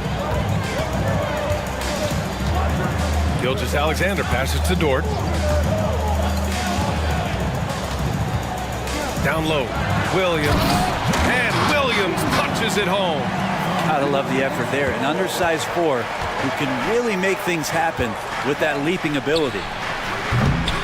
Bane, no good. Thunder with a lead. Outside Gilgeous-Alexander. SGA working through contact inside. Gilgeous-Alexander, fantastic concentration. Pass to Jackson. The 3. The shot is good, and the assist by Rose. Terrific effort from him really all night, yet despite his supreme marksmanship, they're still operating at a deficit. Williams, a screen on Smart. To the middle. And Williams punches it home. Oh, nice one-handed jam there, B.A. Hey, little exclamation point. And that's an intentional foul. And the Thunder making a change here. Hayward's checked in. And we've made our way through just over a minute and a half of this fourth quarter. Bane, the pass to Jackson. Jackson outside. The Thunder pull it in. Holmgren's got 6 rebounds here tonight. The Thunder have got all 4 shots to go in this final quarter. Here's Gilgeous-Alexander. Got a piece of it. The 2021-22 Defensive Player of the Year winner. Smart loves sending shots back. Bane into the lane. And the bucket counts. And coach doesn't like the call at all. He's opting to use his challenge. He wants the officials to look at the replay. And even with the coach's challenge in place, we've seen so many of these personal foul calls still disputed. For the Grizzlies, previous play is number 12, Be a gray area in a lot of these calls. But at least we have the option to take a second look, so the officials can be sure they get it right. And the Grizzlies making a change here. Morant's checked in. After review, the ruling on the floor stands. And they've made their decision. The call will stand. And as much as it hurts to lose a challenge, I think Coach would challenge that call again if he could. He really disagreed with the foul, and he still heaved. A chance here to catch up with Allie from the sideline. Hi, guys. Well, Mark Dagnall was just reviewing the plan with his team. He said to his guys, this one is not over yet. You have worked hard for this lead, and we are not about to give it up now. Stay focused and keep hustling. Back to you guys. And Allie, thank you for that. Gilgeous-Alexander against Smart. Gilgeous-Alexander passes to Williams. Count that one. And the Thunder lead by 9. And I love how he's pushing the tempo and creating for others. He does this game in and game out. Incredible.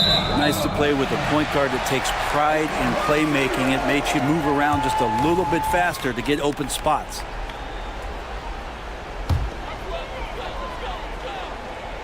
If you're just joining us, fourth quarter here. We're just over 2.5 minutes into it.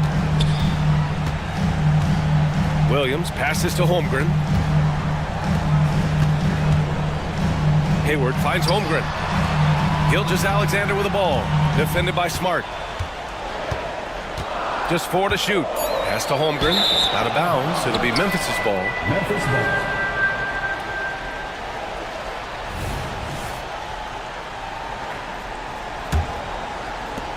And the Grizzlies with possession here. They trail by 9. 2 minutes remaining in the game. Morant against Dort. Outside Morant, going inside, and then Morant with the dunk! And that's Morant for you. Not settling. When he sees the opening, he goes for it. Gilgeous-Alexander against Smart. And it's Gilgeous-Alexander on the drive, and he makes it.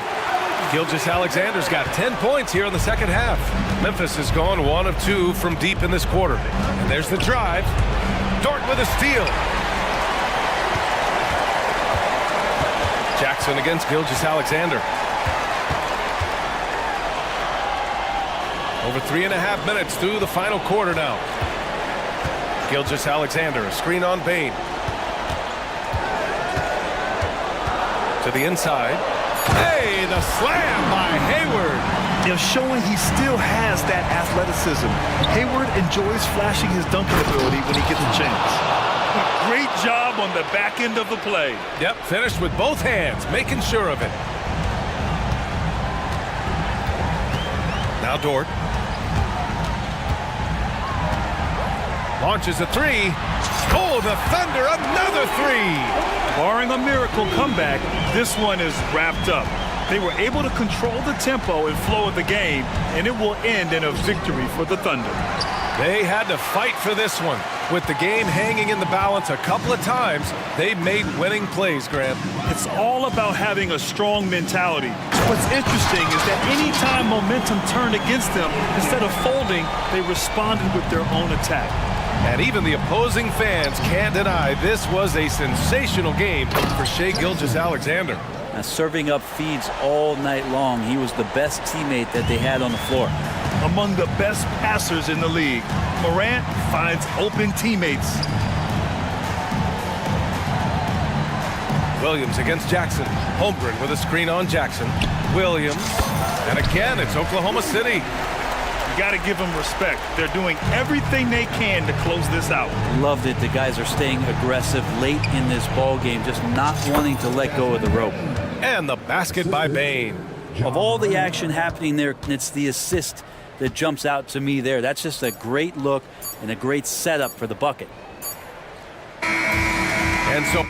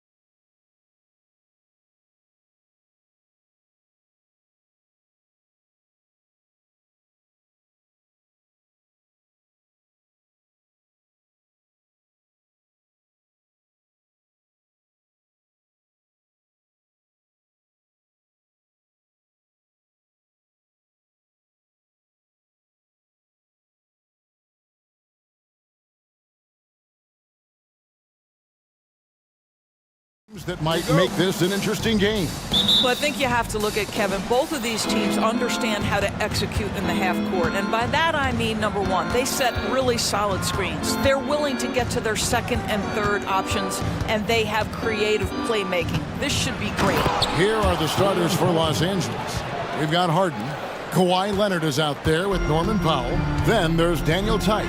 And it's George in at the two-guard spot. Now here's Anthony. Here's Banchero. And finished off by Banchero. We call that being decisive. Banchero up the dribble drive leaves no doubt. There's a good screen. And the jam by Harden. How about the head of steam he's able to generate right there and just gets to the rack really easy. And it's Anthony with the ball for the Orlando Magic. Shoots the three. And he's good on the three ball. As comfortable as anybody from deep. You cannot leave Cole Anthony open. The 2023 season, DB, had a bitter end for the Clippers in the first round of the playoffs. Now, Kevin, it is always difficult when the primary storyline for your team in a season is the injuries and the unavailability of your players. That is what cost the Clippers in the end. First team foul. Anthony looking it over. There's the drive. Yes, that goes in. Anthony's got 5 now. Jalen Suggs has proven early, if you're open, he's going to find you. Pretty pass. Harden against Wagner. And the whistle blows. It's going to be on Jalen Suggs. That is his first foul of the game. First team foul. A little over a minute 30 into this first quarter. Harden left side. Uses the glass to finish the layup. He's got 6. James Harden, with the ability that he has both from a smarts, IQ, and skill standpoint, nice drive right there. Wagner passes to Banchero. Banchero is screened for Suggs. And again, it's the Magic from deep. Pick works well there. Not much resistance from the D. It takes incredible effort to stay connected to the hip of the offensive player. You've got to want to work. And it's George missing. Orlando's gone 2 of 2 from three-point range here in the first quarter. Suggs kicks to Banchero. Anthony, the pass to Banchero. Suggs with a screen for Banchero. Here he goes. And finished off by Banchero. Boy, this guy is so much fun to watch. There's a level of physicality and toughness so ferocious as Paolo on the drive. Now, here's George. Tice with a screen on Isaac. George passes to Tice. And Tice throws it down. And although an undersized center, more than making up for it with some serious hops. Here's Suggs. How's that for an answer? Right back with the dunk. Well, it's excellent recognition from Cole Anthony, but how about your offense working to get a man that wide open? Pretty. Leonard sets a screen for George. 1:44 left in the first quarter. 5 to shoot. And foul on the shot, so he'll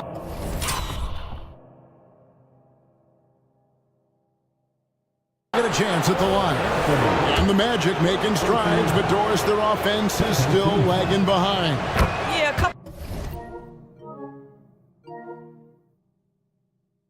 couple things come to mind here, Kevin. Obviously, outside shooting and playmaking are 2 areas where they can grow.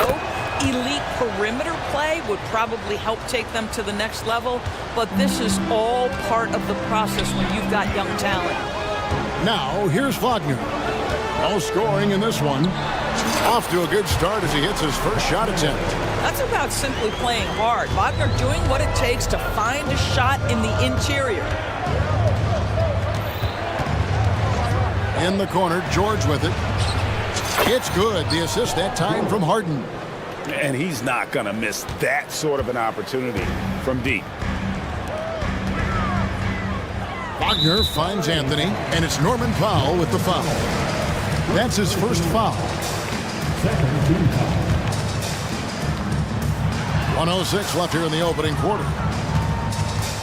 Here's Anthony. You've got to be kidding. Just keeping things simple on the offensive end. Cole Anthony more than happy to shoot in these kinds of situations. Harden scanning the floor. A three from Leonard. And it's Orlando with the rebound. Just enough coverage to bother that three-point attempt. You can see Suggs is vertical. Makes that dunk look effortless. George against Isaac. George, no good. And if they know what's good for them, that's the way they'll defend against him every time he takes the ball in the three-point lane. Banchero, that one goes in. And it's 6 points for Paolo Banchero. Well, tremendous understanding from the young Jonathan Isaac. How about that awareness for the young guy? Now, here is Harden. 6 points for him.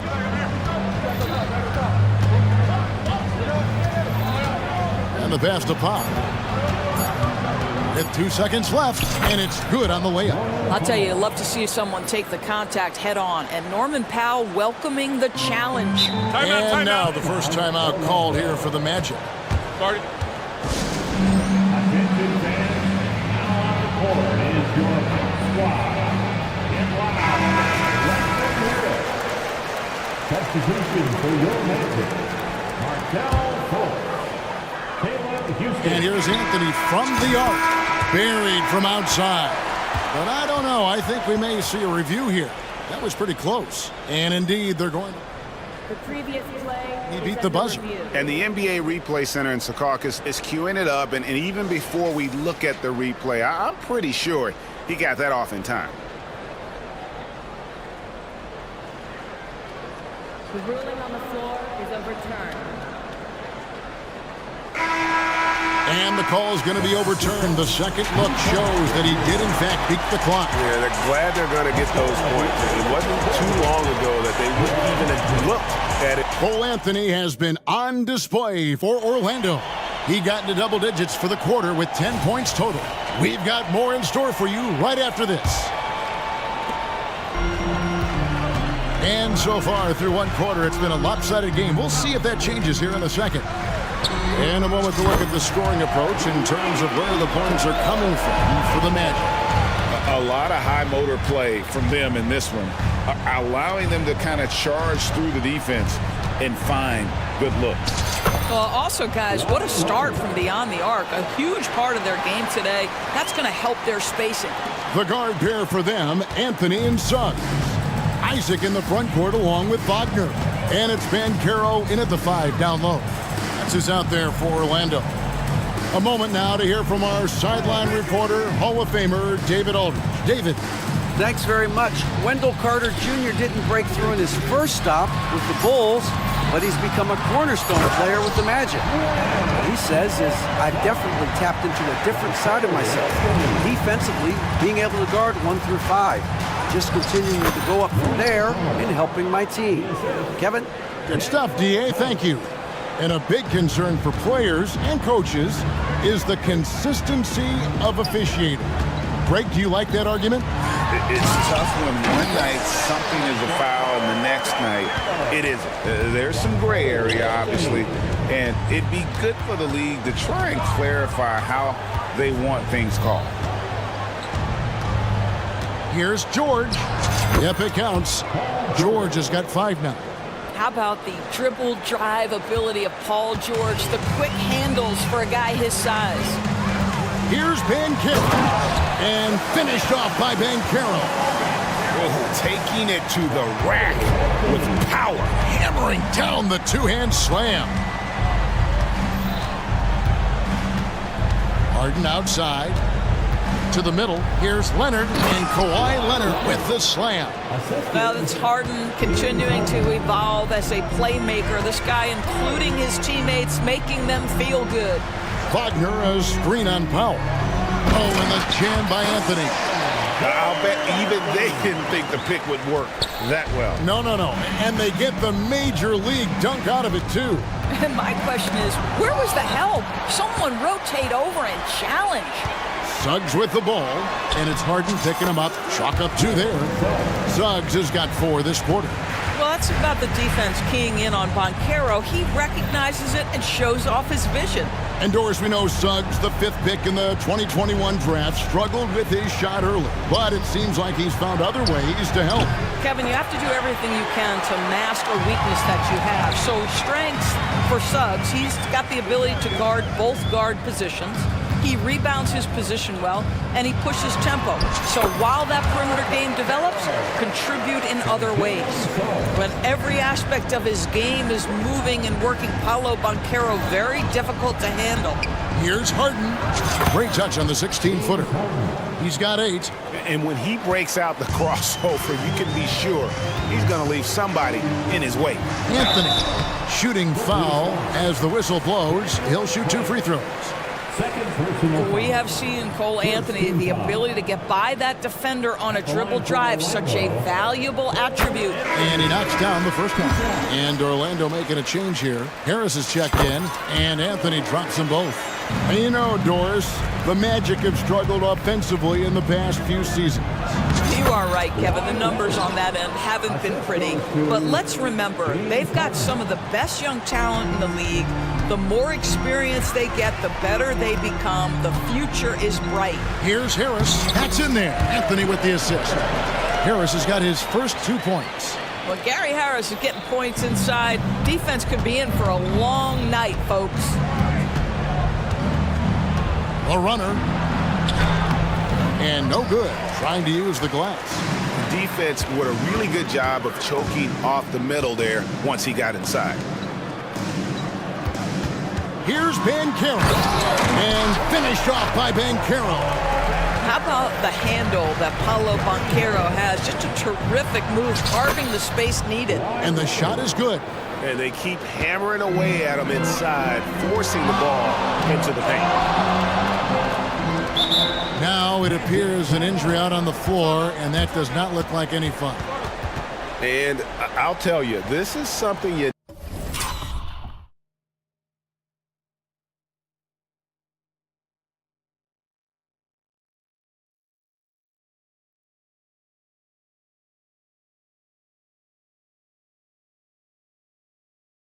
never like to see. No, obviously something that, every player fears. The NBA has made player safety a priority, but injuries continue to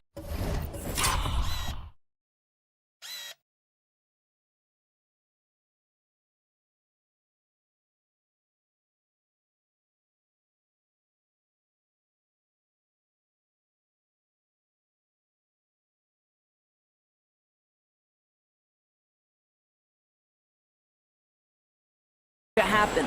And the Clippers making a change here. Zubats is checked in.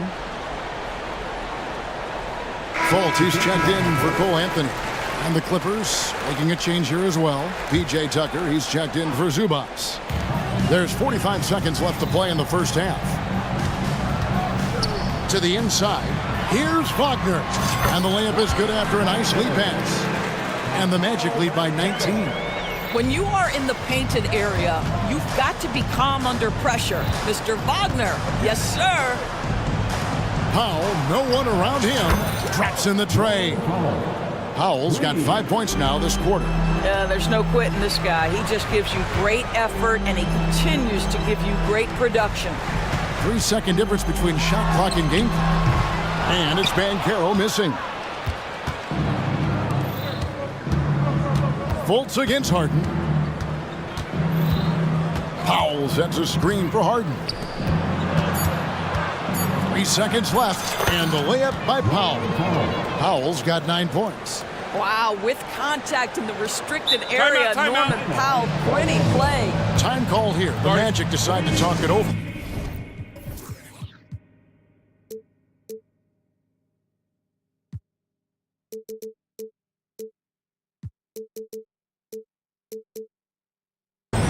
And as the coaches go to the clipboard to outline their strategy during the timeout, the players getting a chance to rehydrate.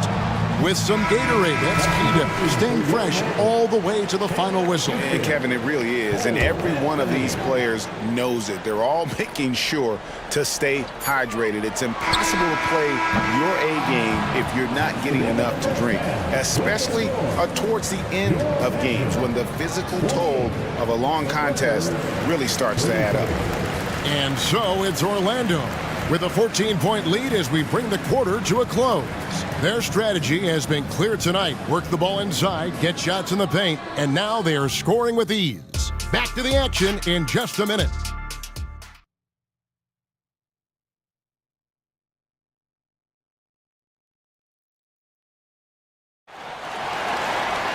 And after a very lopsided first half, we'll see if things play out a little more evenly here in the second. Cole Anthony having a dominant impact, guys, in this game. And the way that he has helped out with the ball movement has been a difference maker early on. I don't know that you necessarily think of him as someone who's going to create for others, but boy, all night he's been willing to make the extra pass. Time now for an injury report. Let's check in with David Aldridge for an injury update on Kawhi Leonard. David? Hey guys, the head athletic trainer of the Clippers was able to update me on the situation. The belief right now is that it's a high ankle sprain. Now they're still running tests, but the swelling is making that a little more complicated. And hate to report, but it's a very significant injury. We won't see him out on the floor again for quite a while. Terrible news. Kevin? All right, David, thanks. Well, guys, certainly not the news his fans were hoping for. And not at all. I mean, it sounds like he's got a long road ahead of him in terms of his recovery. And our hearts go out to him. The guy works so hard. His teammates love him. Coaches love him. He's going to be missed. So with Leonard on the bench, here's who Tyronn Lue's going with. They've got P.J. Tucker. George is out there with Harden. Then there's Norman Powell. And it's Tice in at the pivot spot, manning the middle. Anthony against Powell. And Anthony gets it to go. Anthony's got 16. Cole Anthony is unafraid to take on anybody willing to finish through contact. Yes, sir.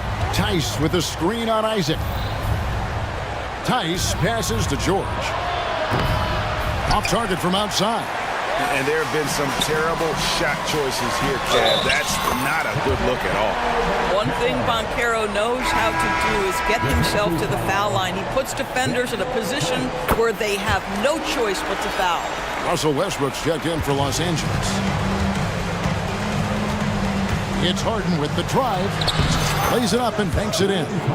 He's got 12. Well, as usual, this guy cooking on the offensive end, but right now the other guys on his team have got to step forward. The wide open look here for Anthony. Gets it to go from beyond the arc. This is the pace he wants to play at. Anthony finds his jumper off the bounce. Nicely done. Harden dishes to Powell. Westbrook with a screen for Powell.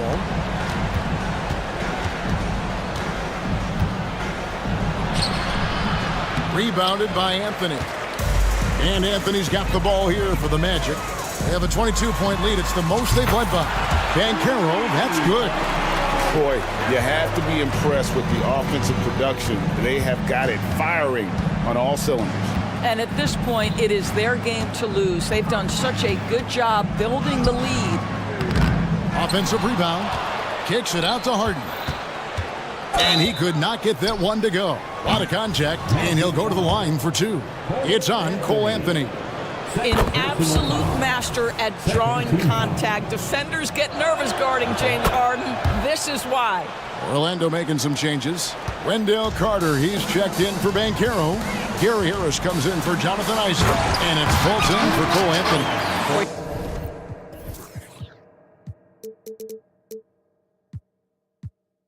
You can see the fluidity on the drive by Franz Wagner. This guy very capable of putting it on the deck. And here's Harden. He's got 14. Here's Tice. Off the mark there with the three-point shot. And I think that one could have easily have fallen for him. And with an update from the sidelines, Let's check in with David Aldridge. Thank you, Kevin. If you ask around, the NBA is in a great place. Two-time league MVP Nikola Jokic said, "We are witnessing some crazy talent in the league. I mean, everyone. Everyone. They work on their game. The talent around the league is amazing, and I only think it's going to be better and better." Kevin? Yeah, David, you and I agree the league is in a very good place right now. And thanks for the report. So for the Magic, Houston's checked in, and Isaac subbed in for Harris. And the Clippers making a change here as well. George is checked in. Edor's talking about the young Franz Wagner. He's already proven how valuable he is. Oh, Kevin, there's no doubt. For Wagner, this is a swingman who does a little bit of everything. He can shoot it, he can put it on the deck, he can make his teammates look good. A scorer from all three levels. There is not a lot to pick at where Franz Wagner is concerned. Orlando's gone 6 of 8 on three-pointers in the game, an outstanding 75% mark. Fultz finds Isaac. Back to Fultz. Here's Houston. The basket good off the assist from Fultz. Fultz has got his 4th assist in this one. Getting it done on both ends, and it shows up in the score. Well, what I love is the energy they're bringing right now. They're ignoring the scoreboard and playing hard. Oh, that's blocked. Always engaged on the defensive end. Daniel Tice with the excellent rejection. That is Paul George, the incredible vertical and the unbelievable creativity. And Fultz gets it to go. Big miscommunication on defense. He recognizes it and quickly takes advantage. And that's typical of this guy. He's always reading the situation, reacting quickly, and capitalizing. My goodness, that was absolutely filthy. Oh, nasty. This building is stunned. He dug deep, Greg, into his bag of tricks there. Well, we know Markelle Fultz can get cooking on the offensive end, but his responsibility to get the guys around him involved, nicely done. And then George with the jam. Kevin, is there another player out there capable of moves as stunning as that? A handful at the most. He is an elite company. Pass to Houston. Isaac a screen. Shot from free throw range. 4 on the clock. And Isaac throws it down. Can we remember this guy is 6'10", so if he's in position, turn the lights out. And the Clippers call time here. So Orlando going with an almost entirely new group here. Timeout. Franz Wagner, Gary Harris, Cole Anthony. Timeout Clippers. Who wants a t-shirt? From the 407. Here is Harden. 14 points for him. Launches from deep. And the last second attempt does not go in for him. Paolo Banchero getting it done for the Orlando Magic. And a worthy candidate tonight as we take a look at our State Farm assist of the game.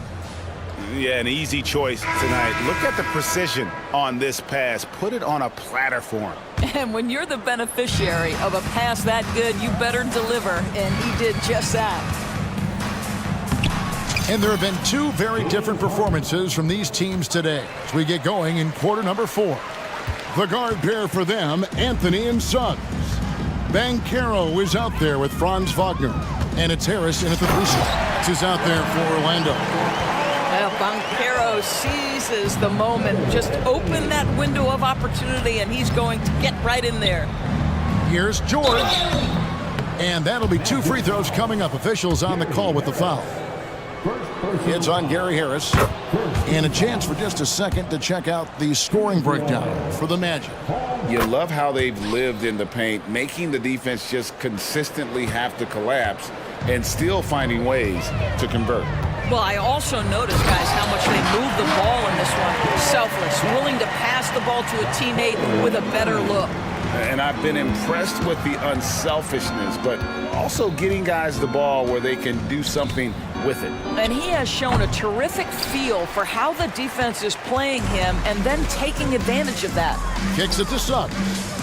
Wagner, a screen on Tice. Good ball movement here by the Magic.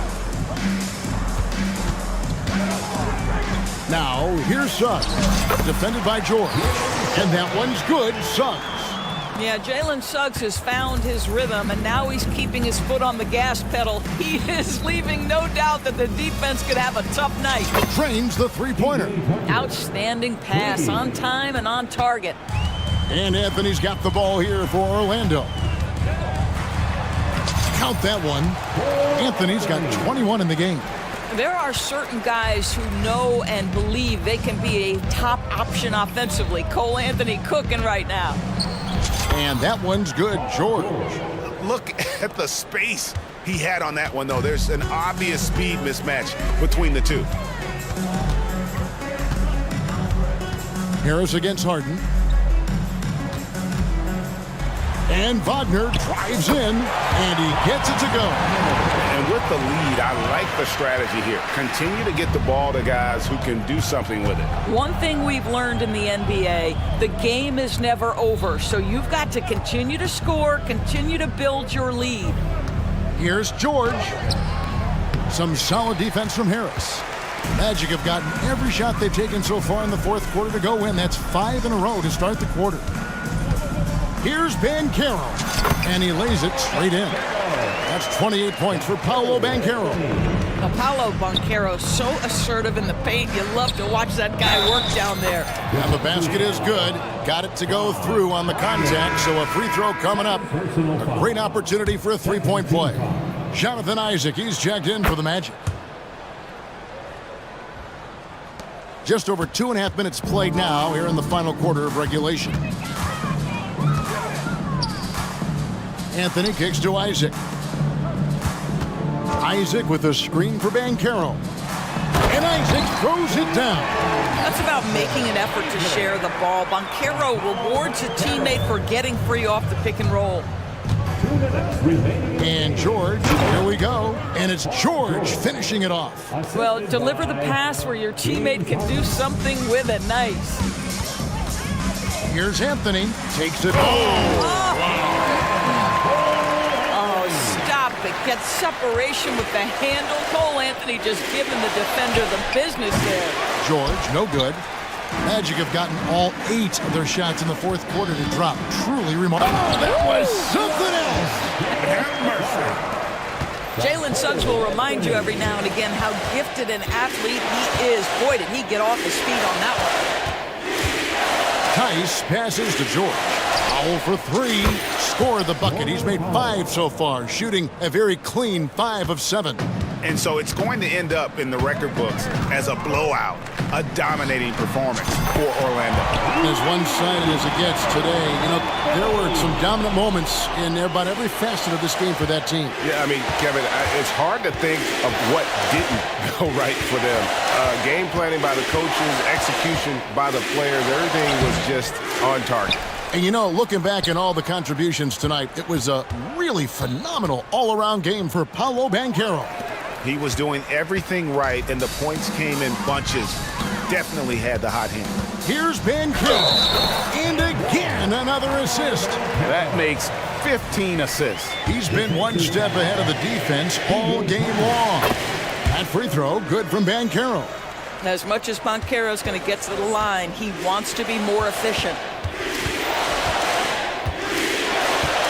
George against Isaac. And George kicks the foul. That's the 6th make from the field. He's taken 9 shots and missed but 3. Well, we see a lot of emphasis on three-point shooting nowadays, but you'll take that look right there any night of the week. Back to Wagner. Sweet move. And he lays it up and in.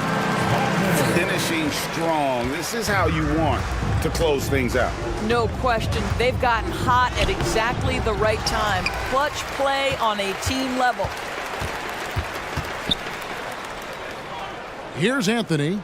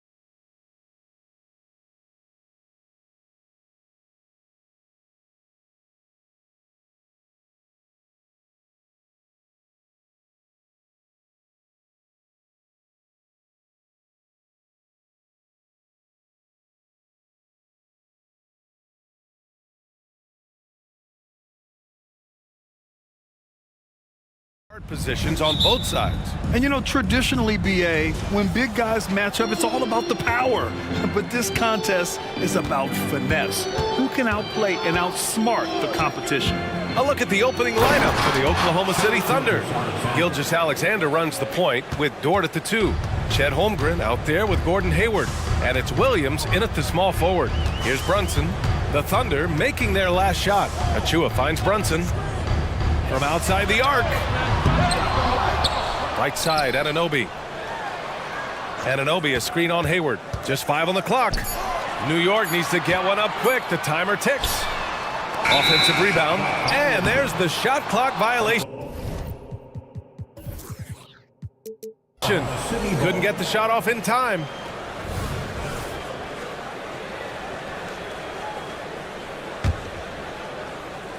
And Hayward has got the ball here for the Oklahoma City Thunder.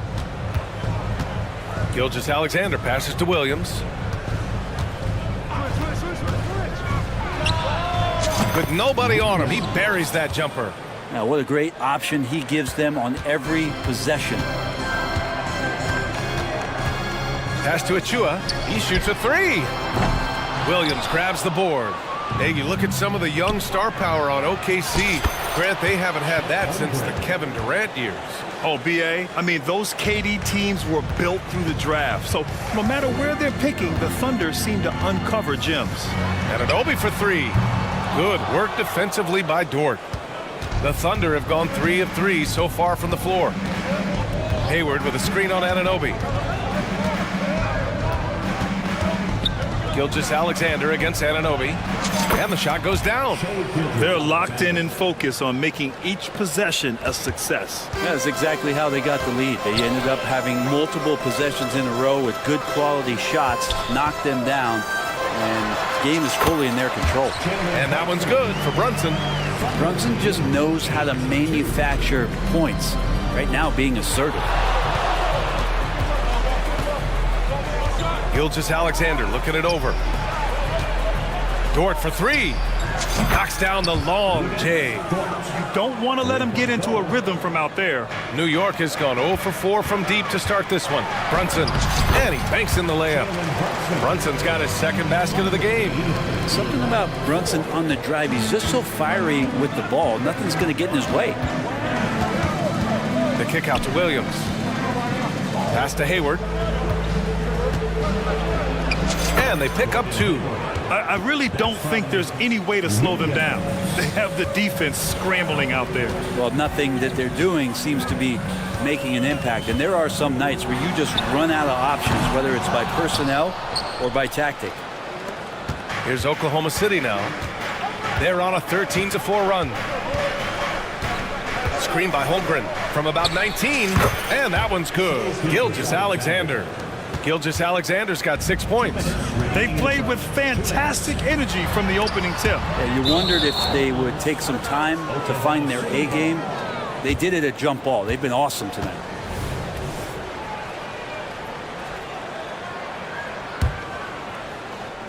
For Oklahoma City, they've gone a perfect 7 for 7.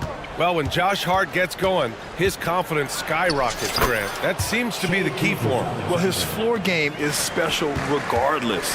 I mean, the rebounding and defense are his bread and butter, BA. And when he's hitting shots, he becomes the complete package on the wing.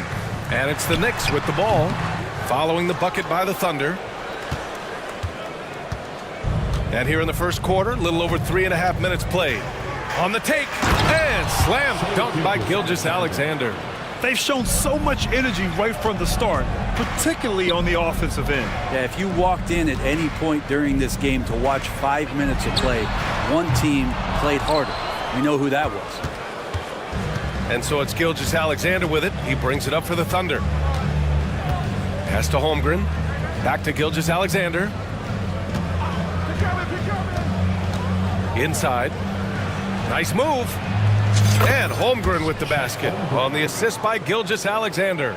They're really dictating the tempo on both ends of the court. You love it. Yeah, the other team a bit concerned here. They're trailing, and the lead seems to be growing. Dort with a steal. Here's Holmgren. And the big finish by Holmgren. And in transition, Holmgren has speed, but he also plays under control. Gilgeous-Alexander against Anunoby. Hits a three-pointer.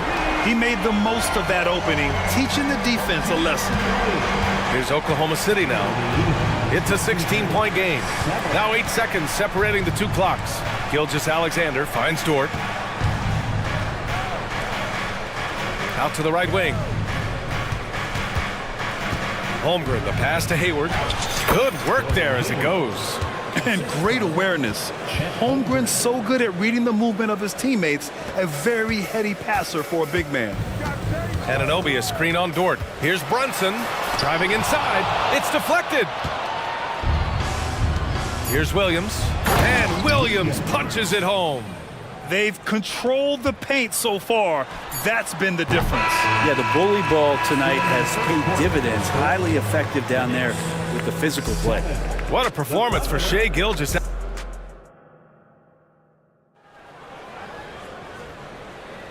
And so far through one quarter, it's been a lopsided game. We'll see if that changes here in the second.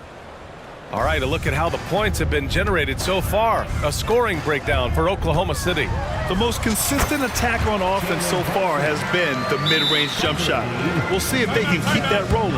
Well, one thing standing out right now is just how fearless everybody is in getting to the inside. They're taking advantage of any lane or angle they get to get after it. On the floor for Oklahoma City, getting going in the second. Gilgeous-Alexander runs the point with Dort at the 2. Gordon Hayward is out there with Holmgren, and it's Williams in at the 3 spot. He's making plays all over the floor. Gilgeous-Alexander will not be stopped. Pass to Randall, and here's Achua. Achua with a screen on Williams. Here's Brunson outside. Drills it from deep. Brunson's got 5 points now in the quarter. Defensively, you can't afford to get stuck on the pick. That's one that the coaches will watch tomorrow with that player. You hate to see him give up in that situation. Oh, the Thunder tack on 2 more. And just executing at a high level. I mean, taking what the defense allows and putting in the work. Basketball IQ is something that gets talked about, but its importance to a team showing up here, running plays that turn into scores. For 3, Randall, yes, and a nice assist from Brunson. Randall's got his first bucket of the game, and he's on the board for 3. You know, one guy who's surprisingly physical at the offensive end, Jalen Brunson. Fundamentals, BA, around Jalen Brunson's footwork are things that players, young players today need to study. Incredibly efficient and very dangerous when he gets it going offensively. Here's Brunson, following the bucket by the Thunder. Let's go with a 3. It's hauled in by Hayward. The Thunder have gone 3 of 3 to begin the second. Here's Holmgren, and the big finish by Holmgren. Yeah, the defense making it way too easy for Holmgren. Gotta push him farther out than this. Oh, that was nasty. A two-hand mega slam. Man, I don't think anyone was going to stop him there. The Thunder have gotten off to a perfect 4-for-4 start in the second. Gilgeous-Alexander against Anunoby. Williams, a screen on Anunoby. Pass to Williams. 6 to shoot. Dort, the pass to Williams. Count it. All 3 of his attempts have gone in. Some heads-up ball there from Dort. And here the second quarter of action, just a hair under 2.5 minutes played. And here's Brunson from the arc. And it's Holmgren with a rebound. Holmgren's got 5 rebounds tonight. Gilgeous-Alexander against Anunoby. Outside Gilgeous-Alexander. And it's Oklahoma City scoring again. The scoring is coming easy for him. Got to keep the ball in his hands. And Brunson, here we go. 2 minutes remaining in the first half. 2 minutes. Anunoby against Gilgeous-Alexander. Beyond the arc. And Anunoby gets the 3. Anunoby's got 8 points. That's a shot he's going to bury, especially when left open. Now a timeout called by Oklahoma City. Timeout call for the Thunder. Who wants it, T-shirt? DiVincenzo, he's checked in for New York. Giddy's checked in for Oklahoma City. In this era of positionless basketball, versatile wings are in high demand, Brent. Yep, every team in the league, BA, looking for that guy between 6'7" and 6'8" that has a lot of skill and can defend multiple positions, space the floor, shoot threes, and make plays. So becoming a complete basketball player at that position is something that is really coveted by front offices.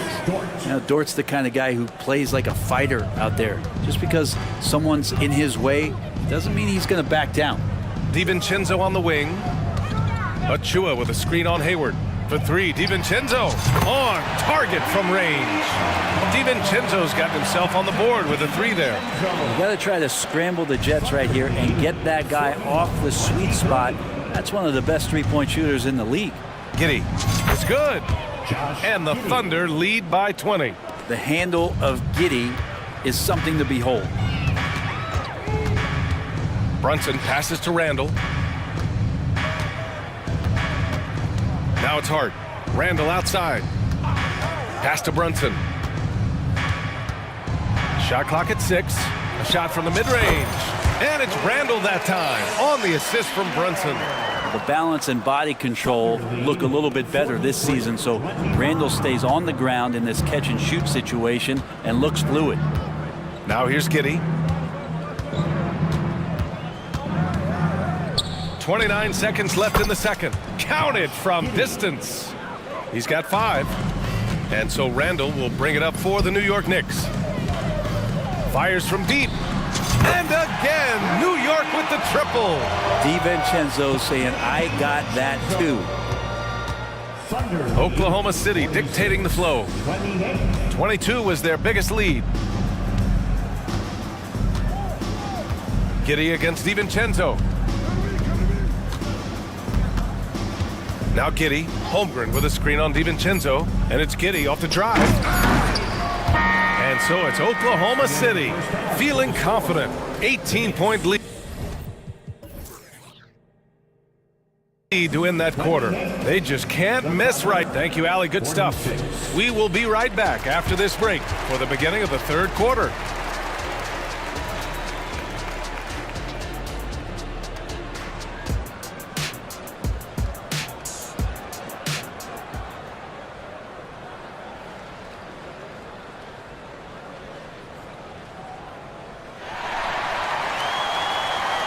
Just about ready for the second half here. A big comeback is needed for this game to be competitive, and it probably has to happen quickly.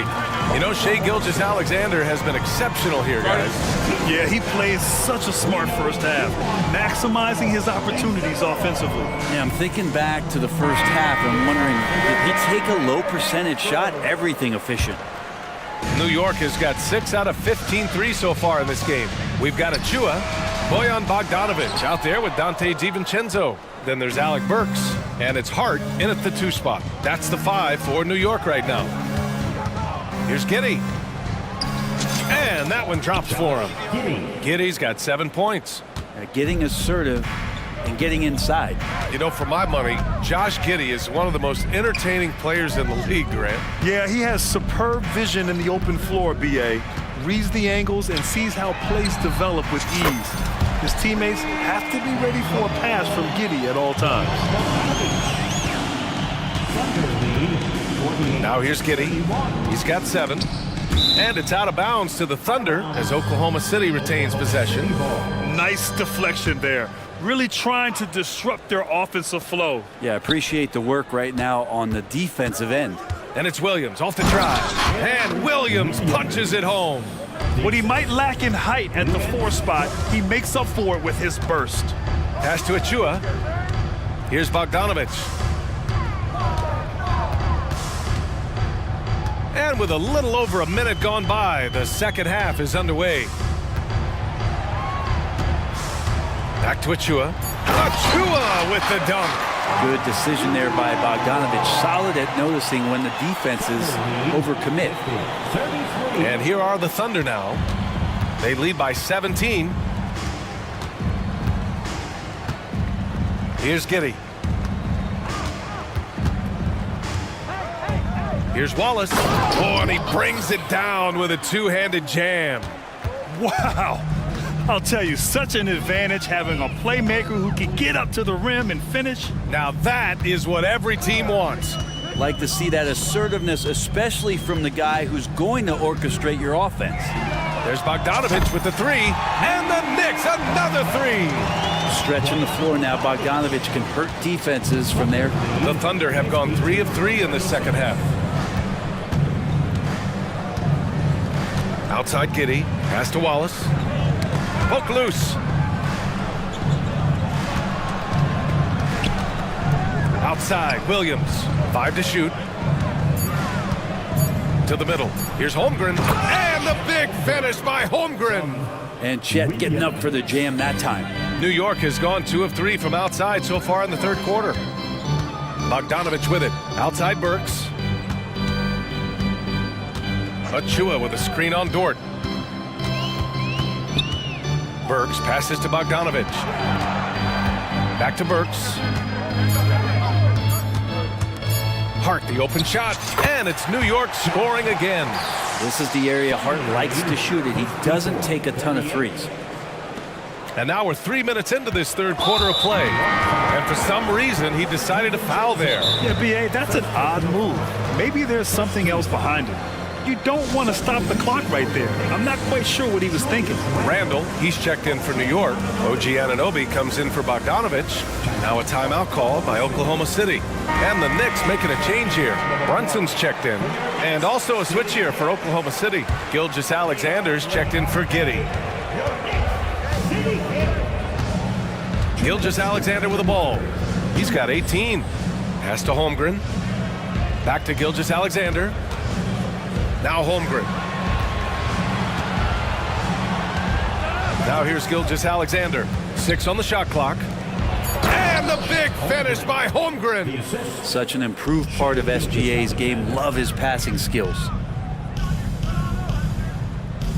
Hart with a screen on Gilgeous-Alexander. Anunoby finds Hart. And the Knicks another 3. This is what it's been since halftime. Remarkable results from downtown. Pretty infectious right here, guys. In good spirits and percentages from downtown on the rise in the second half. Wow! Always fun to see point guards who can elevate above the rim like that. Oh, a strong mindset and even stronger finish. Well, just seeking out weaknesses in the defense and then exploiting it. That shot wide open. Brunson's got 12 points. Brunson sizing up the defense and really good at operating in the pick and roll. Gilgeous-Alexander, a screen on DiVincenzo. 17-foot shot on the way. And Gilgeous-Alexander gets it to go on the assist from Williams. Easy look when the defender isn't fighting over the screen. The coach over there just asking for one simple thing, and that's some effort. Got burned on that one. DiVincenzo, the pass to Hart. And he makes it on the layup. He has 7. And sometimes the simplest play is the best one. DiVincenzo made it. 7-second difference between the shot clock and the game clock. Gilgeous-Alexander against Anunoby. And again, Shai Gilgeous-Alexander. Gilgeous-Alexander's got 6 in the quarter. Brunson passes to Anunoby. Randall, a screen on Gilgeous-Alexander. And Anunoby gets it to go. Yeah, that's one way to get back into this game. Keep getting him the ball and let him make the shots. Time called here. The Thunder decide to talk it over. Call for the Thunder. Right now, the loudest section is getting t-shirts. Get on your feet.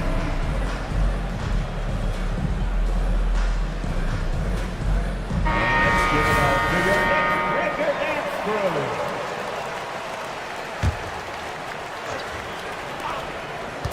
With 1 on the clock. Oh, it would have counted had it fallen, but it is offline.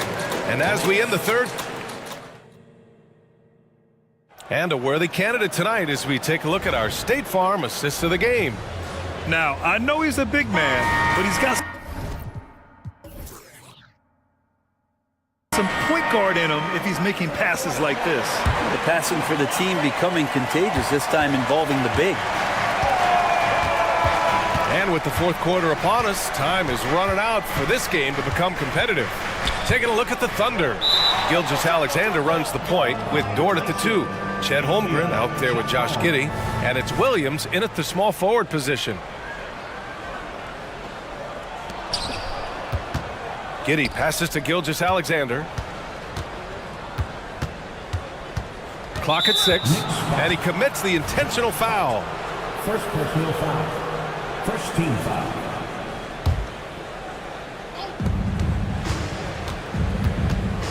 Gilgeous-Alexander up top. Anunoby covering. Holmgren, the pass to Gilgeous-Alexander. 5 on the clock. Oklahoma City's got to hurry. They got to get up a shot. Shoots over Anunoby. No good. A bit long that time. And so it's Brunson with it. He brings it up for New York. Trailing by 13. Boy, that foul looked intentional. Not exactly what you'd expect here. Yeah, I know. It just doesn't make sense given the situation. Achua with a screen on Dort. Brunson passes to Randall. Jalen Brunson playing big right now. As much as you like Jalen Brunson, he believes in himself more than you do. Confidence translating. Anunoby against Gilgeous-Alexander. To the paint. And the big finish by Holmgren. And I love how he's pushing the tempo and creating for others. He does this game in and game out. Incredible. Nice to play with a point guard that takes pride in playmaking. It makes you move around just a little bit faster to get open spots. Ooh, good defensive intensity, but you have to stay in control always.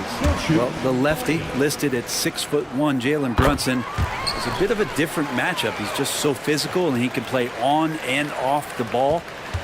Dare I call it funky? Gilgeous-Alexander against Anunoby. Holmgren with a screen on Anunoby. Holmgren goes in, and the big finish by Holmgren. Just showing off his mobility as a big man. Holmgren puts his head down and charges into the shot. And now they decide to foul intentionally. First personal foul. Third team foul. Brunson looks it over. To the inside. And Hart with a basket on the assist from Brunson. Excellent court vision from Brunson as he's able to find the open man. The Thunder have gone 2 of 3 to open the fourth quarter. And we're about 2 minutes into the fourth here. Anunoby against Gilgeous-Alexander. Here's Williams. Oh, wow! What a play! Woo. Filthy. I mean, just the arena is stunned. He's got a deep bag of tricks to dig into. And they go to the intentional foul. The Thunder making a switch here. Hayward's checked in. Randall a screen on Dort. And here's Brunson from the arc. And the Knicks another 3. Man, that one's deep, showing you Brunson's got some confidence in the stroke here. Pass to Gilgeous-Alexander. Hayward with a screen on Anunoby. Here's Gilgeous-Alexander. The putback. It's good on the putback. And the Thunder lead by 11. Woo, hard work creating the second chance opportunity. Randall outside. Back to Brunson. Hart with a screen on Dort. Here's Brunson. Brunson turns on the Jets. And mixing it up down low, Brunson, not the tallest guy on the floor, but he can finish around the basket. The Thunder have gotten 4 shots out of 6 attempts to drop so far in the fourth. 1:49 left in the fourth. Gilgeous-Alexander's shot is good. Gilgeous-Alexander's got 26 points. And when you've got your opponent down, you don't want to take your foot off the pedal. This is what great players try to do. They're not allowing the opposition to gain any kind of hope to try and get back in the game. Brunson passes to Hart. Here's Randall. And it's Randall with the jam. Doesn't get much easier than that. Hart was licking his chops when he saw his man wide open. Thunder with a lead. We played just over 3.5 minutes now in the fourth quarter. Taking it inside, SGA. That's the guy they're going to keep going to, as they should. The lead's only going up if they keep feeding him. And here's Brunson from the arc.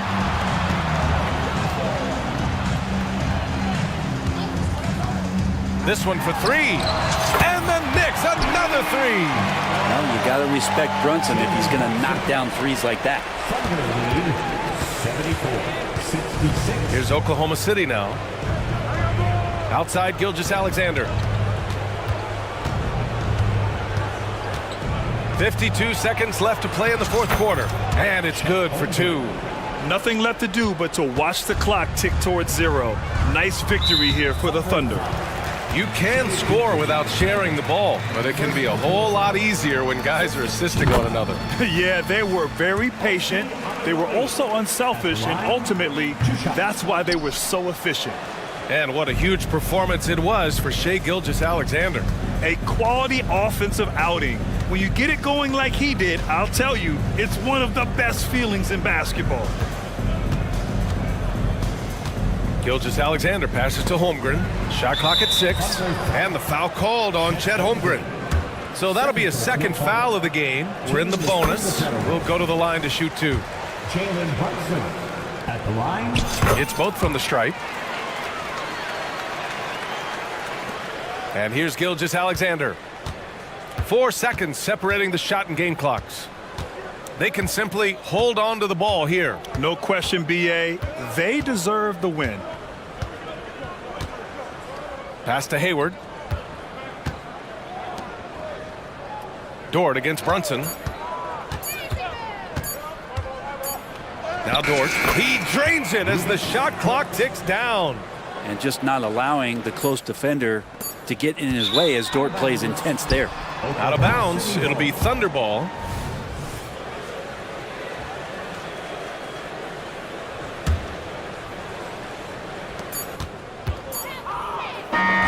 And so it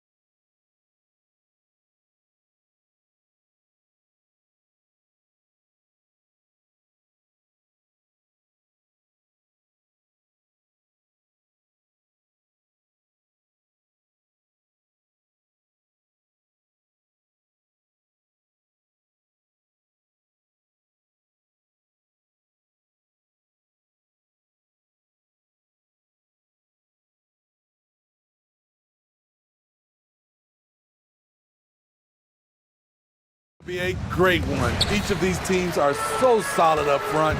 It's strength versus strength. And the starting group for the Grizzlies. In at the guard spots, Morant and Bain. Clark is out there with Jackson, and it's Smart in at the 3 slot. No one near Banchero as he lets it go.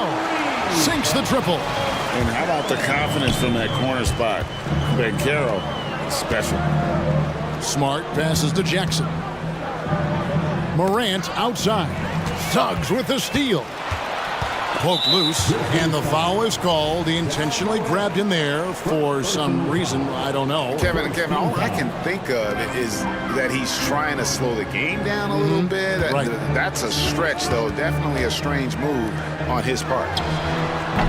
Isaac misses. Nobody even close to him, and he can't believe he doesn't knock it down. And Jaren Jackson Jr. is so impressive, especially on the defensive end. A dynamic shot blocker, Greg.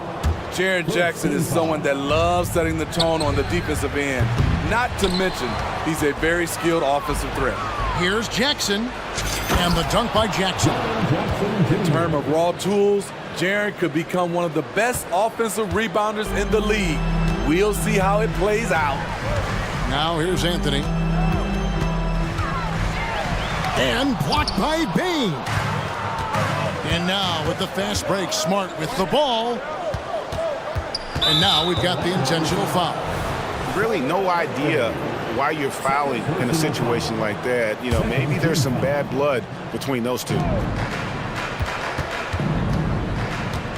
Morant scanning the floor. Passes it to Bain. Back to Morant. Just 5 to shoot. Here's Clark. Memphis needs to get off a shot here. And it's Morant missing. The Magic have gone just 1 of 4 to get this game started. Here's Suggs. The pass to Isaac. Stolen by Jackson. And the next one puts him in the bonus. He's getting his first free throw attempt of the game here. And 88 from the line a season ago. He was one of the best shooters in the league. No question, the Grizzlies have put together, Smitty, a team that can potentially go deep. Kevin, a serious postseason run is what this team was built for. They let their young talents develop, and they did a good job of putting strong pieces around them. Now, here's Morant for 3. Orlando's gone 1 of 2 from long range in the first quarter. Isaac. And Isaac throws it down. Yeah, Isaac, he just makes dunking look easy. Has an incredible reach and quickly gets up off the floor to throw that one down. Now here's Morant. Pass to Smart. And stolen by Wagner. Goes up. And finished off by Wagner. You see his length, the explosion, making sure of that one. Morant with it. Isaac picks him up. So timeout called here. The first for Memphis.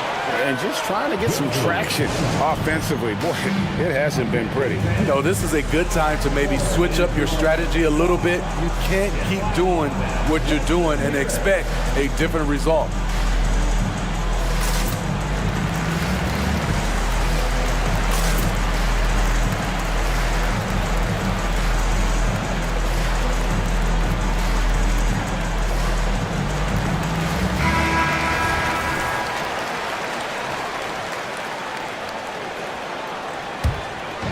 And here's Banchero. He'll bring it up for Orlando. Pass to Suggs. Anthony taking his time here. Here's Banchero. And he uses the glass on the layup. Banchero's got 5 points so far. Oh, nice work on the offensive glass. Banchero being rewarded for his efforts. Here's Morant. And he gets the whistle. 2. And now, yep, this will be a coach's challenge. We thought that might happen, triggering a review of the personal foul. And this is the time now where the officials can... Previous play is Original personal foul. Getting a different angle can sometimes make it a lot easier to determine. Indeed, and the one thing with replay review is that when you see the slump... After review, the ruling on the floor stands.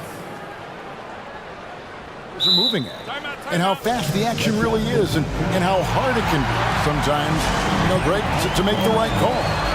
And so the word is in. They've decided that the call stands as it was made on the floor.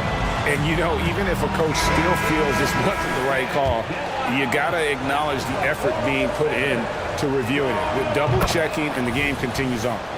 One of the most exciting players in the league, Ja Morant. He's so explosive, plays the game with a joy, and he's a fan favorite.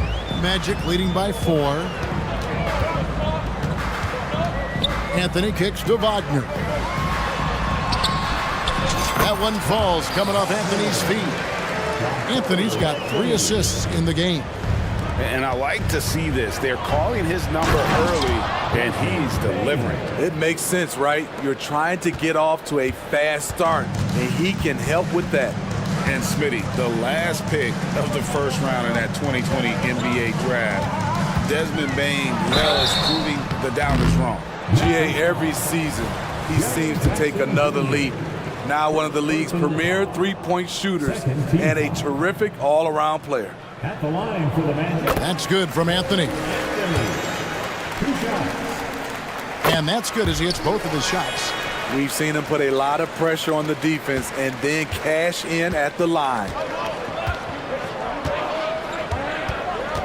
Morant outside. Jackson setting the pick here for Morant. He's just scored his first basket with that shot, making him 1 for 4. Well, Morant's awareness in the pick and roll is special. He usually makes the right reads. And finished off by Banchero. Oh, taking it to the rack with power. Hammering down the two-hand slam. Here's Bane. Shakes him. And that's 2 points on the layup. Bane's got 5 now. Look at the vision from Ja Morant there. Knew exactly where to deliver it for an easy look. Oh, and the jam by Anthony. And he can do a lot more damage to the rim than that when he wants to. Oh, you're right. And with the lead they're enjoying, I'm surprised he didn't put a little something extra on that one. Now here's Smart. Nothing on the board. And you can see he just didn't get squared up with his feet. Entering the league as a defensive stopper and a hustle guy, Greg, Marcus Smart has really rounded out his game. And Kevin, he's put in the work. Retooled his shooting mechanics, playmaking style, but what's been most consistent, he still steps up in the biggest moments on both sides of the ball. Now, here's Wagner. Launches a 3. That one falls, coming off Anthony's feet. Anthony's got 5 assists in the game. Terrific play. This is why you run your offense through him and live with the results. Morant outside. Inside, Clark. Terrific assist, a nice finish. Solid play all around. Coming off the pick, Morant looks to pass, and he is precise with the location. Anthony finds Isaac. Here's Wagner, and he was able to put it up in time, but doesn't fall. Offense, the order of the day as the first quarter comes to a close.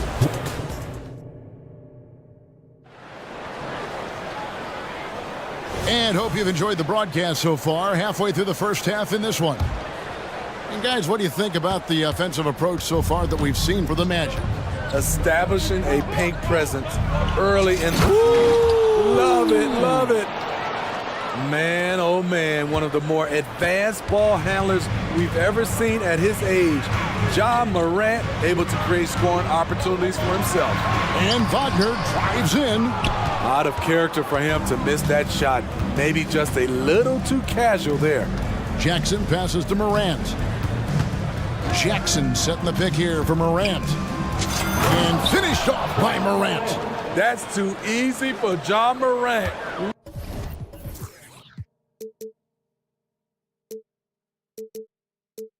Where was the defense? And so it's Fultz who brings up the ball for the Magic. Down low, here's Wagner. That's good, and it's his 4th basket of the game. He's a strong 4 for 6. You've heard people say it's a make or miss league. Does that hold true? It seems so, right? Shooting percentages correlate more with winning than possession stats like turnovers or offensive rebounds. It's clear shot making has never been more valuable, but the ability to disrupt rhythm still plays a big role.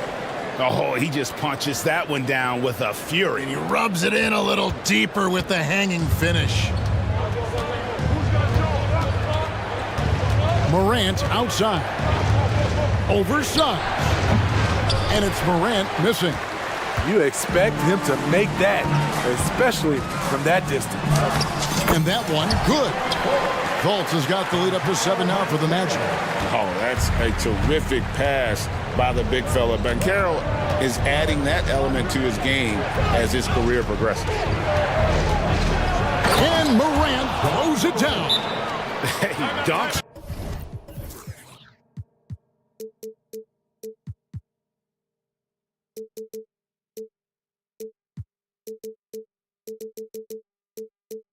Aren't always for the big fella. A serious power move from the point.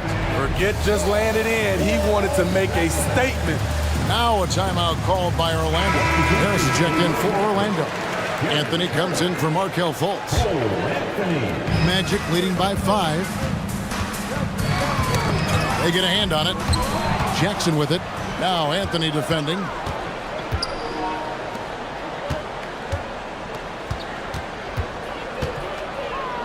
Bain kicks to Morant. And then Morant slams it in. Man, did you see John Morant fly through the air on that play? Wagner with a screen for Anthony. Sinks the three-pointer. Anthony's got 7 points. Maybe he's not one of the elite sharpshooters, but even still, that's not a shot the D can afford to give him. Jackson setting the pick here for Morant. Driving to the basket. And finished off by Morant. One of those guys that can take over a game. John Morant proving to be the difference. Suggs kicks to Harris.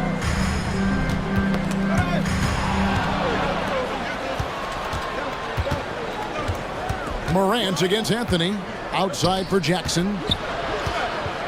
And the dunk by Jackson. Jaren's going to make some noise when he gets to the rim. Anthony up on top. Guarded by Morant. Back to Banchero. And the basket is good. He's got 9. And even if you risk a foul, the D has to play him tougher when he gets it that deep. And if you don't, they keep finding the matchup every time up the floor. Morant misses the layup. Magic leading by 4. Going inside, and there's Suggs on the assist by Anthony. Suggs has got 4 points this quarter. I love Suggs' feel for when to attack. A strong mix of dribble moves allows him to just blow by defenders. I mean, the number of points they've scored in the paint already here is eye-opening. Time called here. The Magic decide to talk it over.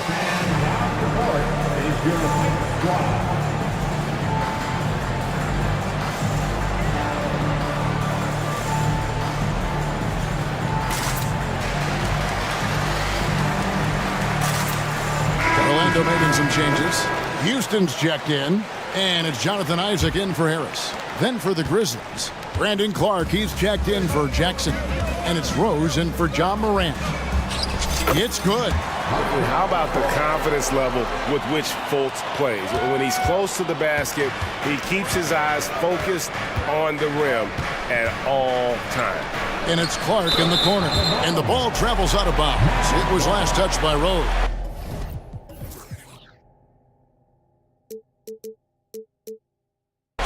This is what we talk about, value in each possession, avoiding those kinds of mistakes. 50 seconds left in the first half of the game. Fultz the pass to Houston. And he drives in. He can't get that one. Some solid defense there from Jackson. Bain looking around. Outside, Smart. Ball's knocked loose. And it's out of bounds. The Grizzlies able to retain possession here.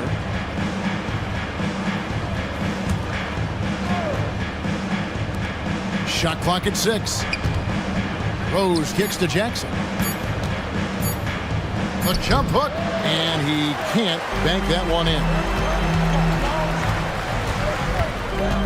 Now here's Fultz. Out left to the wing. The shot. Houston's shot is off. It's a shot you would think he would make, but he just doesn't make it all the time. Timeout called, the Grizzlies.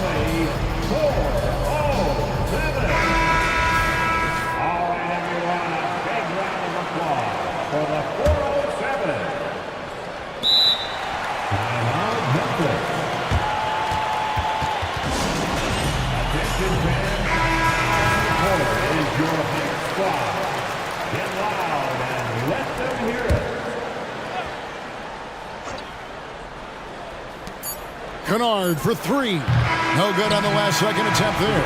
And so it's Orlando with a 6-point lead at the end of the quarter. They're playing a bruising game inside, and it's working for them. And we'll be right back after this.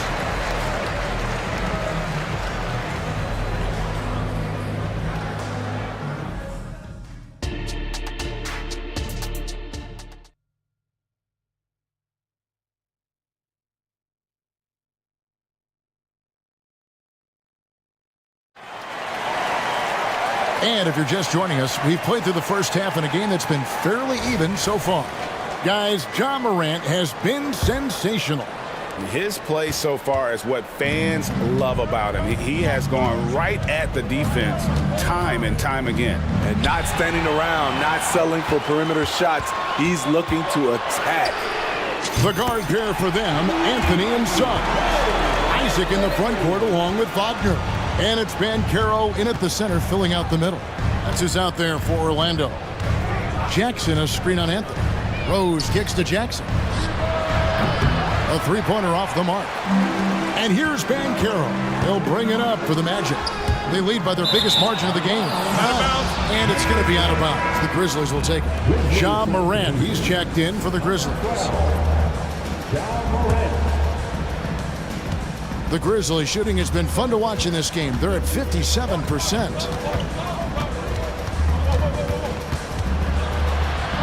And the layup's good off the glass. Morant's got 16. An explosive leaper. Ja has no problems with scoring down low. Anthony, the pass to Wagner. Over Jackson. Wagner kicks to Banchero. Back to Wagner. And there's the try. That's in. That's his 5th field goal. He's shooting a hot 71%. 5 for 7. Morant with it. Isaac picks him up. And he's going to get whistled for that foul, G. That was intentional, but not exactly logical. How about pointless to foul there? I mean, I don't know where his head is, but it's not in the game. Morant fouled in the act of shooting. Gets the bucket anyway, so a 3-point play chance for him. And the work ethic of Morant, fantastic at keeping his focus on the task at hand. Here's Anthony. 10 points for him. And Wagner has it in the corner. Stolen by Jackson. And now they decide to foul intentionally. Anthony, 3rd personal foul. 3rd team foul. 90 seconds now into the second half. And finished off by Morant. And once he gets clear off the screen, there is no stopping him. No, not when there's a flush waiting to happen. That's a big-time move and a big-time finish. Anthony can't hit. The Grizzlies trail by 4. Greg, everything they're doing is working right now. Good run they have going right now. The momentum is huge. Off the dribble, Morant is so dynamic, even his teammates look a little stunned. Here's Anthony. Lays it up off the glass. Anthony's got 5 points in the quarter. They didn't have much of a problem getting the ball into the post that time. For Memphis, they've gotten 4 of their first 5 second-half shots to fall. 80% since the break. Bain sets the screen for Morant. And finished off by Morant. Few guys do it better. Downhill Ja Morant can seem unstoppable. Wagner outside. Stolen by Smart. For the tie.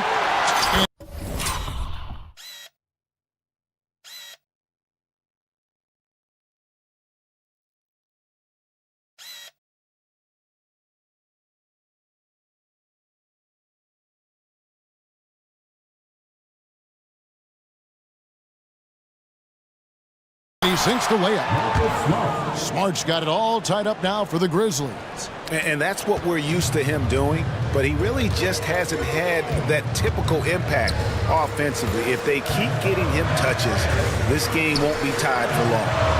And that one's good, Wagner. I love watching Isaac find the open teammate. Has great floor awareness out there and just knows when one of his guys has a clean look. Here's Morant, and Morant throws it down. Big hops from the backcourt. Oh, absolutely. And maybe just what they need to get this team, GA, going in their direction. It's a tight contest. Those type of plays can fire up your team and swing momentum. Oh, my goodness! Did you see what that a one, play? Kevin?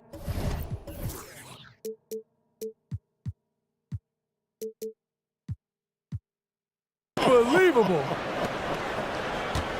Oh, he got fancy with that one. Yeah, maybe trying to give them the momentum boost they need to break this game open. Yeah, way to play in attack mode and get to the line. This is his first free throw of the game. Not the guy you want to see at the line too often. Season numbers has him in the bottom tier of the league. And the Magic making a change here. Fultz is checked in, and Memphis also making a switch. Derrick Rose is checked in for Morant. Outside for Smart. Wagner with it. Now defended by Bain. Orlando moving the ball around. Van Carroll, that's good. And they have been relentless from deep. And you see the defense trying to react, but to no avail. You know what? They talked about this at halftime, and they're doing a better job of creating space. Fultz against Rose. The dish to Jackson. And the shot goes in. 6 points for Jaren Jackson. Tremendous vision D-Rose has, always finding ways to make an impact. Fultz kicks to Wagner. Rebound by Rose. The Grizzlies trail by 4. We've got a 9-second difference between the shot clock and the game clock. Ooh, he put a little extra on that one. He does. He doesn't usually finish soft either. Obviously, he can when necessary, but not that time. Fultz finds Wagner. Isaac outside. Back to Wagner. And finished off by Wagner. And he's an automatic finisher when he gets into that area. He is, and he picks the simple one-hand stuff to get the 2 points. Jackson has the open look. Good, and Smart gets the assist. Jackson's got his second bucket. And some kind of switch must have been flipped at halftime because both teams are getting after it. I would have loved to hear the coach's speech because they really took heed to it. Like you said, both teams playing at a different pace. Timeout called, the Grizzlies.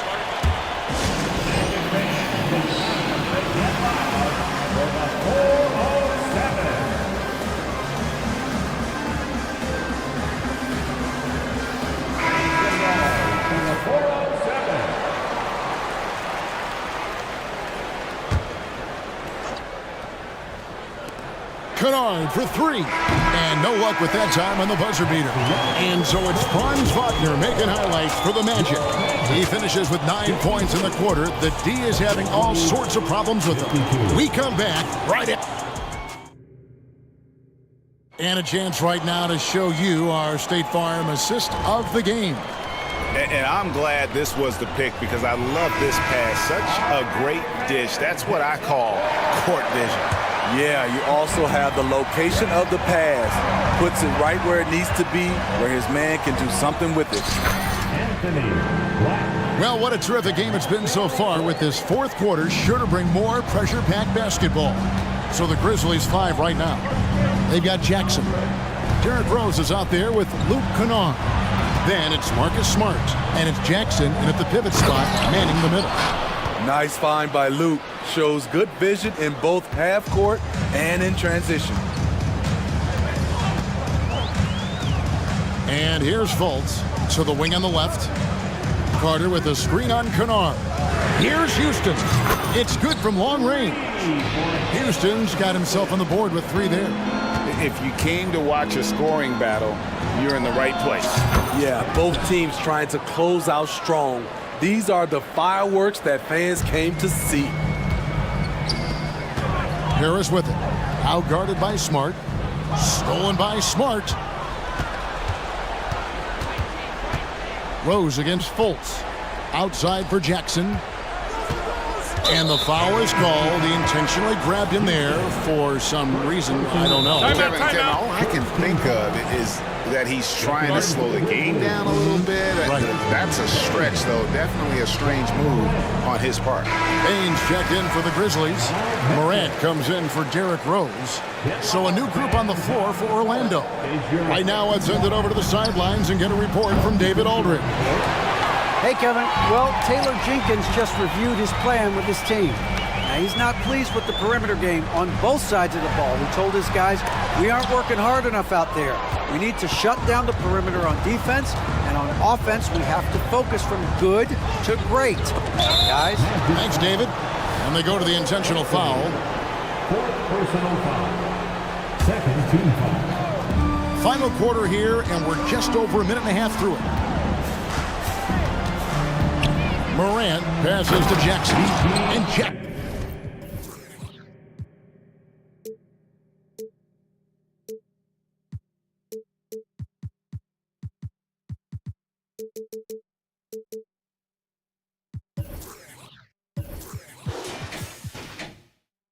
Jackson throws it down hard. Oh, an aggressive move and fantastic finish. Trying to send a message with that slam, I think. And the ball travels out of bounds. It was last touched by Smart.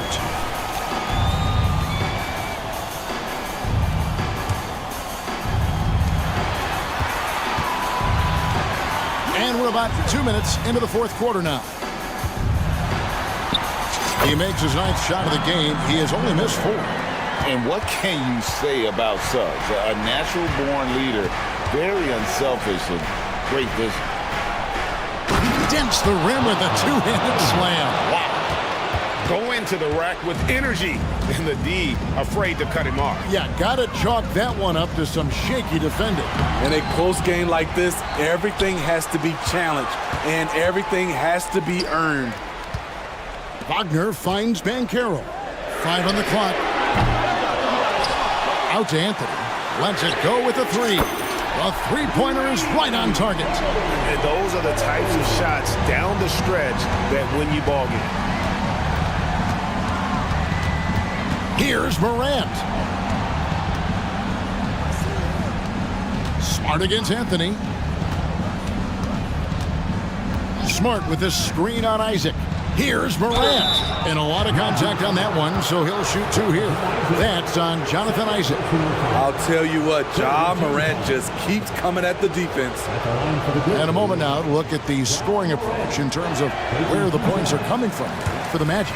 Smart ball handling from them in this one, passing around to get ahead of the defense and putting it in the hands of ready shooters. And another area they've separated themselves has been their three-point shooting, making the defense pay for any airspace. Anthony sets the pick for Wagner. Into the lane and finished off by Wagner.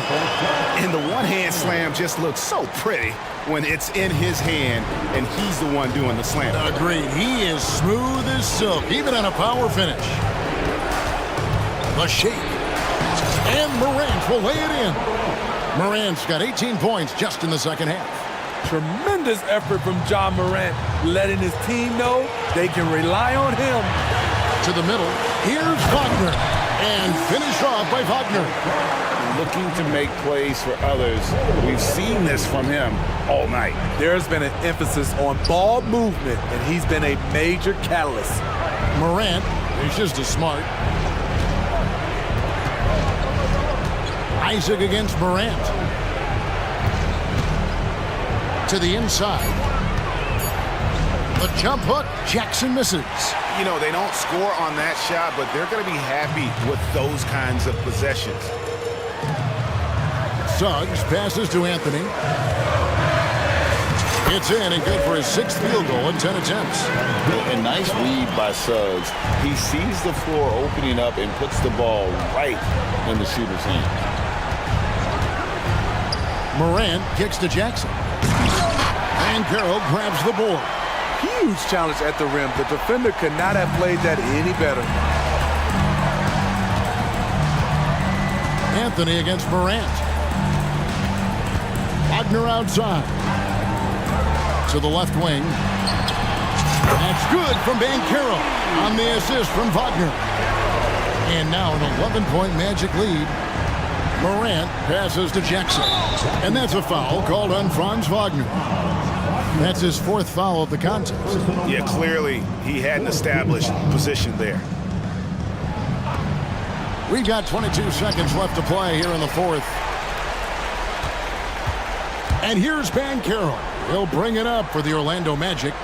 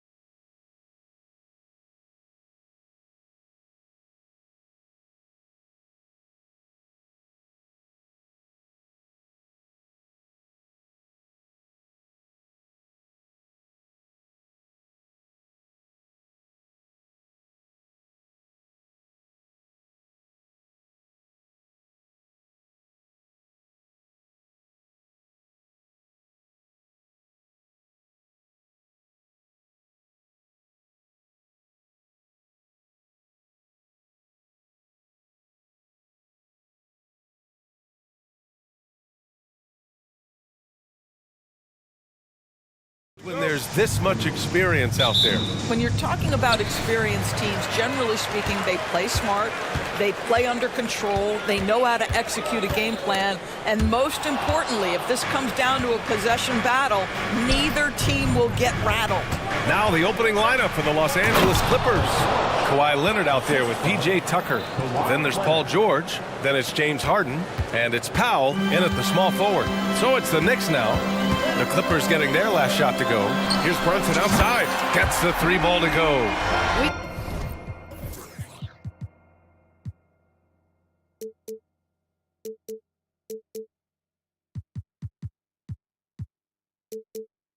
Call that, folks, the stop and pop. Jalen Brunson with the pull-up J. Harden against Anunoby, and that one's good. Just taking it right to the rim, and no one was there to greet him. And I think defensively, that is not the way you want to start. Giving up high percentage looks, that doesn't typically end well. Now you want to get him going as soon as possible. Great way for him to start this game. He's a guy who, if he gets hot, he can carry your offense for long stretches. George draws the double. It's stolen by Hart. Here in the first, a little over a minute played so far. Randall on the screen. Back to Hart. Tipped.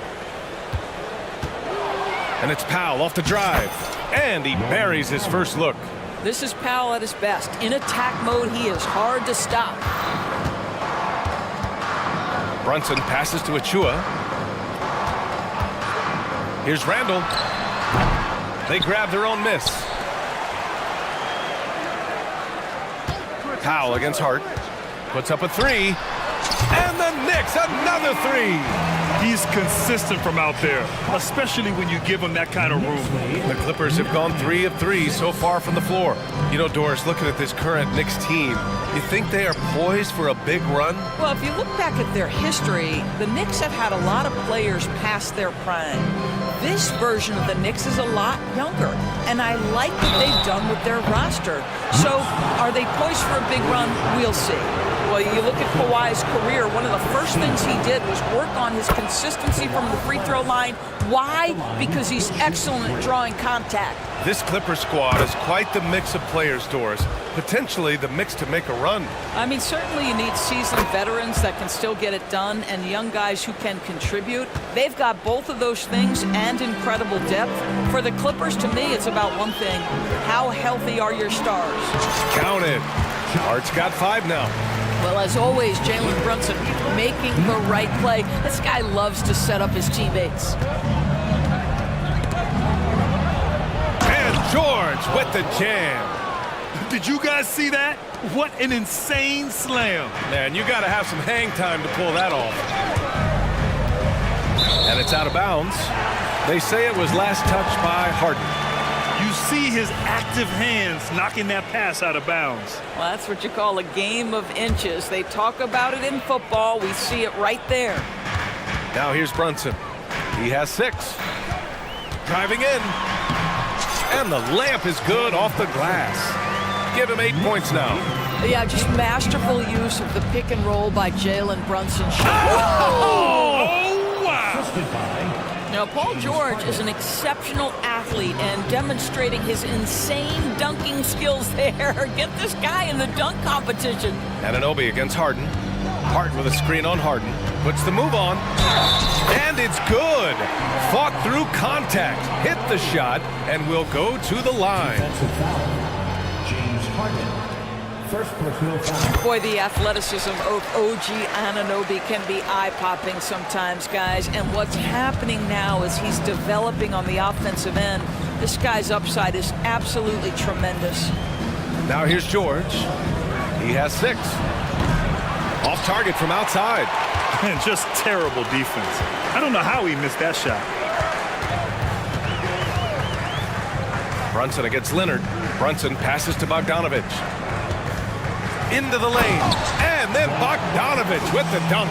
How about the intensity of Bogdanovich? A superb dunk off the drive. And a guy who entered the league in a supporting role, Doris. Jalen Brunson, now a legitimate star. certainly is, B.A., and consider that this is a man who was drafted in the second round and just kept working, biding his time and contributing to winning. And the greater the opportunity, the more he has stretched to meet that opportunity. Here's George, following the bucket by the Knicks. Will it go?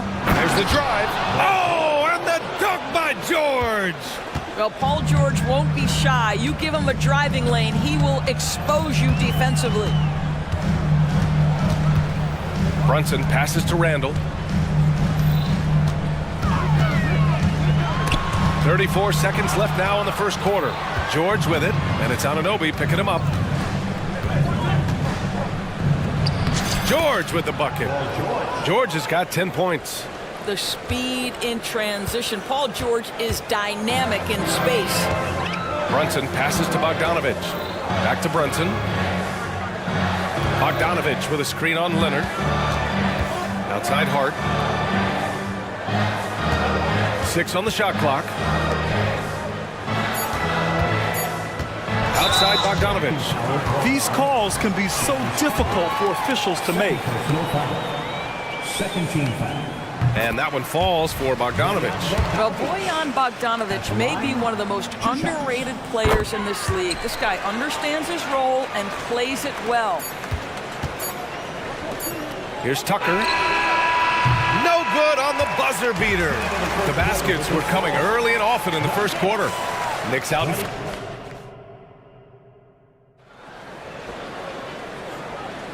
And thanks again for tuning in. If you're just joining us, we've played through one quarter of action so far.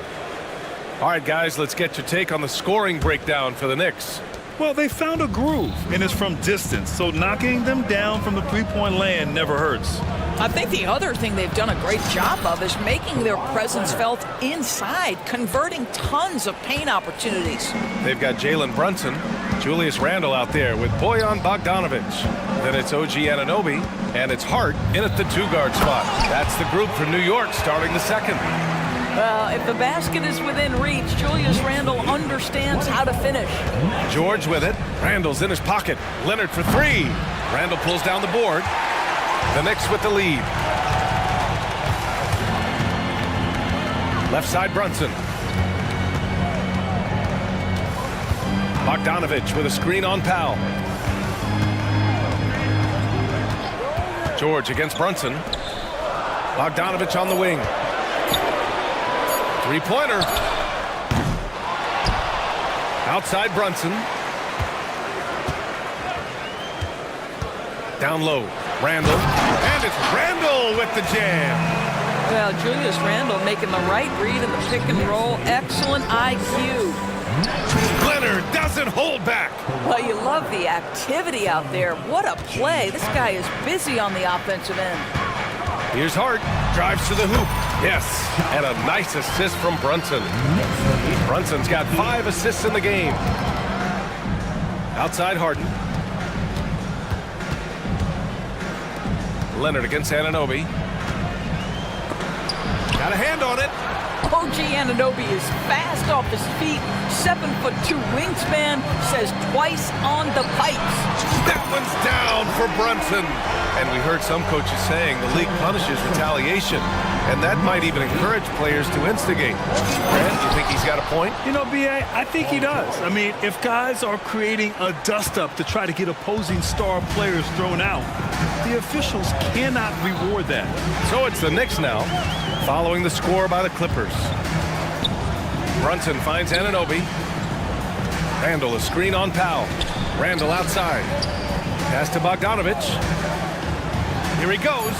And it falls for him. He's hit 3 of his first 4 attempts. Yeah, Julius Randle has a good feel on the offensive end. On time and on target with the pass. George. Ooh, now 7 for 9 after that make.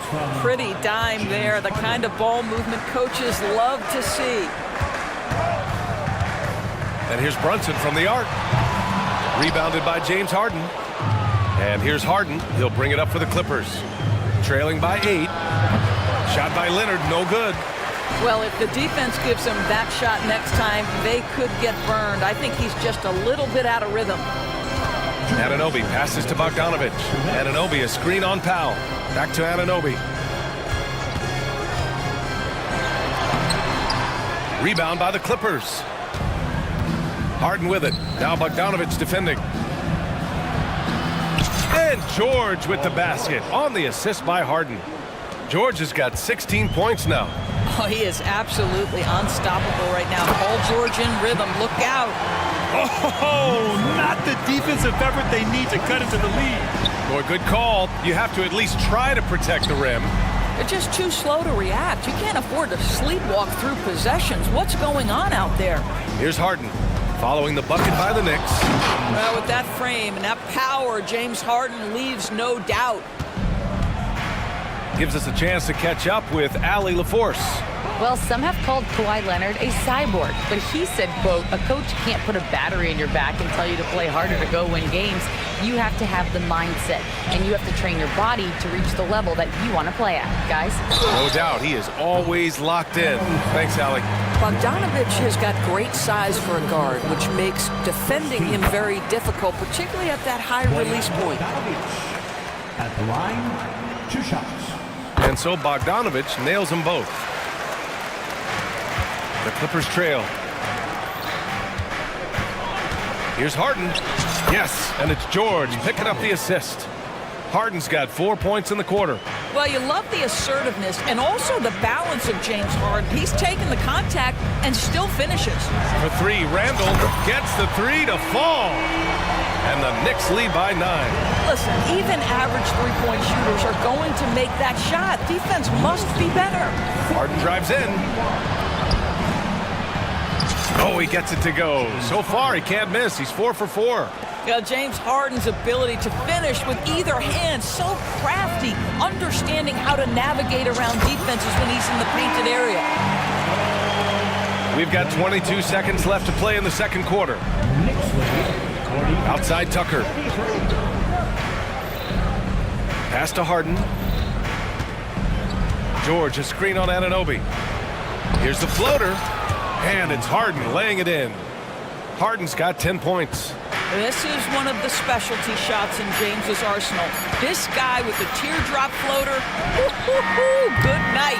And so it's the New York Knicks up by a healthy 8 points at the end of the period. Just pounding the painted area. That's helped them build an advantage. All right, we'll get back to the action after this break.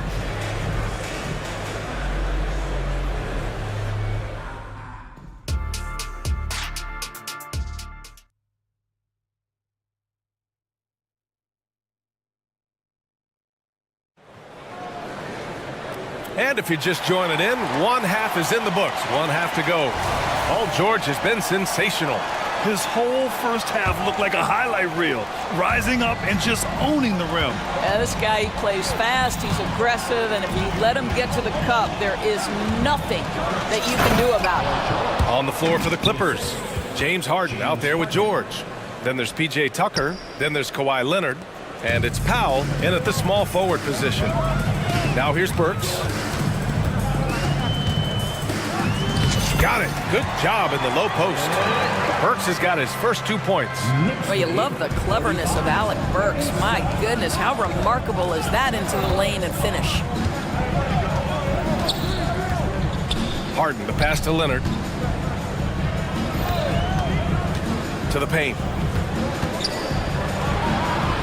Yes, and a nice assist from Harden. Harden's got 7 assists in the game. Well, if you're that wide open, I can promise you James Harden will find you. Now here's Bogdanovic. He's got 13. Leonard against Randall. Leonard gets the bucket. He's got 11. The defense couldn't collapse quickly enough. New York has gotten 6 of 10 three-pointers to drop. Bogdanovic with a screen on Leonard. Burks. Oh, and there's the whistle on the shot. So 2 free throws for him coming up. Alec Burks continuing to develop into a dependable scorer. He's got great size for a 2-guard. 2 shots. And he knocks down the first one. And the Knicks making a change here. DiVincenzo's checked in. And the Clippers making a change here. Good on both. An efficient night from the line. This is a guy who puts in the work and it pays dividends. for three. George sends it home from three-point land.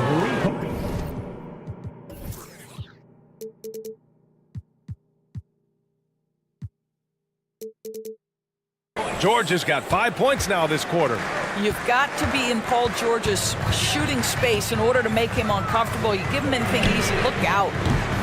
They get it back. Randall. Bogdanovich finds DiVincenzo. Picked by Bogdanovich. DiVincenzo, pass to Bogdanovich. 4 on the clock. Here's Randall. He hits it just before the shot clock expires. Randall's got 9. Well, this is where the tremendous motor that Randall plays with helps him get rebounds. Westbrook, the pass to George. Back to Westbrook.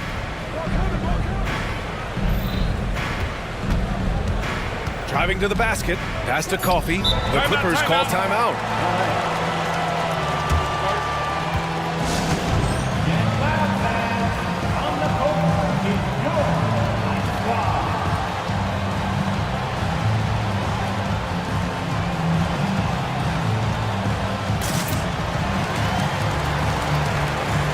So for the Knicks, Achua's checked in for Julius Randle. Anunoby comes in for Hart, and it's McBride in for Bogdanovich. Mann, he's checked in for the Clippers. Harden comes in for Paul George, and they force the shot clock violation. Great D.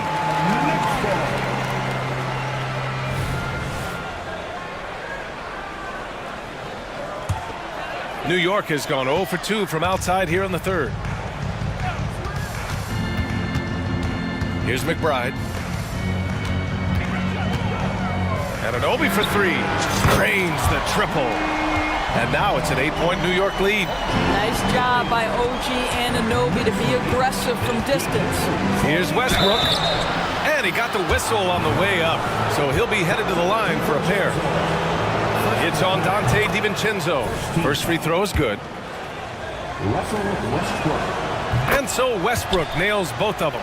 What we know unequivocally is the best players being your hardest workers, the guys who want to be held accountable, make such an impact on your program, and that is Russell Westbrook to a T. And after putting it down, he dangles from the rim a little. Man, that's borderline taunting right there, Grant. They're playing with a certain swagger right now. Now here's Westbrook. Unable to get that one. Achua with some nice D. New York has gotten 7 of 12 three-point attempts to fall.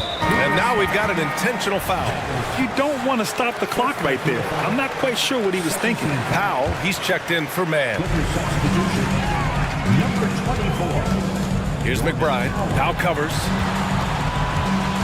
Burks passes to Achua. The shake. And the layup is up and in. And the defense has no one to blame but themselves. I mean, they just let him get right to the rim. To me, this has simply stated been a complete lack of defensive attention and focus all night long. Pass to McBride. To the inside. Out to DiVincenzo. Lets it go from deep. And the three-pointer goes. And the Knicks lead by 13. And they're refusing to take a break, even with a nice lead. They just continue to attack. You have to love it. And that, to me, is a sign of excellent coaching. There's an attention to detail. There is valuing of every possession. Both teams are starting to find a rhythm here. And this is partly what the game has become, right? A matter of dueling three-point opportunities. Now here's DiVincenzo. Achua with a screen. DiVincenzo driving. Can't cash it in from close range. Los Angeles has gone 2 for 2 from deep here in the third. Time called here. Los Angeles decides to talk it over.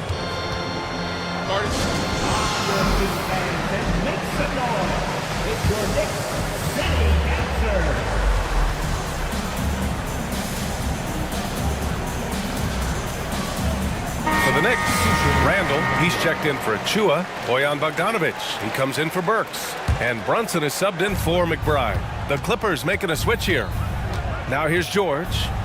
21 points in the game.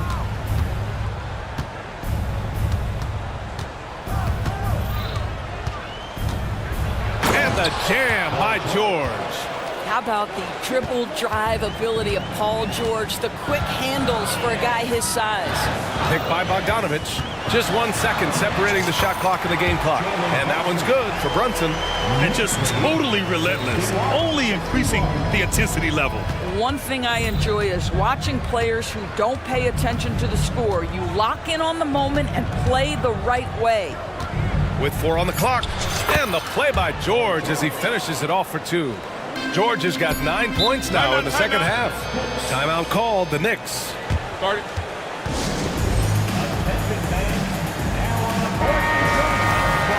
Timeout, timeout. Substitution on the board. Let's go, Knicks fans. Time to get loud for your Knicks breaker next group. Let's go, fans. Make some noise once again for your Knicks breaker. 1 second left. You see the aggressiveness and the absolute refusal to be intimidated inside. Jalen Brunson, a big-time finish. Well, through 3 quarters of play, down double digits. It may be difficult to overcome. And a moment now as we take a look at our State Farm assist of the game. Yeah, just shredding the defense with that feed. Zero chance to stop that. Well, that's what a great pass will do, right? You love the unselfish play. And this is it. Glad to have you along for this 4th quarter. Time called here. The Knicks decide to talk it over. All right, let's check in with Allie LaForce. Thanks, guys. I was able to hear Tom Thibodeau coaching his team during that last break. He said, keep it going, guys. Ride this wave of momentum. We're playing great right now, but we can't let up. Guys, back to you. Good job there, Allie. Thanks. OG Anunoby out there with Bojan Bogdanovich. Then there's Jalen Brunson. Then it's Dante DiVincenzo. And it's Randall in at the 5, down low. That's the 5 for New York right now. Back to Brunson. Bogdanovich against George. Shot clock at 5. Tries again. And Bogdanovich with a nice bucket inside. And the Knicks lead by 12. You love the strong shooting of Bogdanovich, a polished player with a scorer's mentality. Randall against George. Tucker with a screen. George passes to Powell. Back to George. And the shot goes in. George has got 11 in the second half. Wow, pretty pass from Powell. This guy has great instincts as a scorer. That time sets up his teammate. Anunoby against Harden. Brunson up top.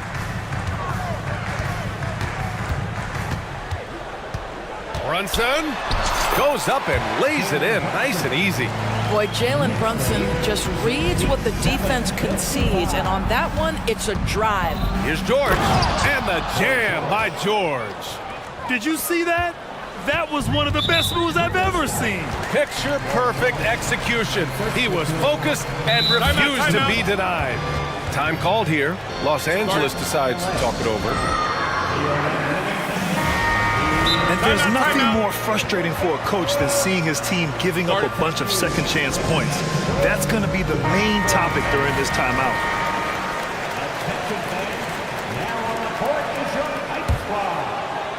Final quarter here, and we're just over a minute and a half through it. Kicks it out to Anunoby. There's the triple. Basket is good. Off the assist from Brunson. Brunson's got assist number 8 here already in the game.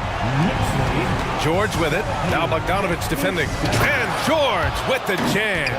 Don't sleep on Paul George's verticality. How nice was that finish? The Knicks have gone 3 of 4 in the 4th and looking confident on offense. Brunson passes to Randall. To the middle. And it's Randall with the jam. He can really read the floor. Precision pass in rhythm. George for 3. And the Clippers hit again from deep. This has been the story of the game. A battle fought on offense. And it is a major disadvantage down the stretch if you can't guard. This may just come. Oh, get out the way, Greg. Come on. Get out the way. Wow, Julius Randle with a little flavor on the finish. George finds Harden. Now Leonard from the arc.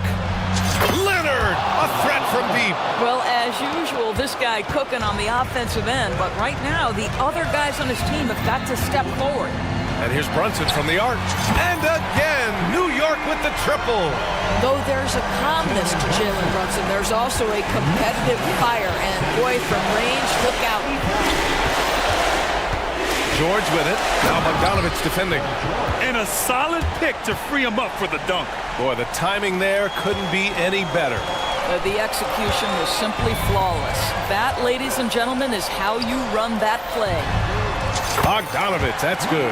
Now, there's a smooth efficiency to the jump shooting ability of Bojan Bogdanovich. What a knockdown shot. It's George on the drive, and he comes up with a bucket. George has got 38 points.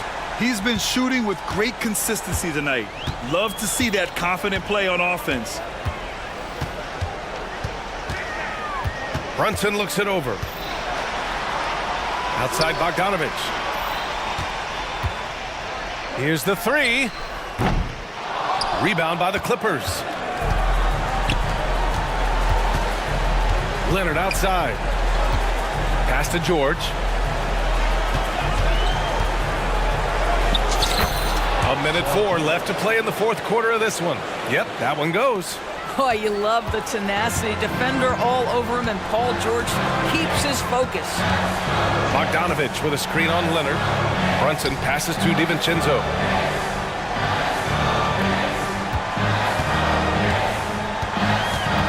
Six to shoot. Here's Brunson. Oh, great D that time from Powell. George against DiVincenzo. Pass to Harden. Fires for three. Yes, and it's George picking up the assist. Well, if you need a bucket, there's no guy you'd probably want more than James Harden doing his thing. Ball on the string, you need to score it, no problem. And the foul called on Paul George. That's foul number 2 for him. Tough break for the defense. I mean, he took the hit, but he didn't get the call. We've got 22 seconds left in the game. Brunson passes to Bogdanovich. Anunoby against Harden. Down to 5 on the shot clock. Anunoby a screen on George. New York needs to get one up quick. The timer ticks. The vertical emoji, Anunoby. Go ahead, sir. Finish with authority.